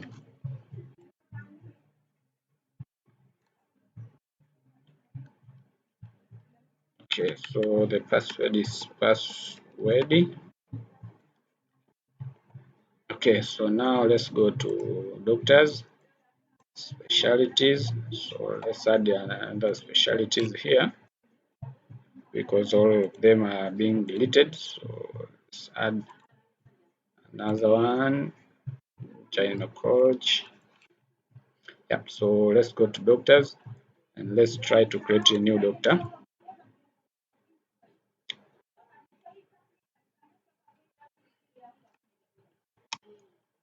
Let's say this one, bio testing hospital,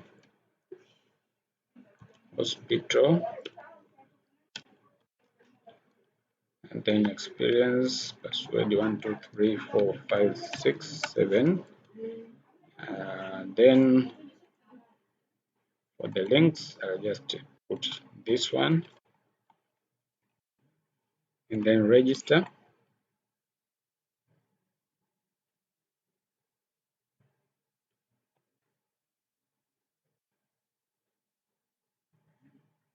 Okay, so you can see here I've used the $2 sign, so I'll just remove one here.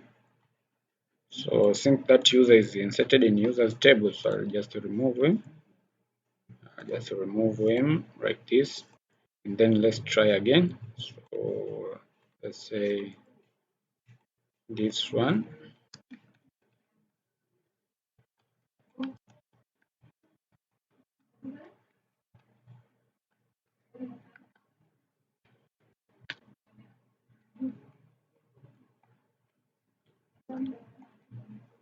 Okay, so register. Yeah, now you can see we have the doctor here. So what we need to do, we want to show here the doctor name and email. So let's go and complete the relationship. You can see we have already created the relationship. So let's go to the doctor listing component. Just right here. Now we can see we want to add the relations. So what we can do, I think we can add here another relationship. So let's add the relationship, which is doctor user.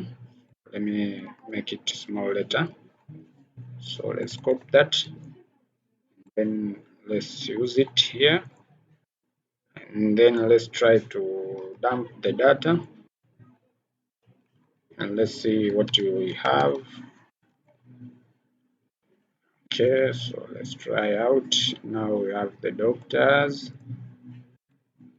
Now in relations, we have two array doctor user, which calls the users table. So now we can call this one, and you can see we have the data for that particular doctor as a user. So now on our table, on our listing table here, on our listing table, we can show now the name of our doctor. So we can just call the name of our doctor.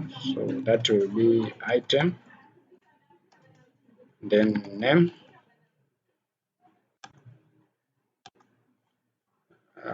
then email. So now refresh the page and let's see the outcome.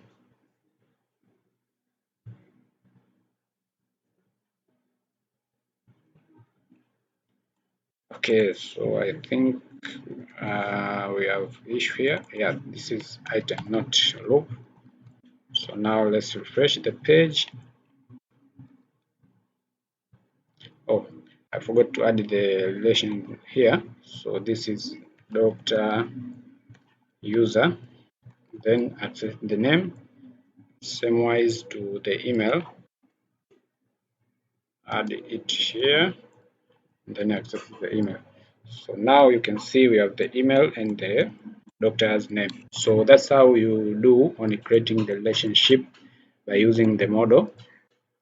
But you can also use the query, as I've already showed you on the other videos before. So that also works, but this one is a very simple and quick way by using this model.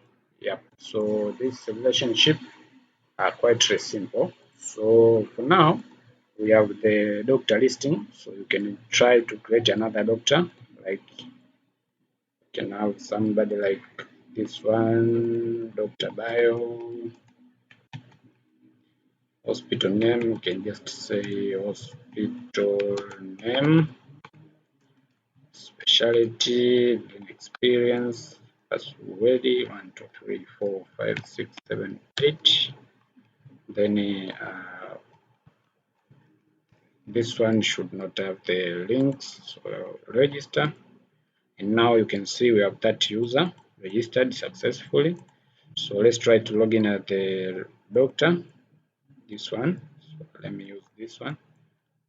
So let me try to log out and then log in. That's ready 1, 2, 3, 4, 5, 6, 7, 8. Then try to log in. Yep, now you can see we are on the doctor dashboard. So that is working fine and we have successfully registered our doctor. Yep, so let me continue as an admin. But for now, since the doctors are registered successful, means that we can show our doctors here. But what we wanted to show here, for now, let's show just our doctors. But later on, we will add the featured feature on our doctors. So only the featured doctors will be shown here. So for now, let's show all of the doctors. So what we can do, we can go to the welcome page. The welcome page. Okay, let's go to the welcome page here. Yeah, so this is the one that you show our doctors. So feature the doctors here. You can see we have this list of doctors. So now I want to remove all other doctors. I want to remove all other doctors and then leave the explore more. Now remove this one.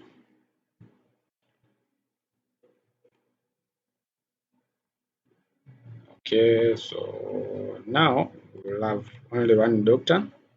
Yep, like this.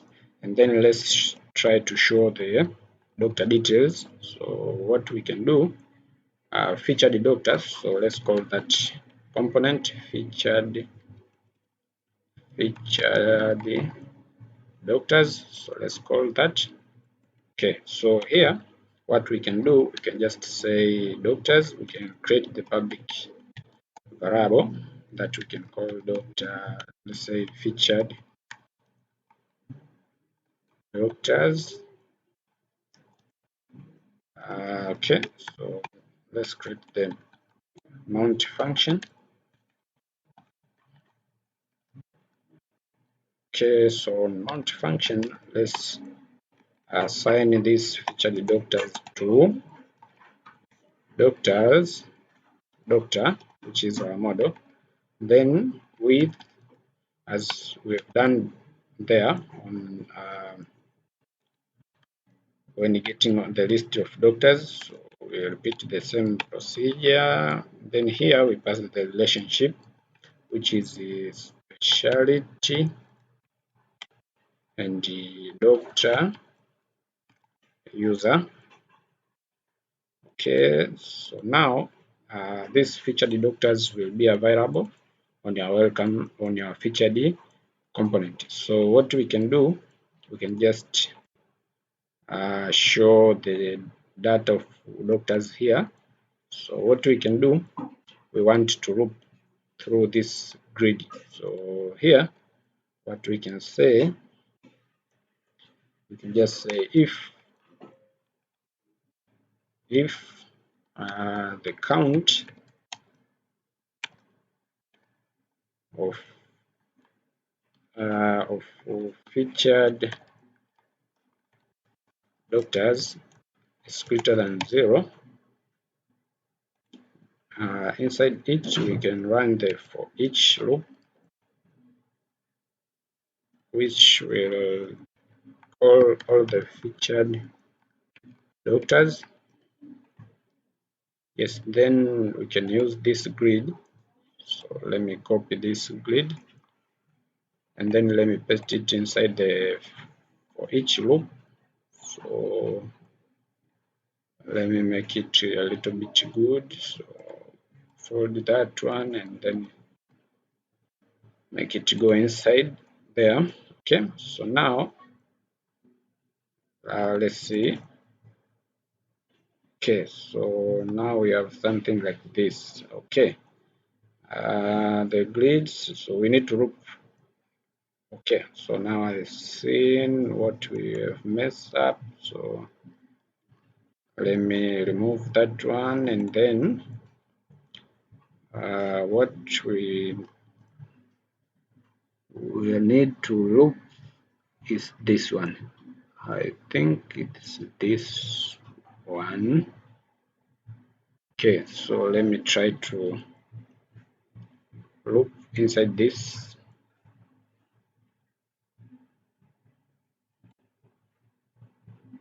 Yep, so let me try to look on this one. So what we can do,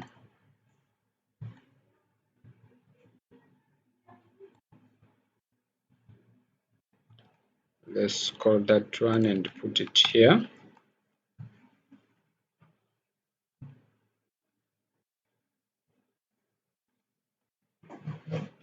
And then let's copy this column and put it inside there. And then let's see what is happening. Yep, so this is what we want. So since we have two doctors there, as you can see. Okay, so now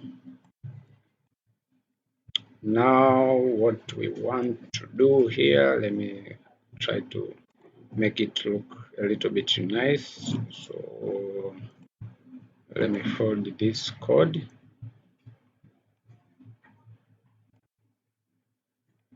So let me squeeze it inside a little bit. Okay, so now we can start to show the real doctor's data.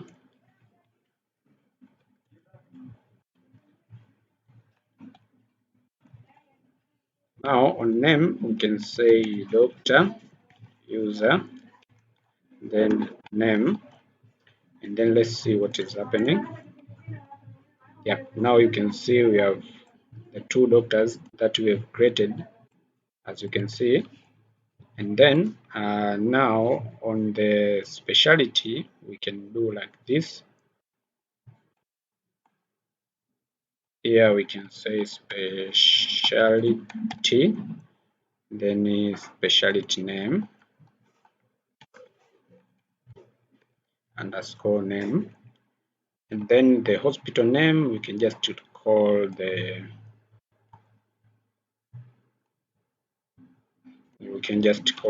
hospital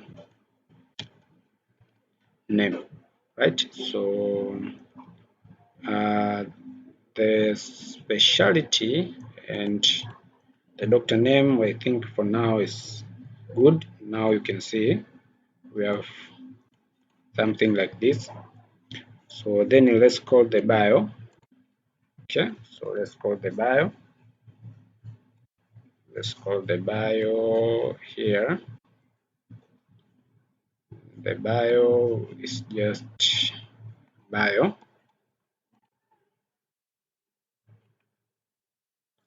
Then on the social brands here,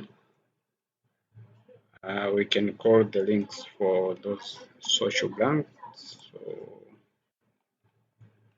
yeah, so for this will be for Twitter, so I'll just call here Twitter,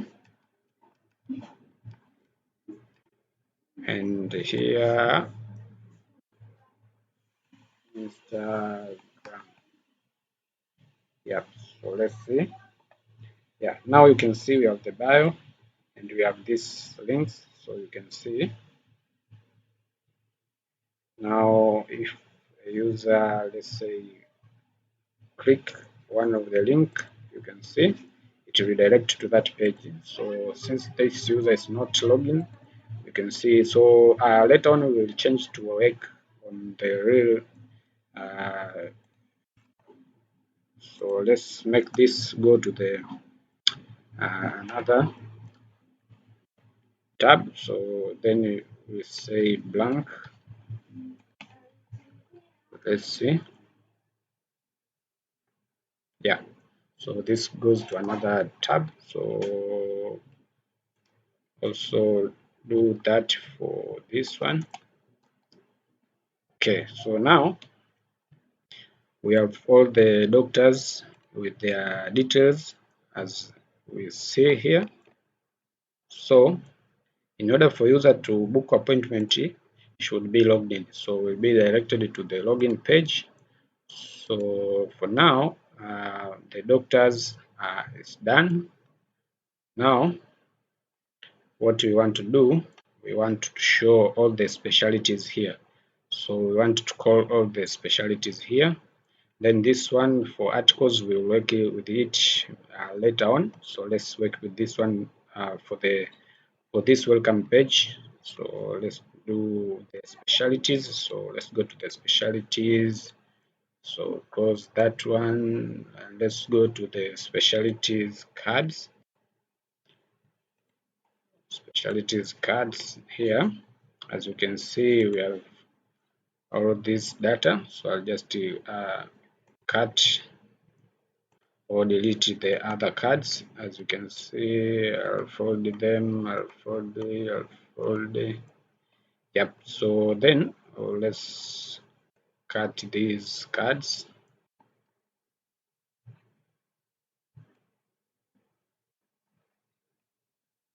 Okay, so now we have remained with one card. So what we can do, we need to create a loop here.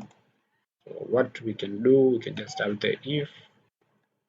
Okay, so we can just have the if like count of. Let's go to the specialties card. Specialist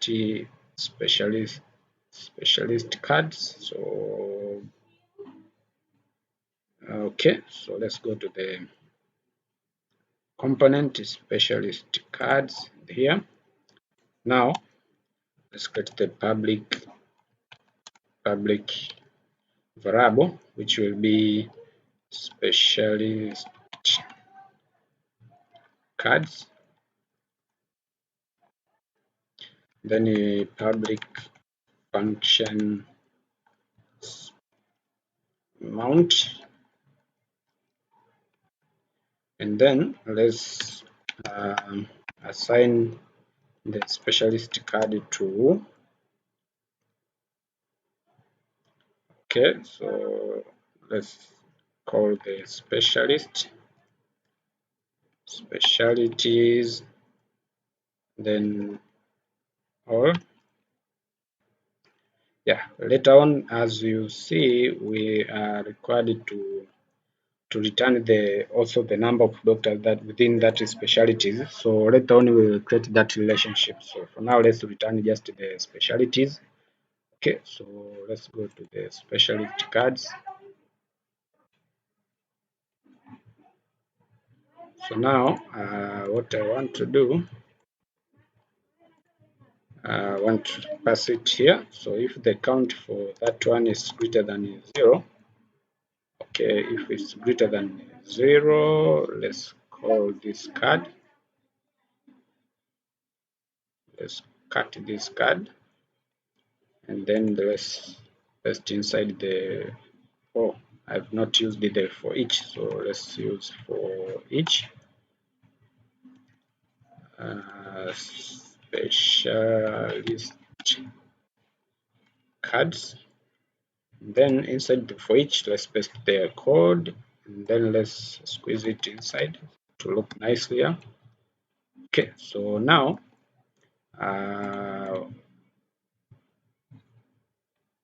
on the page. Okay, so I've missed the name here, specialist. Okay, so now we can see we have two because we have registered the two specialists. So let's show their names here. Here we can have item specialist specialty name. Yep. So for now we have only dermatology and gynecology. So this will be like categories. So when a user will click this one, we will redirect the user to the page that will filter doctors based on their specialties. So we will work on that. So for now, as you can see, the doctors, their images are not the actual images. So I'll work on that. So for now, let's try to look on which feature we can go on with it now. For the admin, now okay, you can register the doctors and the specialties. Okay, so what we can do next,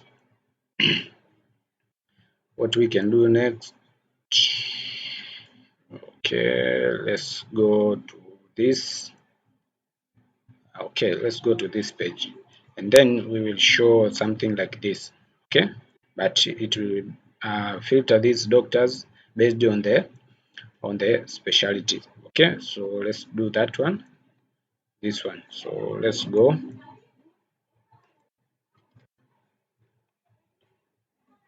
So let's create this route, which we'll call it like filter doctor, filter by specialty. Then we can pass the ID of the specialty, so item, then ID. Okay, so let's create this route.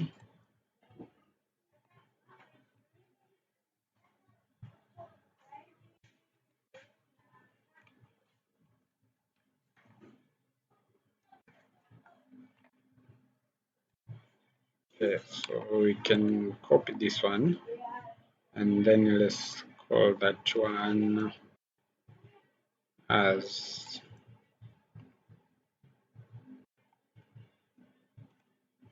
okay. So here we can say specialty ID. Then here we can say load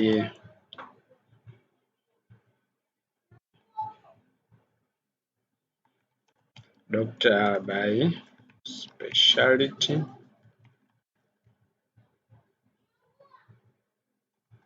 So let's create this function. We can just copy this one since they are similar. So let me copy this function here, and then let me paste that one here. Specialty ID, then we can have something like that. So here let's call doctor by specialty. Okay, so then let's create this page on our views. So let's create that one, .blade.php, then extend the app layout. Okay, then what we want to show here, we can just call that the featured doctors. Yeah, we can just call this one. Yeah, so since we just want to show the doctors based on their uh, specialties, so what we can do, we can just call the component livewire featured doctors. Okay, yeah, so now what we can do, we can just optimize the page. We can just optimize the project, php at sun optimize, right? So on this page, when a user will click that page, Let's see.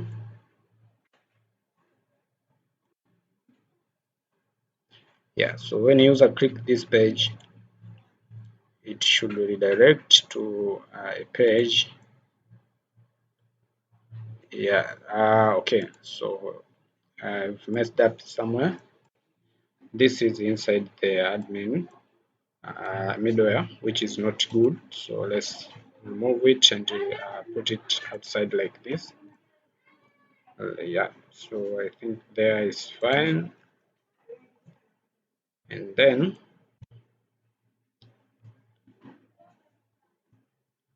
this should be from patient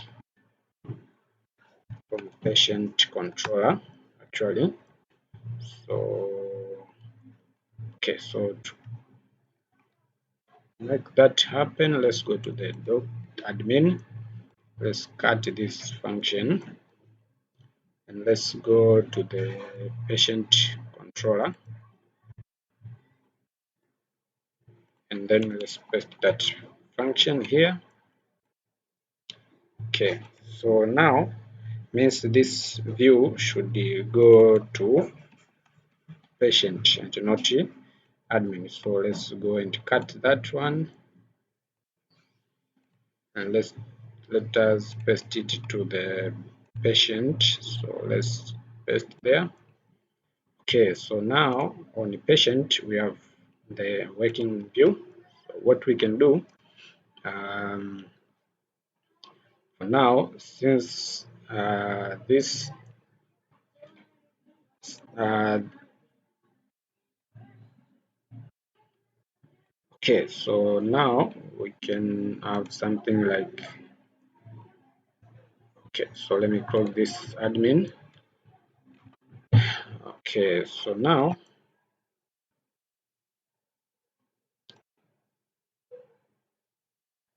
let's optimize the project.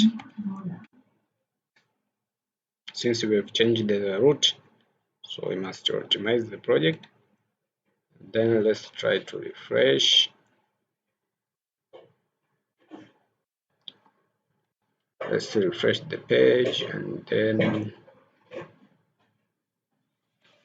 try out.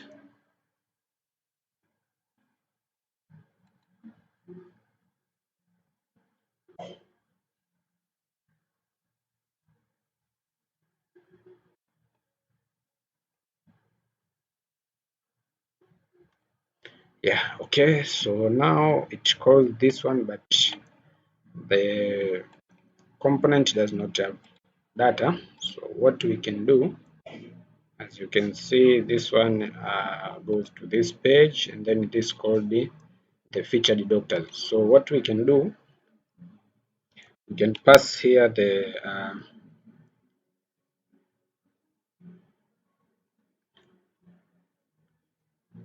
okay, so what we can do here to simplify things, since these featured doctors, it is also used there on the admin side. Okay, what we can do, okay, so it is being used here, but here it does not require any parameter. So what we can do, we can just pass here a parameter, actually the specialty ID, which will accept the ID from the patient controller. Yeah, so this means that even to the admin we need to add that parameter. So the doctor listing, no. What I mean is to that this one on the welcome page, here.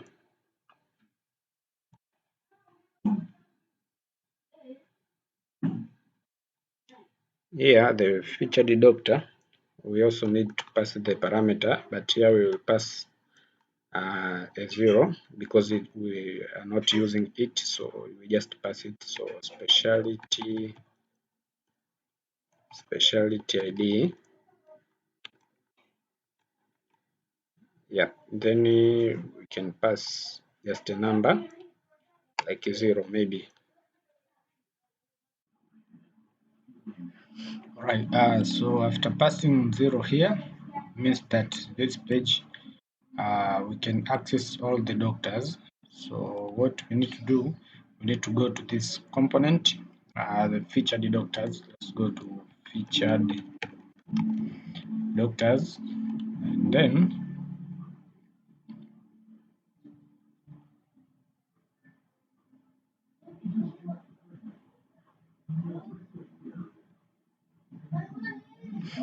so here what we can do, this should accept the specialty ID that is coming from the blade, like this one, and also like this one. Okay, so then what we need to do, we can have an if here and if else, and then we can check if the specialty ID is not equals to 0. Okay, so since I put 0 there, so check like this. If it's not equal to 0, we can have something like this in else, meaning that it is 0. We can just call all the featured doctors. So only if the specialty ID is not equal to 0, meaning that we have clicked that link from the from here. What we want to do here, we want to filter the specialty. Yeah, so we can say like where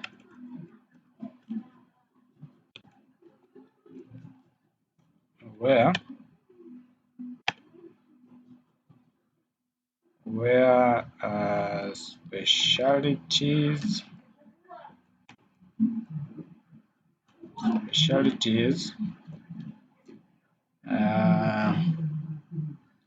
where specialties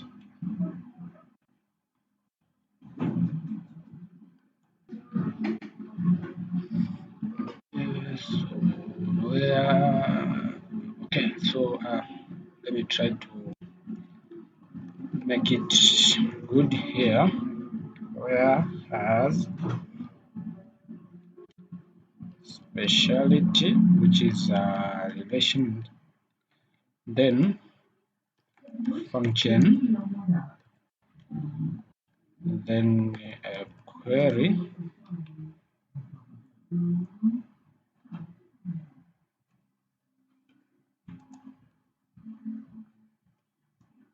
then we can say use. Okay, we can say use the specialty ID that we have passed here.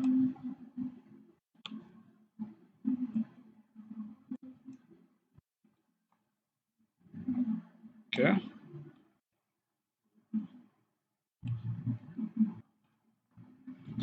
Then we can pass here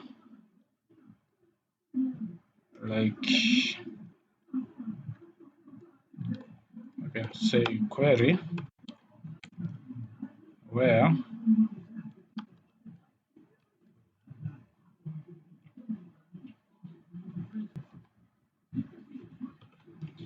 ID, which is ID of the specialties table, equals to specialty ID, right? So let's try to see this one, what result it gives.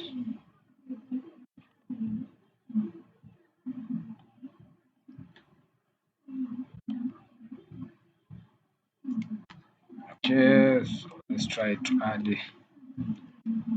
this one.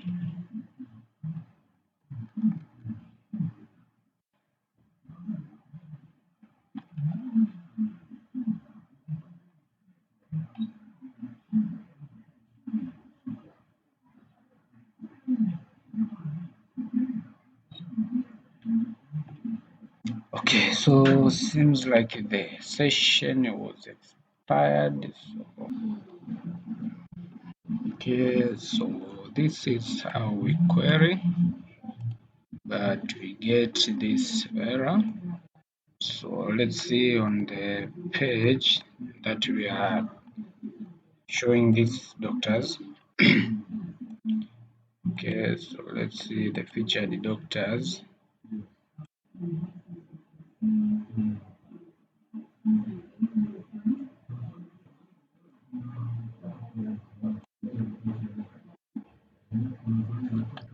Okay, so it seems like we have the issue here.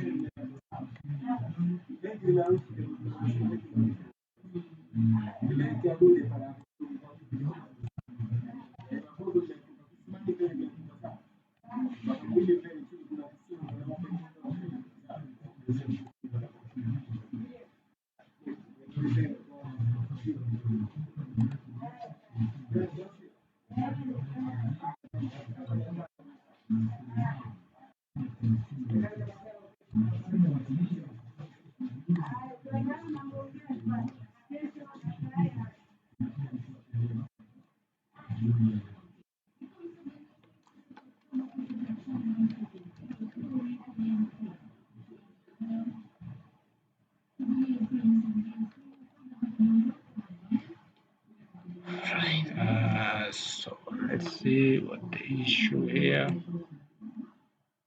Okay, so data are being returned well, since on this page the doctors are coming, as you can see.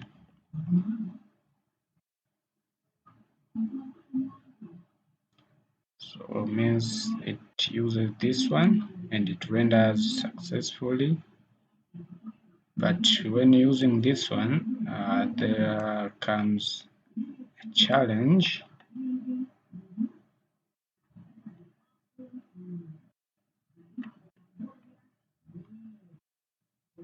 Okay.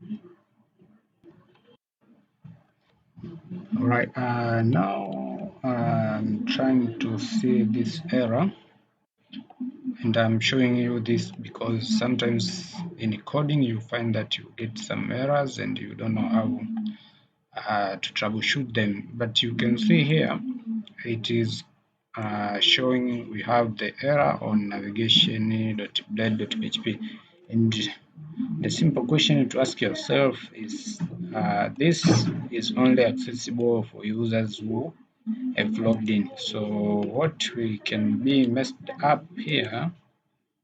Okay, I think on this doctor by specialty, yeah, here you can see we have coded the layout which causes this issue. Okay, so what we can do here, let's see on the welcome page here. Okay, so what we need to do, I think we need to have something like this, because this another page need to resemble this and need to maintain this. So what we can do, we can just copy this one and then you go to this page and then pass it like that, and then we don't need all of these. Okay, we don't need all of that, and then here we can say doctors specialty. Yes, then here we pass the ID. We pass the ID. Okay, then let's try to refresh. Yep. So now you can see we have the doctor by specialty, as you can see, this one. So we need to find a way to return back to the welcome page. So a person, if click landing page here, should go back there, and then we can put something like a button somewhere for us to go back, because now it should go like this. Yeah, and then dermatology, you can say this guy is specialty is dermatology, and this other guy is on gynecology. So what we can do, okay, so what we can do here, we need to have to make this one go back to the landing page. So let's go to the top navigation bar.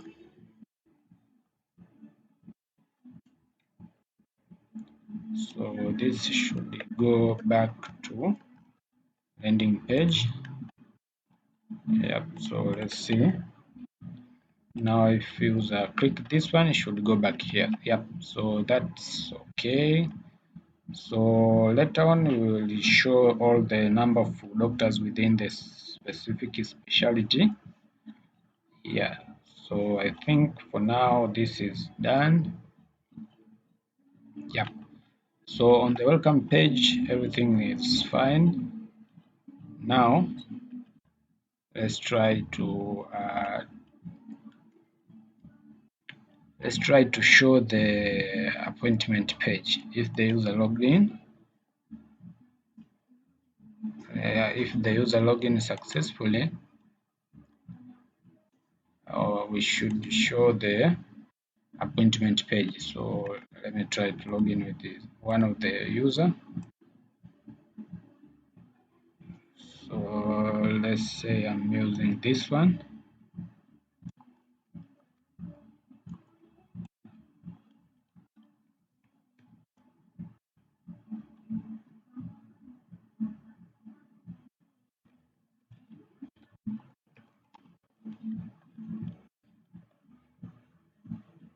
Okay, so this is a patient dashboard, but what we want here, we need to show the same page as the welcome, and then we can add here just the link for user to see the appointment that he or she have here. So what we can do to simplify things, this is our welcome page. Okay, so what we want to do here to simplify these issues, we can just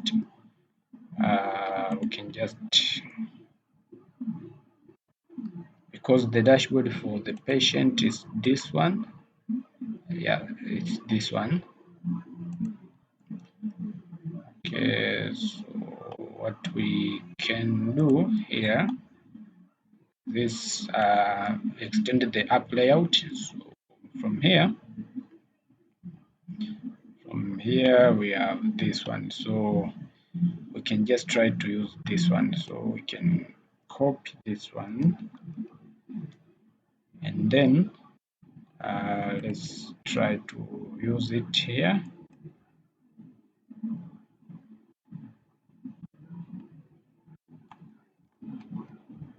then let's see. Yep, so this is user homepage, and what we can do, we can remove this on the if user is logged in. We don't need this hero section, so I'll just remove that one. Yep, so here what we can do, we've remained with the doctors, so now you can see now it's not redirecting us to the login page since we've logged in successfully. Okay, so this also works fine. So okay, let me go back to the dashboard, and then my plan was up here we can show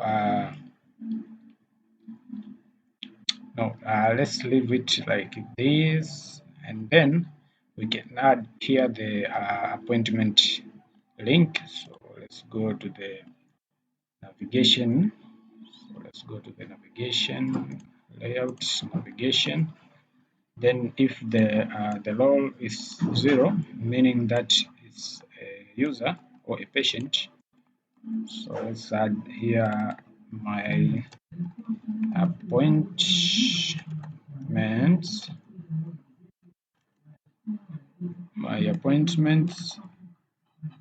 and then let's create that root. So as you can see here, the user have only one root. So what we can do, we can just create the root group as we did for the admin. So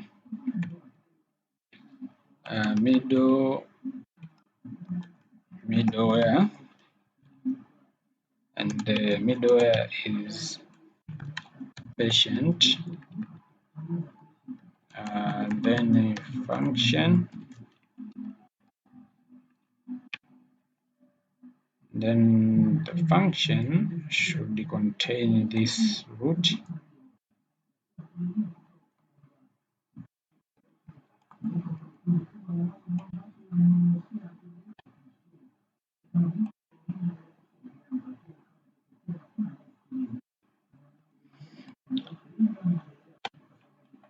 Okay, so now we need to create the root for the okay, so now let's see.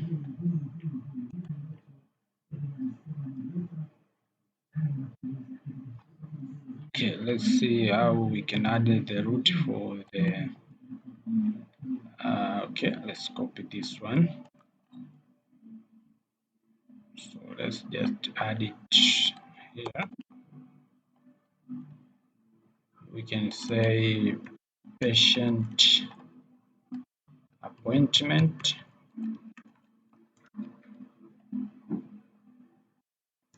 or we can just call it my appointments, and then here we can say my appointments.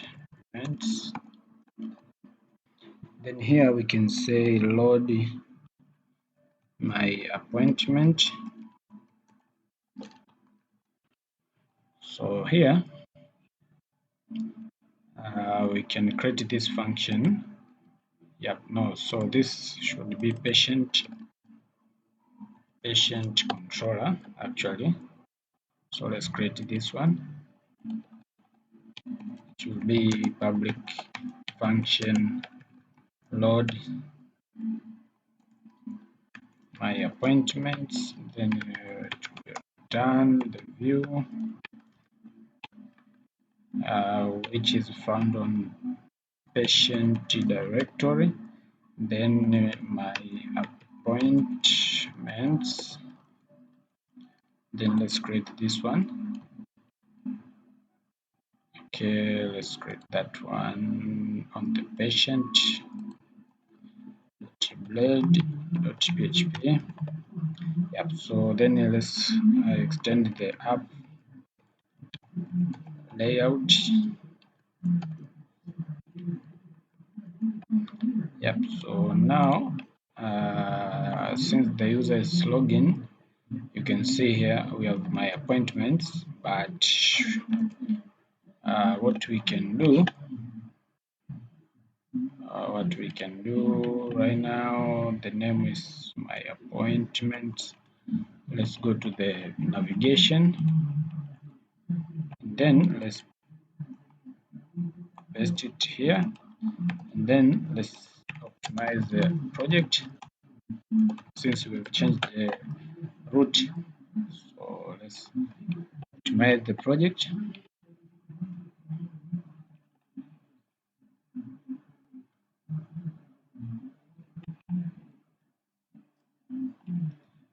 Okay, so now let's try to refresh.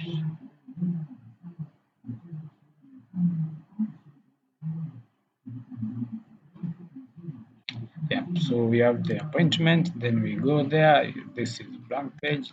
Go to dashboard, you can see we have the similar dashboard.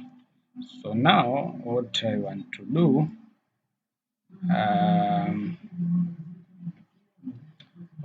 do, here, I just want to remove these articles here.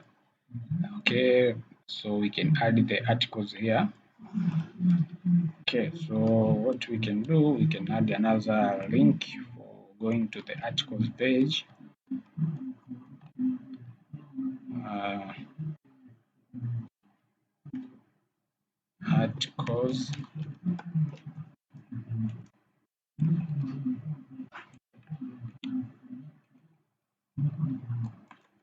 Articles, then here we can say articles, then let's create that route.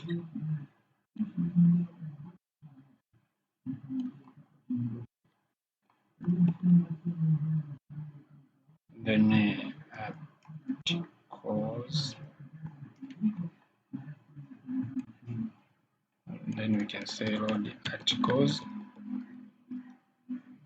then here articles,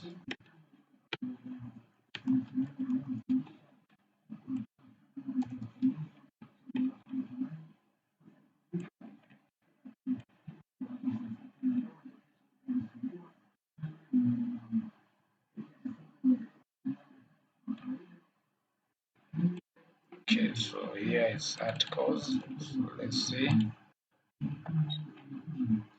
Yep, we have the articles here. Okay, so I have not created that function, so let's go and create the function.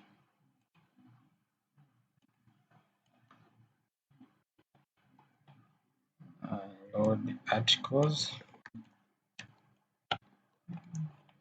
then we can create that view articles.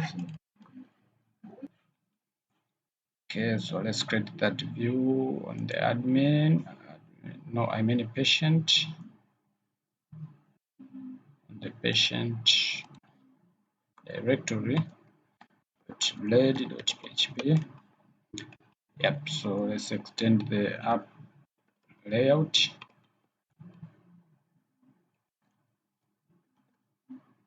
Okay, so now let's try to see what is happening. Yeah, articles, my appointments, and then dashboard. Yeah, so that's how we do. So this should go to the my articles. So on the dashboard, we have passed this. So what we can do, we can just copy this and then show it here, and then remove all this and remain with the articles. Yeah, so if you go to articles now, you can see the articles. So now we can show the featured articles, and then down here we will show the other articles. So to show them, let's go to Preline UI. So let's go to Preline UI, then examples, then let's go to articles, blog section, the blog section. Yeah, then I think we need to have the one that shows the owner of the article. So I think we can just use which one? Yep, this one. So we can use this one. So let's see the HTML and then copy it. Then what we can do, we can just paste it down here. What we can do, we can just create the component for that. So PHP artisan Livewire make all articles.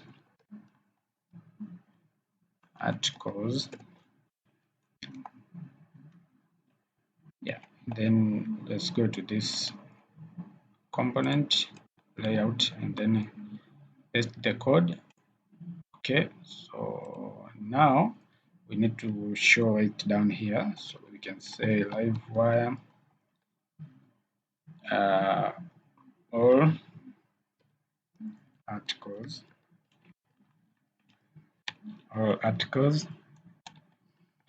Okay, so let's now see what is happening. Yeah, now you can see, so these are the featured and these are the other articles. So we can just say here read more, like read more articles, something like that. So we can say like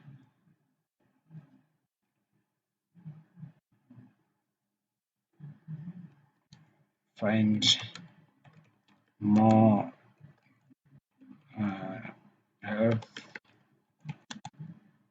information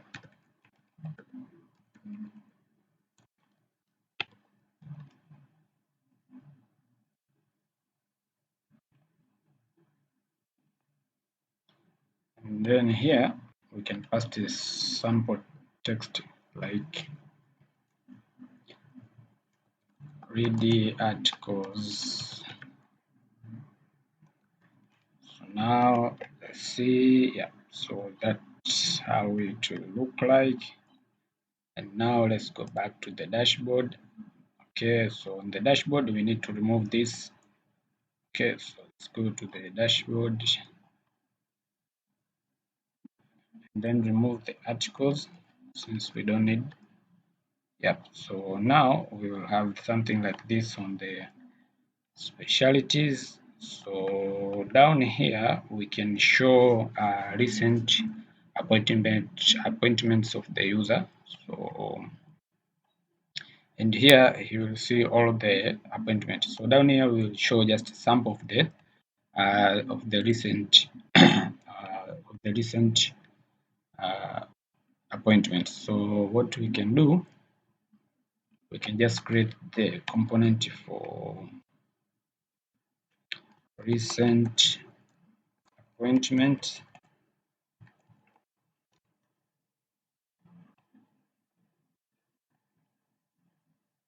All right, so seems like it already exists. So let me see. Okay, so if it exists, we can just copy and show it here. So we can have something like recent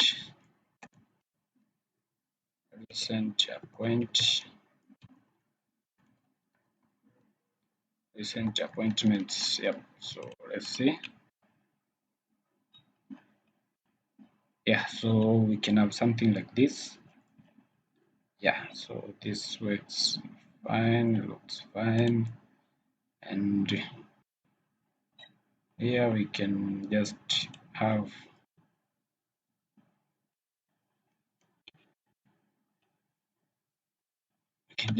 the title here. So let's say heading 5. You can say recent appointment.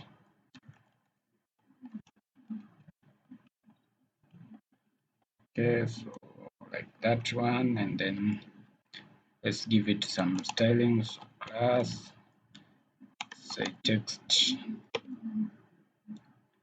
uh, text, let's say free.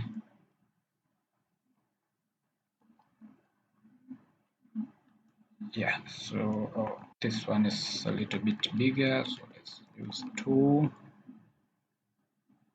Yeah, and then let's give it some padding, or we can just give it a margin, like margin y of 2.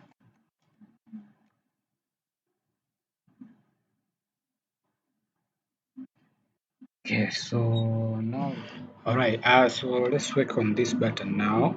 So on a click of this button, we should redirect the patient to the doctor's page, and then he can see the doctor's schedules, and then he can select a day, and then selecting a single day, meaning that we should show the available time, and we will show the time slots for a certain day. So let's work on that. But now if we click this one, if we click here, you can see the top bar is like this user is not login, so meaning that we have used the layout of the landing page. So what we can do here, it's simple. We can just go to this page, which is filter doctors by specialty. So let's go to filter doctors by specialties. Let's go here. I think let's go to patient. Patient, not this one. Then doctor by specialty here. As you can see, we have used the layout of the unlogged user, so of all of the landing pages. So what we can do here, we can just extend the layout, the app layout. So extend app layout. Okay, so then this should come here below. So let me, yeah. So now we can just test that, and then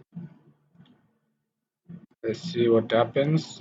Yeah, so now you can see, we see the featured doctors here, which are filtered by specialty. Actually, we should show here the specialty, the specific specialty. So what we can do, we can just use this slot. We can just use the slot here, and then we can say filter. Here we can show the specific specialty that we have used to filter this. So what we can do to show that, we can just go to this one. This can be a little bit confusing, but what we can do, we can just go to the controller here, to the patient controller, since we have used this one to get the specialty, meaning that this is a specialty, so we can get the specialty name from here. So what we can do, we can just say specialty name. Specialty name we can get from specialties, and then find, we can just find that specialty ID. We can just use this one, so we can just pass ID, and then this should be the specialty actually, and then this is specialty, we can just pass it here, and then we can access the specialty name from that. So here we can just show the specialty, then specialty underscore name. Okay, so let's try to see what it shows us. Yep, you can see here we have dermatology. Yeah, so I think to make it clear, we can just say like doctor.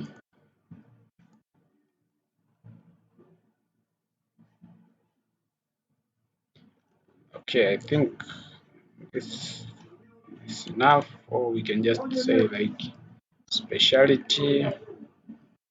And just say specialty like this. So this can be simple, as you can see. So let's go back and then let's go to gynecology. You can see gynecology here. So this looks a little bit nice. So let's go back to the dashboard and then let's start with this one. But this the gaps here look a little bit bigger, as you can see here. So we can just try to reduce them. We just go to the patient dashboard. As you can see, we can start with this one, featured doctors. So let's go to featured doctors component, and then let's try to reduce the size. As you can see here, there is margin bottom. So let's get it to 7, margin bottom, let's get it to 5. Okay, padding Y, let's go 5. This one, let's go it to 7. I think that is enough for the featured doctors. As you can see now, it's a little bit nice. So let's go to specialty cards. Specialty cards. Okay, so let's make the same changes that we've done there. So it will be 5, and here it will be 7. Yep, so I think that is enough. And then let's go to the recent appointments.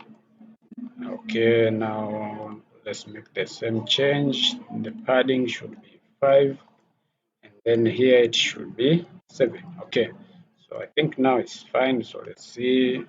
Okay, at least now we have the small space here. Okay. Okay, so now let's go to this one. Okay, so this should redirect us to the page that is dealing with booking appointment. So let's do that. Okay, so let's go to featured doctors. Actually, that is the component that shows the doctors. Okay, here let's create this booking page. Okay, and then it should we should go there with the ID of the user, the doctor actually. I mean the doctor. So here is an item. So here we will go with item ID. Okay.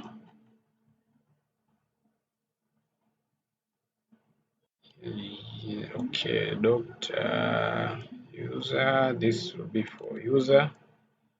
Okay, so this one will be for doctor. That is fine.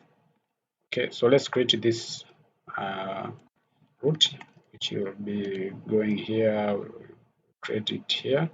So just copy this and then paste it there, but we don't need a name. Okay, it will be booking page, which will accept one parameter, which will be the doctor ID. And then let's load the booking page. Okay, booking page. And let's create this function to our patient controller. So create a public function. Okay, and it should accept one parameter, which will be doctor's ID. Okay, then it will return a view which is found in a patient directory, which will be a booking page. Okay, let's create that one. Okay, let's create that one in the patient's directory. .blade.php, and then let's extend the app layout. So X app layout. Okay, so now let's optimize the project. PHP @optimize. Okay, so now let's create the terminal and then let's go back, and actually we need to have the slot here, so I just copy this slot. Actually we'll add it on the other pages that have no the slot, so this will call it booking, and then here we will pass the name of the doctor that we are trying to book. So we'll pass the name of the doctor here or let me just call it a booking page for the simplicity, and then let's try to refresh, and then let's go to this page. Yeah, so now you can see we are on the booking page. So now let's try to show the booking page here, but here we need to call the details for the specific doctor. So what we can do, we can say doctor will be equals to doctor, and then okay, so we have the relationship on our doctor. I think we created the relationship for the doctor and the user. Okay, so we have those relationships. So here we can just call them. We can just say with. I think we have already did this before. So let's go to the admin.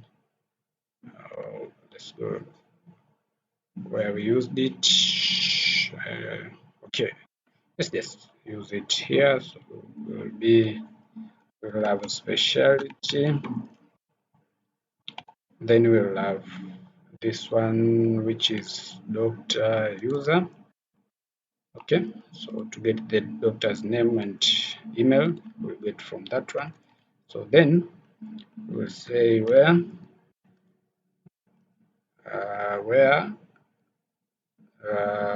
ID equals to the ID, then we'll get the first data. Okay, so let's import the model. Yeah, make sure you import that one, and then we should go with the details of the doctor here. So we'll say doctor. Okay, so now this doctor details will be available to this page.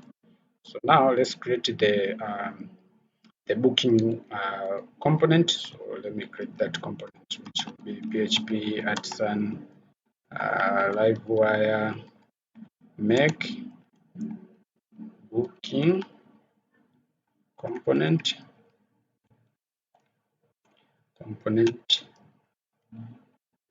Okay, so let's go to this booking component, and then let's open the booking component.php. Okay, so now what we can do here, I've already implemented this component for the booking, so I think it will take a little bit more time to show here what I've done step by step, but I'll explain everything. So this is my component, so I'll just try to copy it. So I'll copy the code, just copy the code, and then let me paste it here.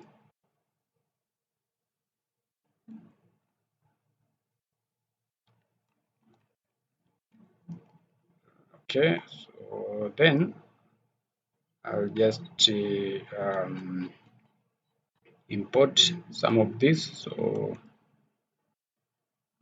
let me import the carbon, let me import the DB, but actually we will not require DB. So what we can do, as you can see here, or let me just complete the copying and paste, and then I'll explain everything. So let me also copy this code for the component view. So let me go to my view and then paste the code. Okay, so then we need to create two tables. One is doctor schedules, which will contain all the schedules for each doctor, and then we are required to create another table, which is appointment, which will contain all the appointments for a patient and the doctor details. Okay, so let's go and create those models. So let me clear that one, and then let's create the model, HP @ make model. Then the first model will be doctor schedules, doctor schedule. Then we need the migration. Okay, as you can see, we've created doctor schedules, and then let's create the model for appointments. So let's create for the appointment.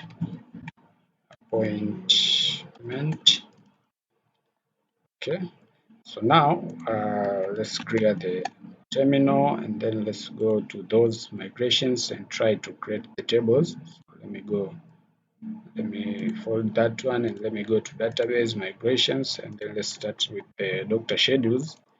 Here, doctor schedules, we'll have this column.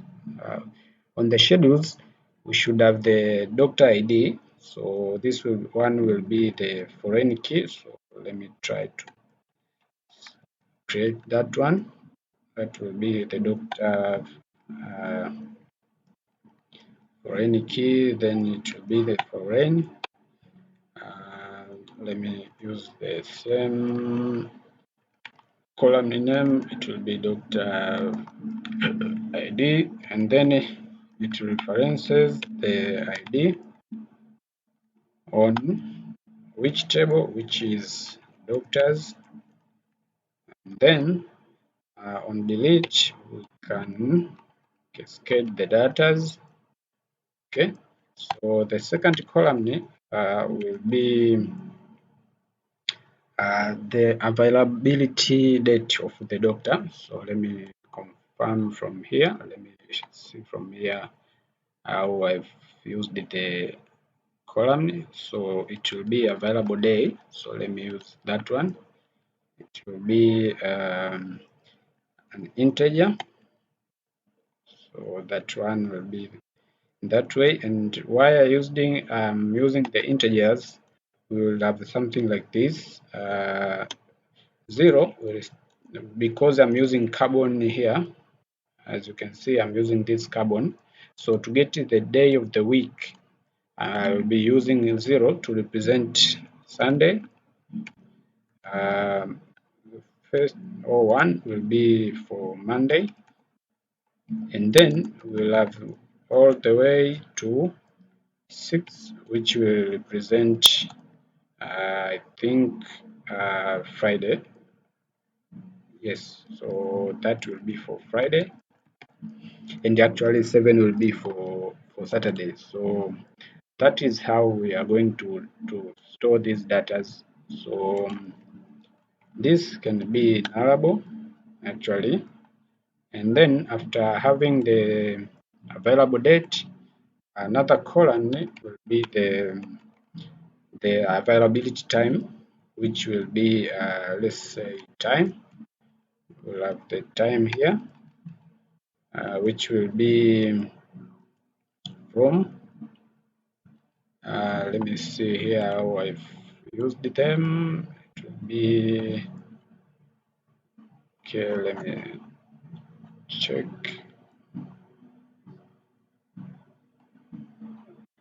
Okay, so it's just from into. So let me keep it that way.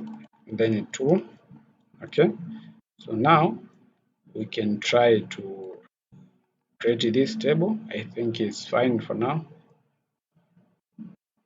So let's go to, oh, before migrating this data, we have also another migration here for the appointments. So let's create that one also. Here we'll have the doctor ID, which will be foreign. So I'll just use the same data like this one. So let me copy that one and then paste it here. Also, we'll have the user, which will be the patient. So I'll just use this one. Just use this one to create the user ID. So that will be user ID. It represented it references the ID from users table. Okay, so this will be for the patient. For good readability, let me call it patient ID. Okay, so let me call it patient ID actually. And then we'll have the appointment date, which will be date. So here we'll have appointment date. Okay, and then we'll have the appointment time. Okay, so we'll have these two new tables. So make sure you have created them as I've done here. Okay, so now let's try to migrate them. So php @sun migrate. Okay, so it will create doctor schedules and also the appointment table. So now after creating these two tables, so let's try to see how it will look like on this page. So I've just this is just a template, but it also have these datas. So I'll just show you how it looks like. So let's go to the page and try to refresh. Okay, so nothing I've shown because I've not referenced the layout, I mean the component.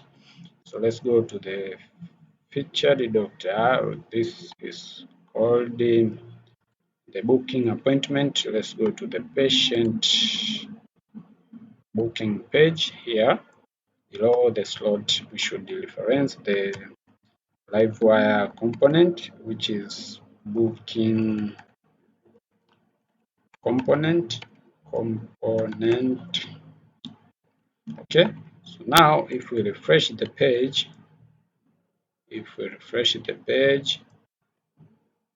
let me refresh that page.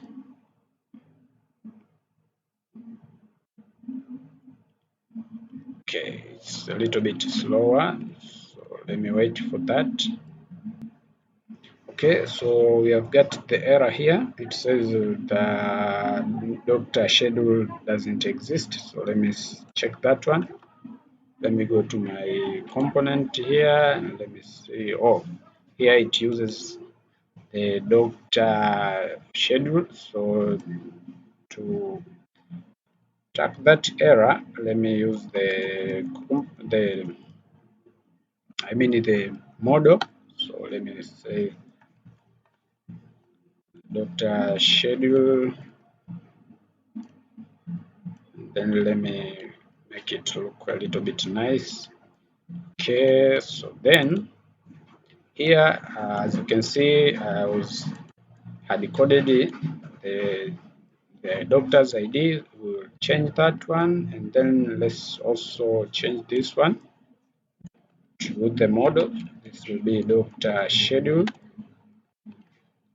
Okay, it will be doctor schedule.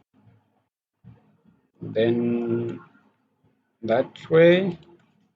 And then in appointments, we should also change this one. So I'll just change it to be appointment. Okay, so now it's fine. Then let's try to refresh the page. Yep, so now you can see here, this is what I was trying to create. So here, if the doctor will have any available date, we can see here. So let me try to do that manually.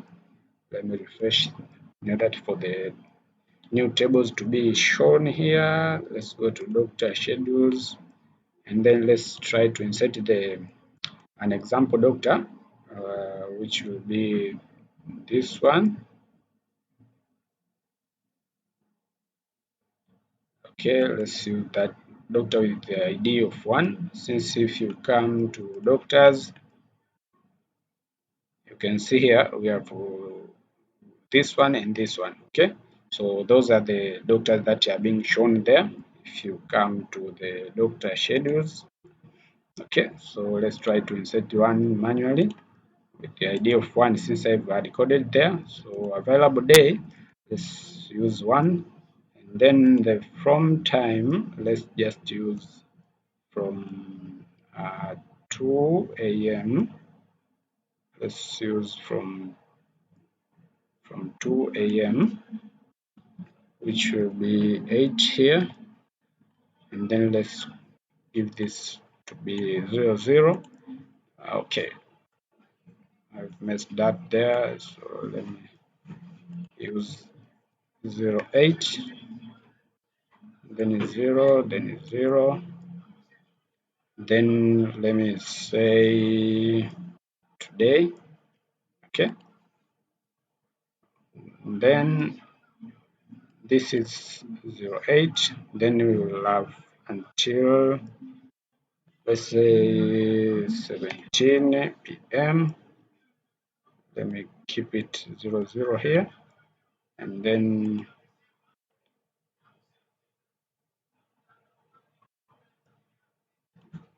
let's keep it now, and then let's try to insert that data. Okay, so we have something like this, and then let's try to refresh.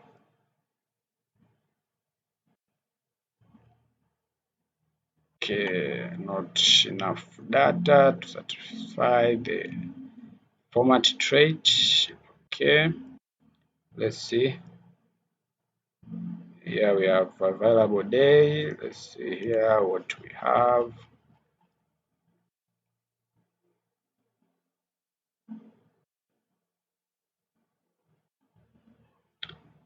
Let's see what we have when we get the schedules. Let me dump that one. Let's see if we get the schedules.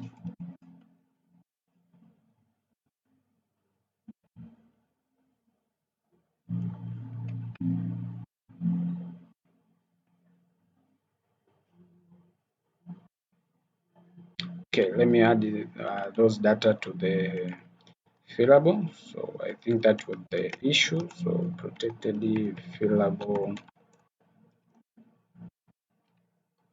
Okay. In doctor schedules, we have doctor ID. Also, we have available day. Also, we have from. Also, we have to. Okay. So let's try to see what we have here. Okay, so now it's fine. We get the schedules, as you can see. Also, let's do this for the appointment. Protected fillable.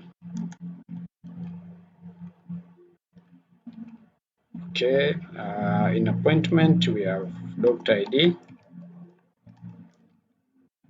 we have patient ID,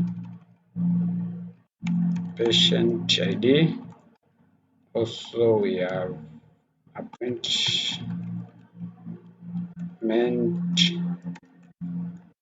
date and appointment time.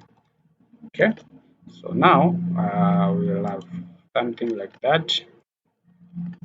Okay, so let me delete that one. Let's try to refresh the page.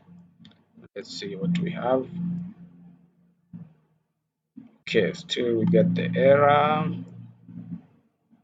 Still we get the error. Okay, all right. Let me try to see where does it happen specifically. Okay, it happens from time. Okay, I've messed up here, so let me change that one. This is not from time, it is only from. So let's change that one. So only two, and then let's see if we have that anywhere. Yes, we have here. Let me use that as correctly, and then let's see. Yep. So now you can see we don't have any error. Okay. So now to show this date, if you come to this component here, if you see, I have used the Pikaday library. So to make this library works, actually we need to import that library in our system. So we can just use the you can use the npm to install, but I'll just use the cdn. So let me copy the cdn and let me go to the layout here, app layout, and let me paste that one here. Let me say Pikaday. No, I mean here. Okay, so this is Pikaday CDN, and also we have the CSS for the styling. Let me put it that one also, and then this is how you can use the Pikaday actually. So I've already implemented that one, so I'll just show you directly on how we can do it. So let me try to refresh and let's see if it works. Okay, still it does not work. Let's see if the if it actually loads the Pikaday. Okay, you can see the Pikaday is right here.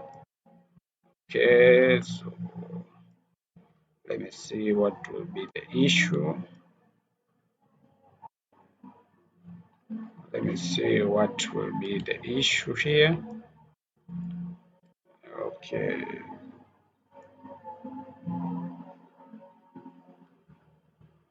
this is a Pikaday.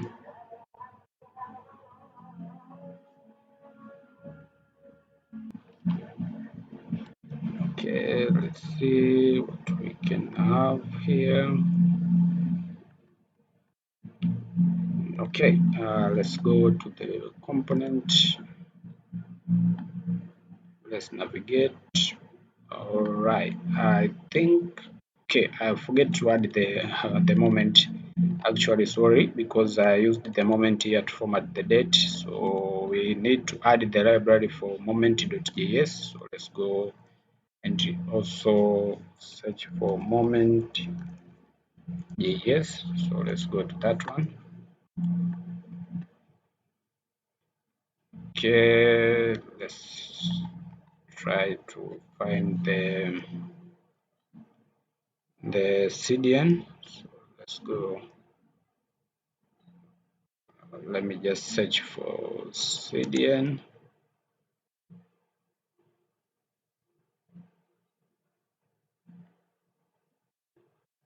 Okay, let's use this one. So let me copy this one and let me add it on the. Okay, so that one will work fine. I think that one will work fine.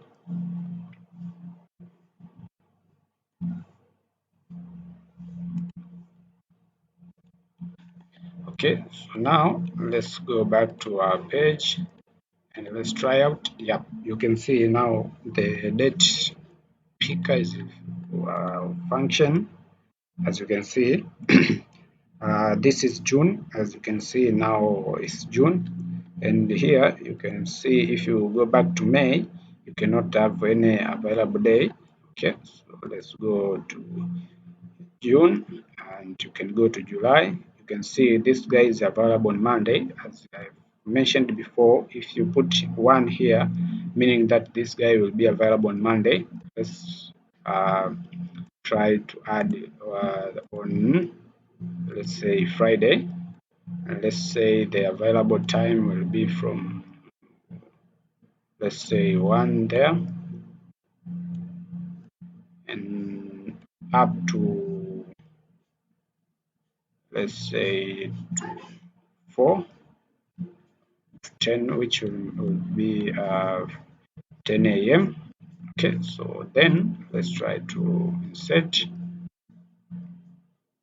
Okay, so now if we refresh the page, and now you can see also in Friday you have the available date here. You can see we have Monday and also we have Friday, meaning that in all the way up here this guy will be available on that time.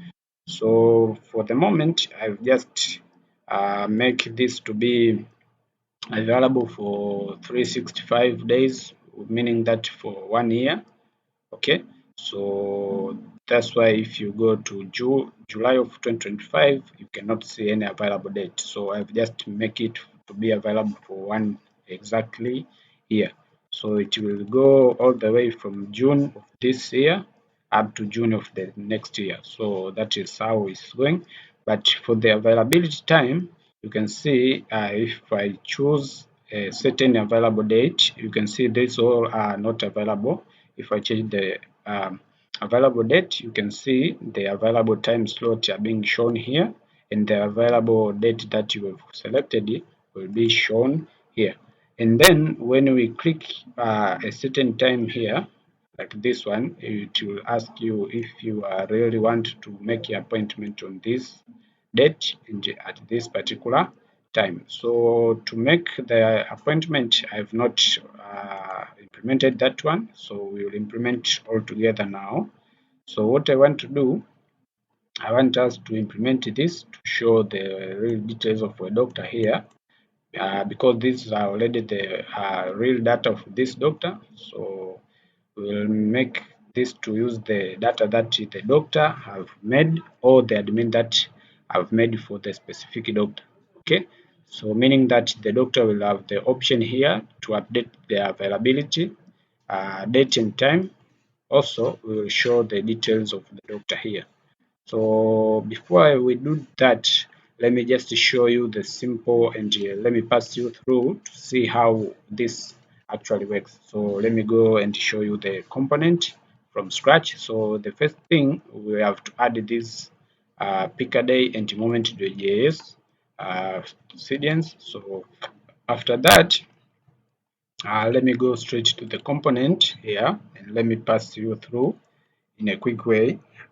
So this DB, we are not using it at all. So let me start with here. Okay, let me start with this one.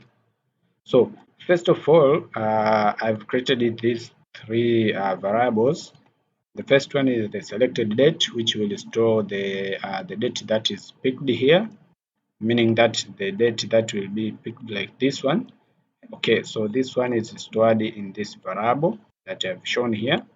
And then the available dates, this will be the array. As you can see, this is the array, and this will be the array that carry all the dates that are shown here. When you click this one, all these dates are being stored on that array, which is available dates. And time slots is all the time slot that will be shown here for the specific date that is being selected. As you can see, these are the dates. If I select one from Monday, you can see the time slots are a little bit too much, since the time are different here. You can see here is from 7 to 10, but here is from 8 to 17. So you can see this one. Okay. So, but also what I did also have the mount function which fetch the available dates when this page is loading. So when you visit this page like this one, that function is being called using the mount function. So in this function down here, as you can see, I have these schedules which get all the schedules for the specific doctor. As you can see now, I've decoded this one, but here needs to pass the ID of the specific doctor. So to do that, it's quite really simple, since I already gave this doctor, and this doctor will be available. As you can see now, we can try to dump the details of this doctor. You can see, let's try to refresh the page. Now you can see we have these details of the specific doctor here. So what I can do, we can just access this doctor details from there. So meaning that, okay, here on this page, in order for this component to access these details, we need to pass that data here. So I'll just pass that like this. I'll say doctor, and then it will access the doctor details from the, okay, this will be from the controller.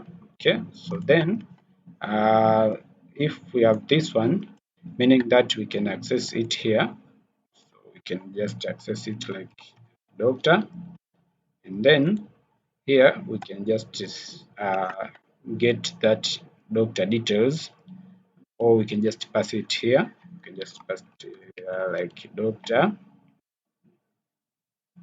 and then doctor. Okay, so then this doctor will be available here, so we can just use the doctor then ID. Okay, so that will work, and then we can just repeat the same procedure down here. We've already called the doctor here. Okay, so you can see this is undefined. Okay, this is undefined. Oh, this is not available from here. This is another function. So meaning that we need to have this doctor as a global variable. So to make it global, we can just have another variable here, which is called the doctor. We can have the doctor here who is available. Can just say doctor details, and then let's assign that value here. We can say this doctor details, we can just assign the doctor the value. Okay, and then this will be used here. Okay, so then here we can just say doctor, and that will be available, and then also to this function, which is select, which is time slot. Okay, in this time slot we can just use the doctor details, and then let's use this one as doctor. Use it as the doctor, and then now this will be available, as you can see. Okay, so let's try to see if that works. Okay, so it works fine actually. Okay, so now meaning that it will look for this specific doctor. So let's go back and let's try for this doctor number 2. And this doctor number 2 actually does not have any available date, as we have not add here for doctor ID with the ID of 2. So that will be null. So let's go to doctor 1. Here you can see the available dates are there. So that is how I've done it. And then in this fetch available dates, I was trying to explain this. So this will get all the schedules from the database. So if you try to dump that, you can see here we have schedules, and then let's try to refresh. You can see we have the schedules from that data, from that table. You can see we have available day and their times. You can see, okay. So also we have something like this, okay. So that one will be for the first data, and then here you can see for the second data here. As you can see, this is what we have on the schedules, okay. So from that schedules, we'll create another variable which will be availability. So to create the availability, I've here looped from each schedule here, and then I get the day of the week from available day. So I get the day of the week, meaning that I've said like 0, meaning that the day of the week will be Sunday, okay. If it's 1, it will be Monday, and so on. Also, I've get the from time and to time, which we get from and to that are here on our table, okay.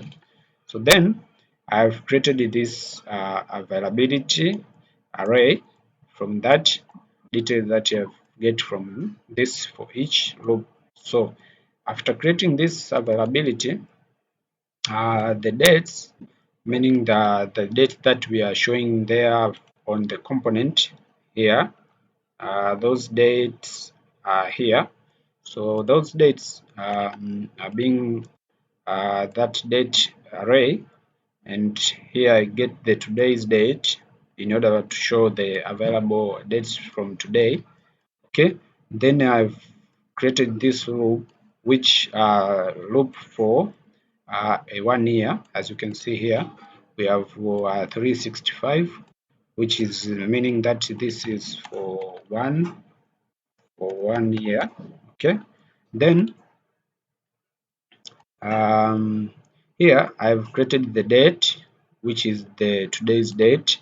As you can see, we have today, then I've copied, and then I've added the days. These are we should add the 365 days here, as you can see, meaning that we will add it up to 364 if we consider this loop here. And then the day of the week, meaning that we will get it from this date. Since from this date, meaning that we'll have those days from let's say 1 up to 364, and then from there we will extract the day of the week from there, and then we'll check if it is set to day of the week. Then that will be the date that we are going to show. That will be the date that we're going to assign it to these available dates, which I said this available dates is the one that we are using here in the component. As you can see, it's the one that we are using here. So what actually I did here, this if condition actually checks for these 365 days that we have, and from here, from this date, which meaning that we have all the date from today, okay. Then to get the day of the week, meaning that we check if that day of the week here, if that day of the week is available. If it's available, we are going to format it to this format, which is year, month, and then day. We get that day of the week, and then that dates we are going to assign it to these available dates, okay. So now, meaning that if you come here, these available dates will be the all dates that we are seeing here on the let's say from, let me remove that dump. Let me remove the dump. Okay, I think I've removed it already, so let me try to refresh the page.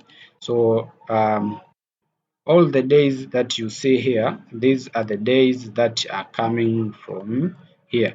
So these are the days that we have. Okay, so then from here, if user select a certain date like this one, meaning that what we do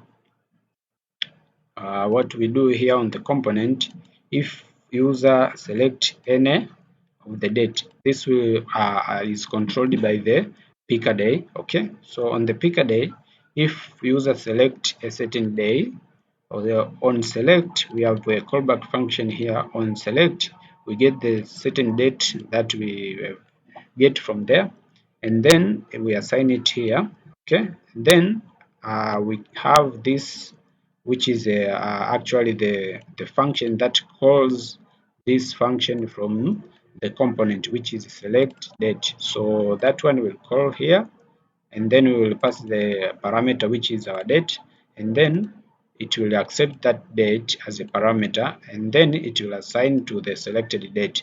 So this will make this our selected date to be assigned that value. And then if you go back here, you can see after getting that date, which is this one, we can now fetch the time slot for the specific date that is being selected by the user from here. Okay, I think that is clear. So now, after fetching the time slot, we also pass the details of the doctor that I've added now. Okay, so from fetch time slot, what we do, we get the two parameters. Okay, so now to get the day of the week here, I've just tried to get it from the date that we have from here.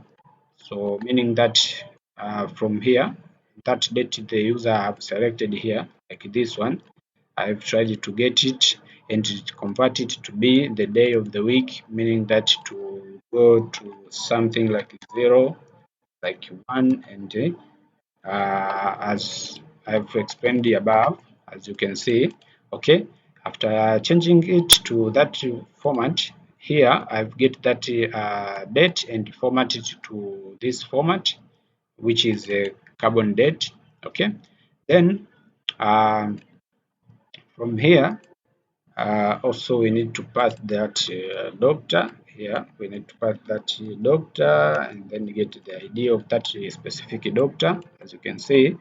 And then now I get all the schedules the from the database. Okay, from the doctor schedules table, by using the ID of the doctor specifically who is selected here by the user, meaning from here, if select this or select this one, meaning that here I'll get the schedules for the specific day that a user have selected. As you can see here, we have the day of the week. So this will go and check for this available date, and it will check if it's one, meaning that that day of the week will be checked here from the available day, and then it will come with all the data from that specific schedule. Okay, then if the schedule is not empty, okay, if the schedule is not empty, here I get the from time and the to time, and then I've created the format to be in hour, minute, and then second, and then I've stored that detail from to these variables. Okay, and then I've created this variable, which is slots, that will contain all the time slot. As you can see when we go here, um, these time slots that you see here are being stored in this variable here, which is an array actually. And then I've used the while loop. This while loop will check if the from time is less than the to time, which we get here. Okay, if it's less than that, we are going to get the time slot from time. As you can see, that will be the first slot in this data. That will be the time slot for now, and then we can get actually this one, this code, what it do. For now, you can just skip that one. I'll explain it later as it go and check for appointment. So meaning that this will only check if there is any appointment that is already created from this time slot. So that way I'll explain it later. But now, if we get the time slot from here, okay, what we do, the from time, we will add 1 hour interval. Okay, so we'll have the 1 hour interval until when the from time is equal to the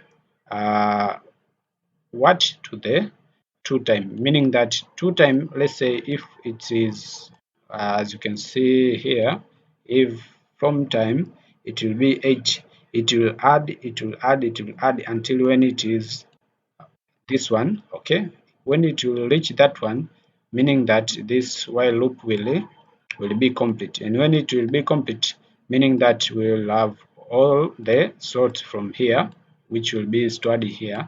Okay, then all that is slot will be uh, assigned to time slot. So this time slot, as you can see, I've created it up here, time slot. You can see this will be the array. It will contain all the time slots. So let me uncomment this one. I've already explained it as it check if that time slot is available or unavailable, or if it is already booked in a simple way. So it check if this doctor available time is already booked or not. Okay, so if it is not booked, meaning that we will add it to the slots. Okay, we will add it here. If it's already booked, meaning this will return true. If it will return true, meaning this we will not add it.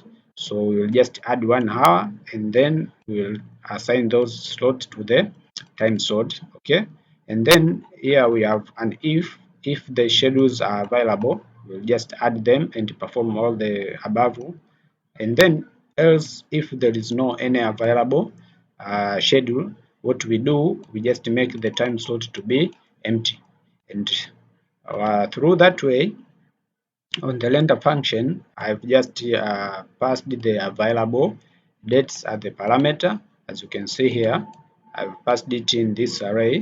In this array, the available dates will be available from there. So then when you come here, you get that available dates. Then we assign to this variable, which is a JavaScript variable.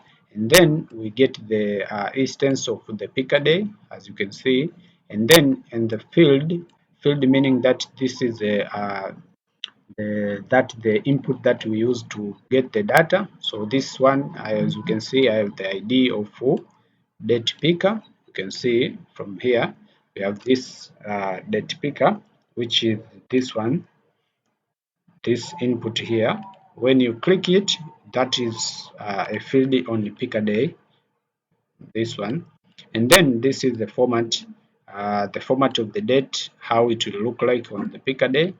And then this is the callback function that I've explained before, which perform the functionality when a user selects a certain date, like this one. So that is a function, a callback function. Also, we have the callback function, which is called the disable day function. This is the one that disable all the unavailable dates, as you can see here. What it does, it just check the date that we have here, the date that we have. Okay, that date that we have from here, this will check and format it. Okay, it will format it to this format, which is similar to this, and then it will turn this to include this formatted date. Okay, so all the formatted date will be available, but otherwise it will be unformatted, or it will be unavailable, as you can see right here. Okay, so I think I may be clear, but if you find any problem concerning that code, You can just consult me, or you can just leave the comment and I'll just reply to you and try to explain it more clear. But as you can see, I've put this comment in order for you to be able to understand it. Okay, so that is all about how this functionality works. So right now, let me just show these details of the doctor in order to make it complete there. So since I have all the details of the doctor here available, as you can see, I have doctor details here. This meaning this we can access it from this way. You can just access it. So here we'll have doctor, then doctor user, then we can have the name. So let's see what we have here. Yeah, you can see that is the name of the doctor, and then we can just show the hospital name or the specialty and then the hospital name. Okay, so let's show the specialty. So let's copy that one and then there. Then this will be specialty, and then this will be specialty name. Okay, now you can see we have the specialty name, and then here we can have the hospital name. So that one does not have any relationship, so we can just pass the name there, hospital name. Okay, let me refresh. Okay, you can see we have hospital name, we have specialty, we have name, but we have remained with the image, so that one we will work with it is in a moment.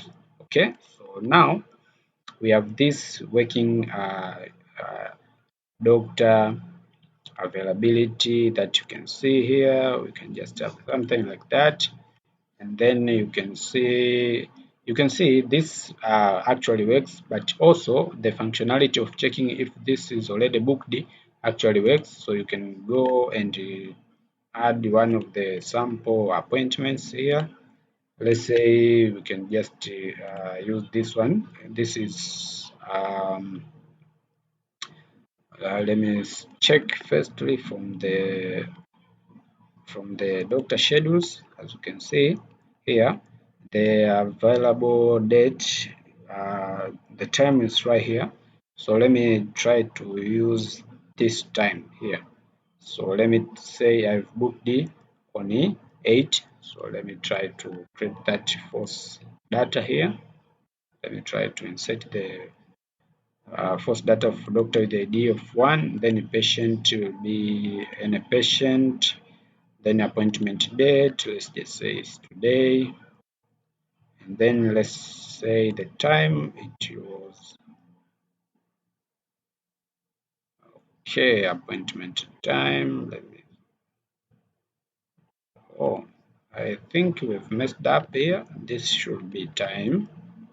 What does we do there? Let me see. Yeah, so this should be time, not date. Yeah, that one will be okay. So let me just change it from here. Let me just change from here in order to avoid the issue of migrating fresh. So let me change it to be time actually. Okay, so let me save that one. And let's try to insert the first data like doctor number 1, then the date, it will be today, and then the time. Let's use the, as I've said, we're gonna use 08, and then 08, and then the minute and the seconds will be 00.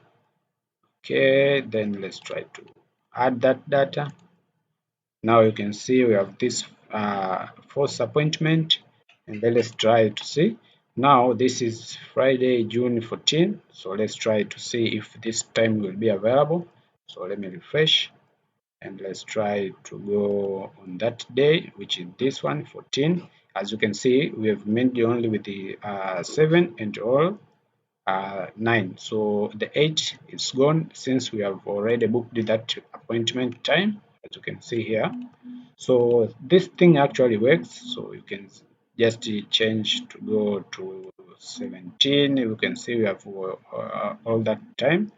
So to go to 17, meaning that we can just try to check that one is from, let me try to use this date, which is 17. So let me go and change that one to be 17. And then let's use the time of 3 or 9, I mean 9. So let me use the 9 one.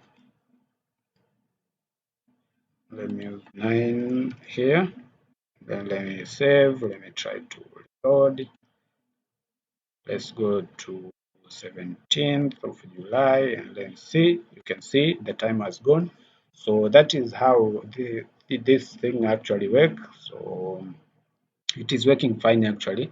So what we are going to do next, we need to add here the link for this specific doctor to be able to update the availability, not in this user interface, I mean on the doctor side. So we'll log out and go to the doctor side and try to add the option for that specific doctor to add the availability schedules in this table. So now we have created it manually, but next time we are going to do that one through the interface. So let's start with that one.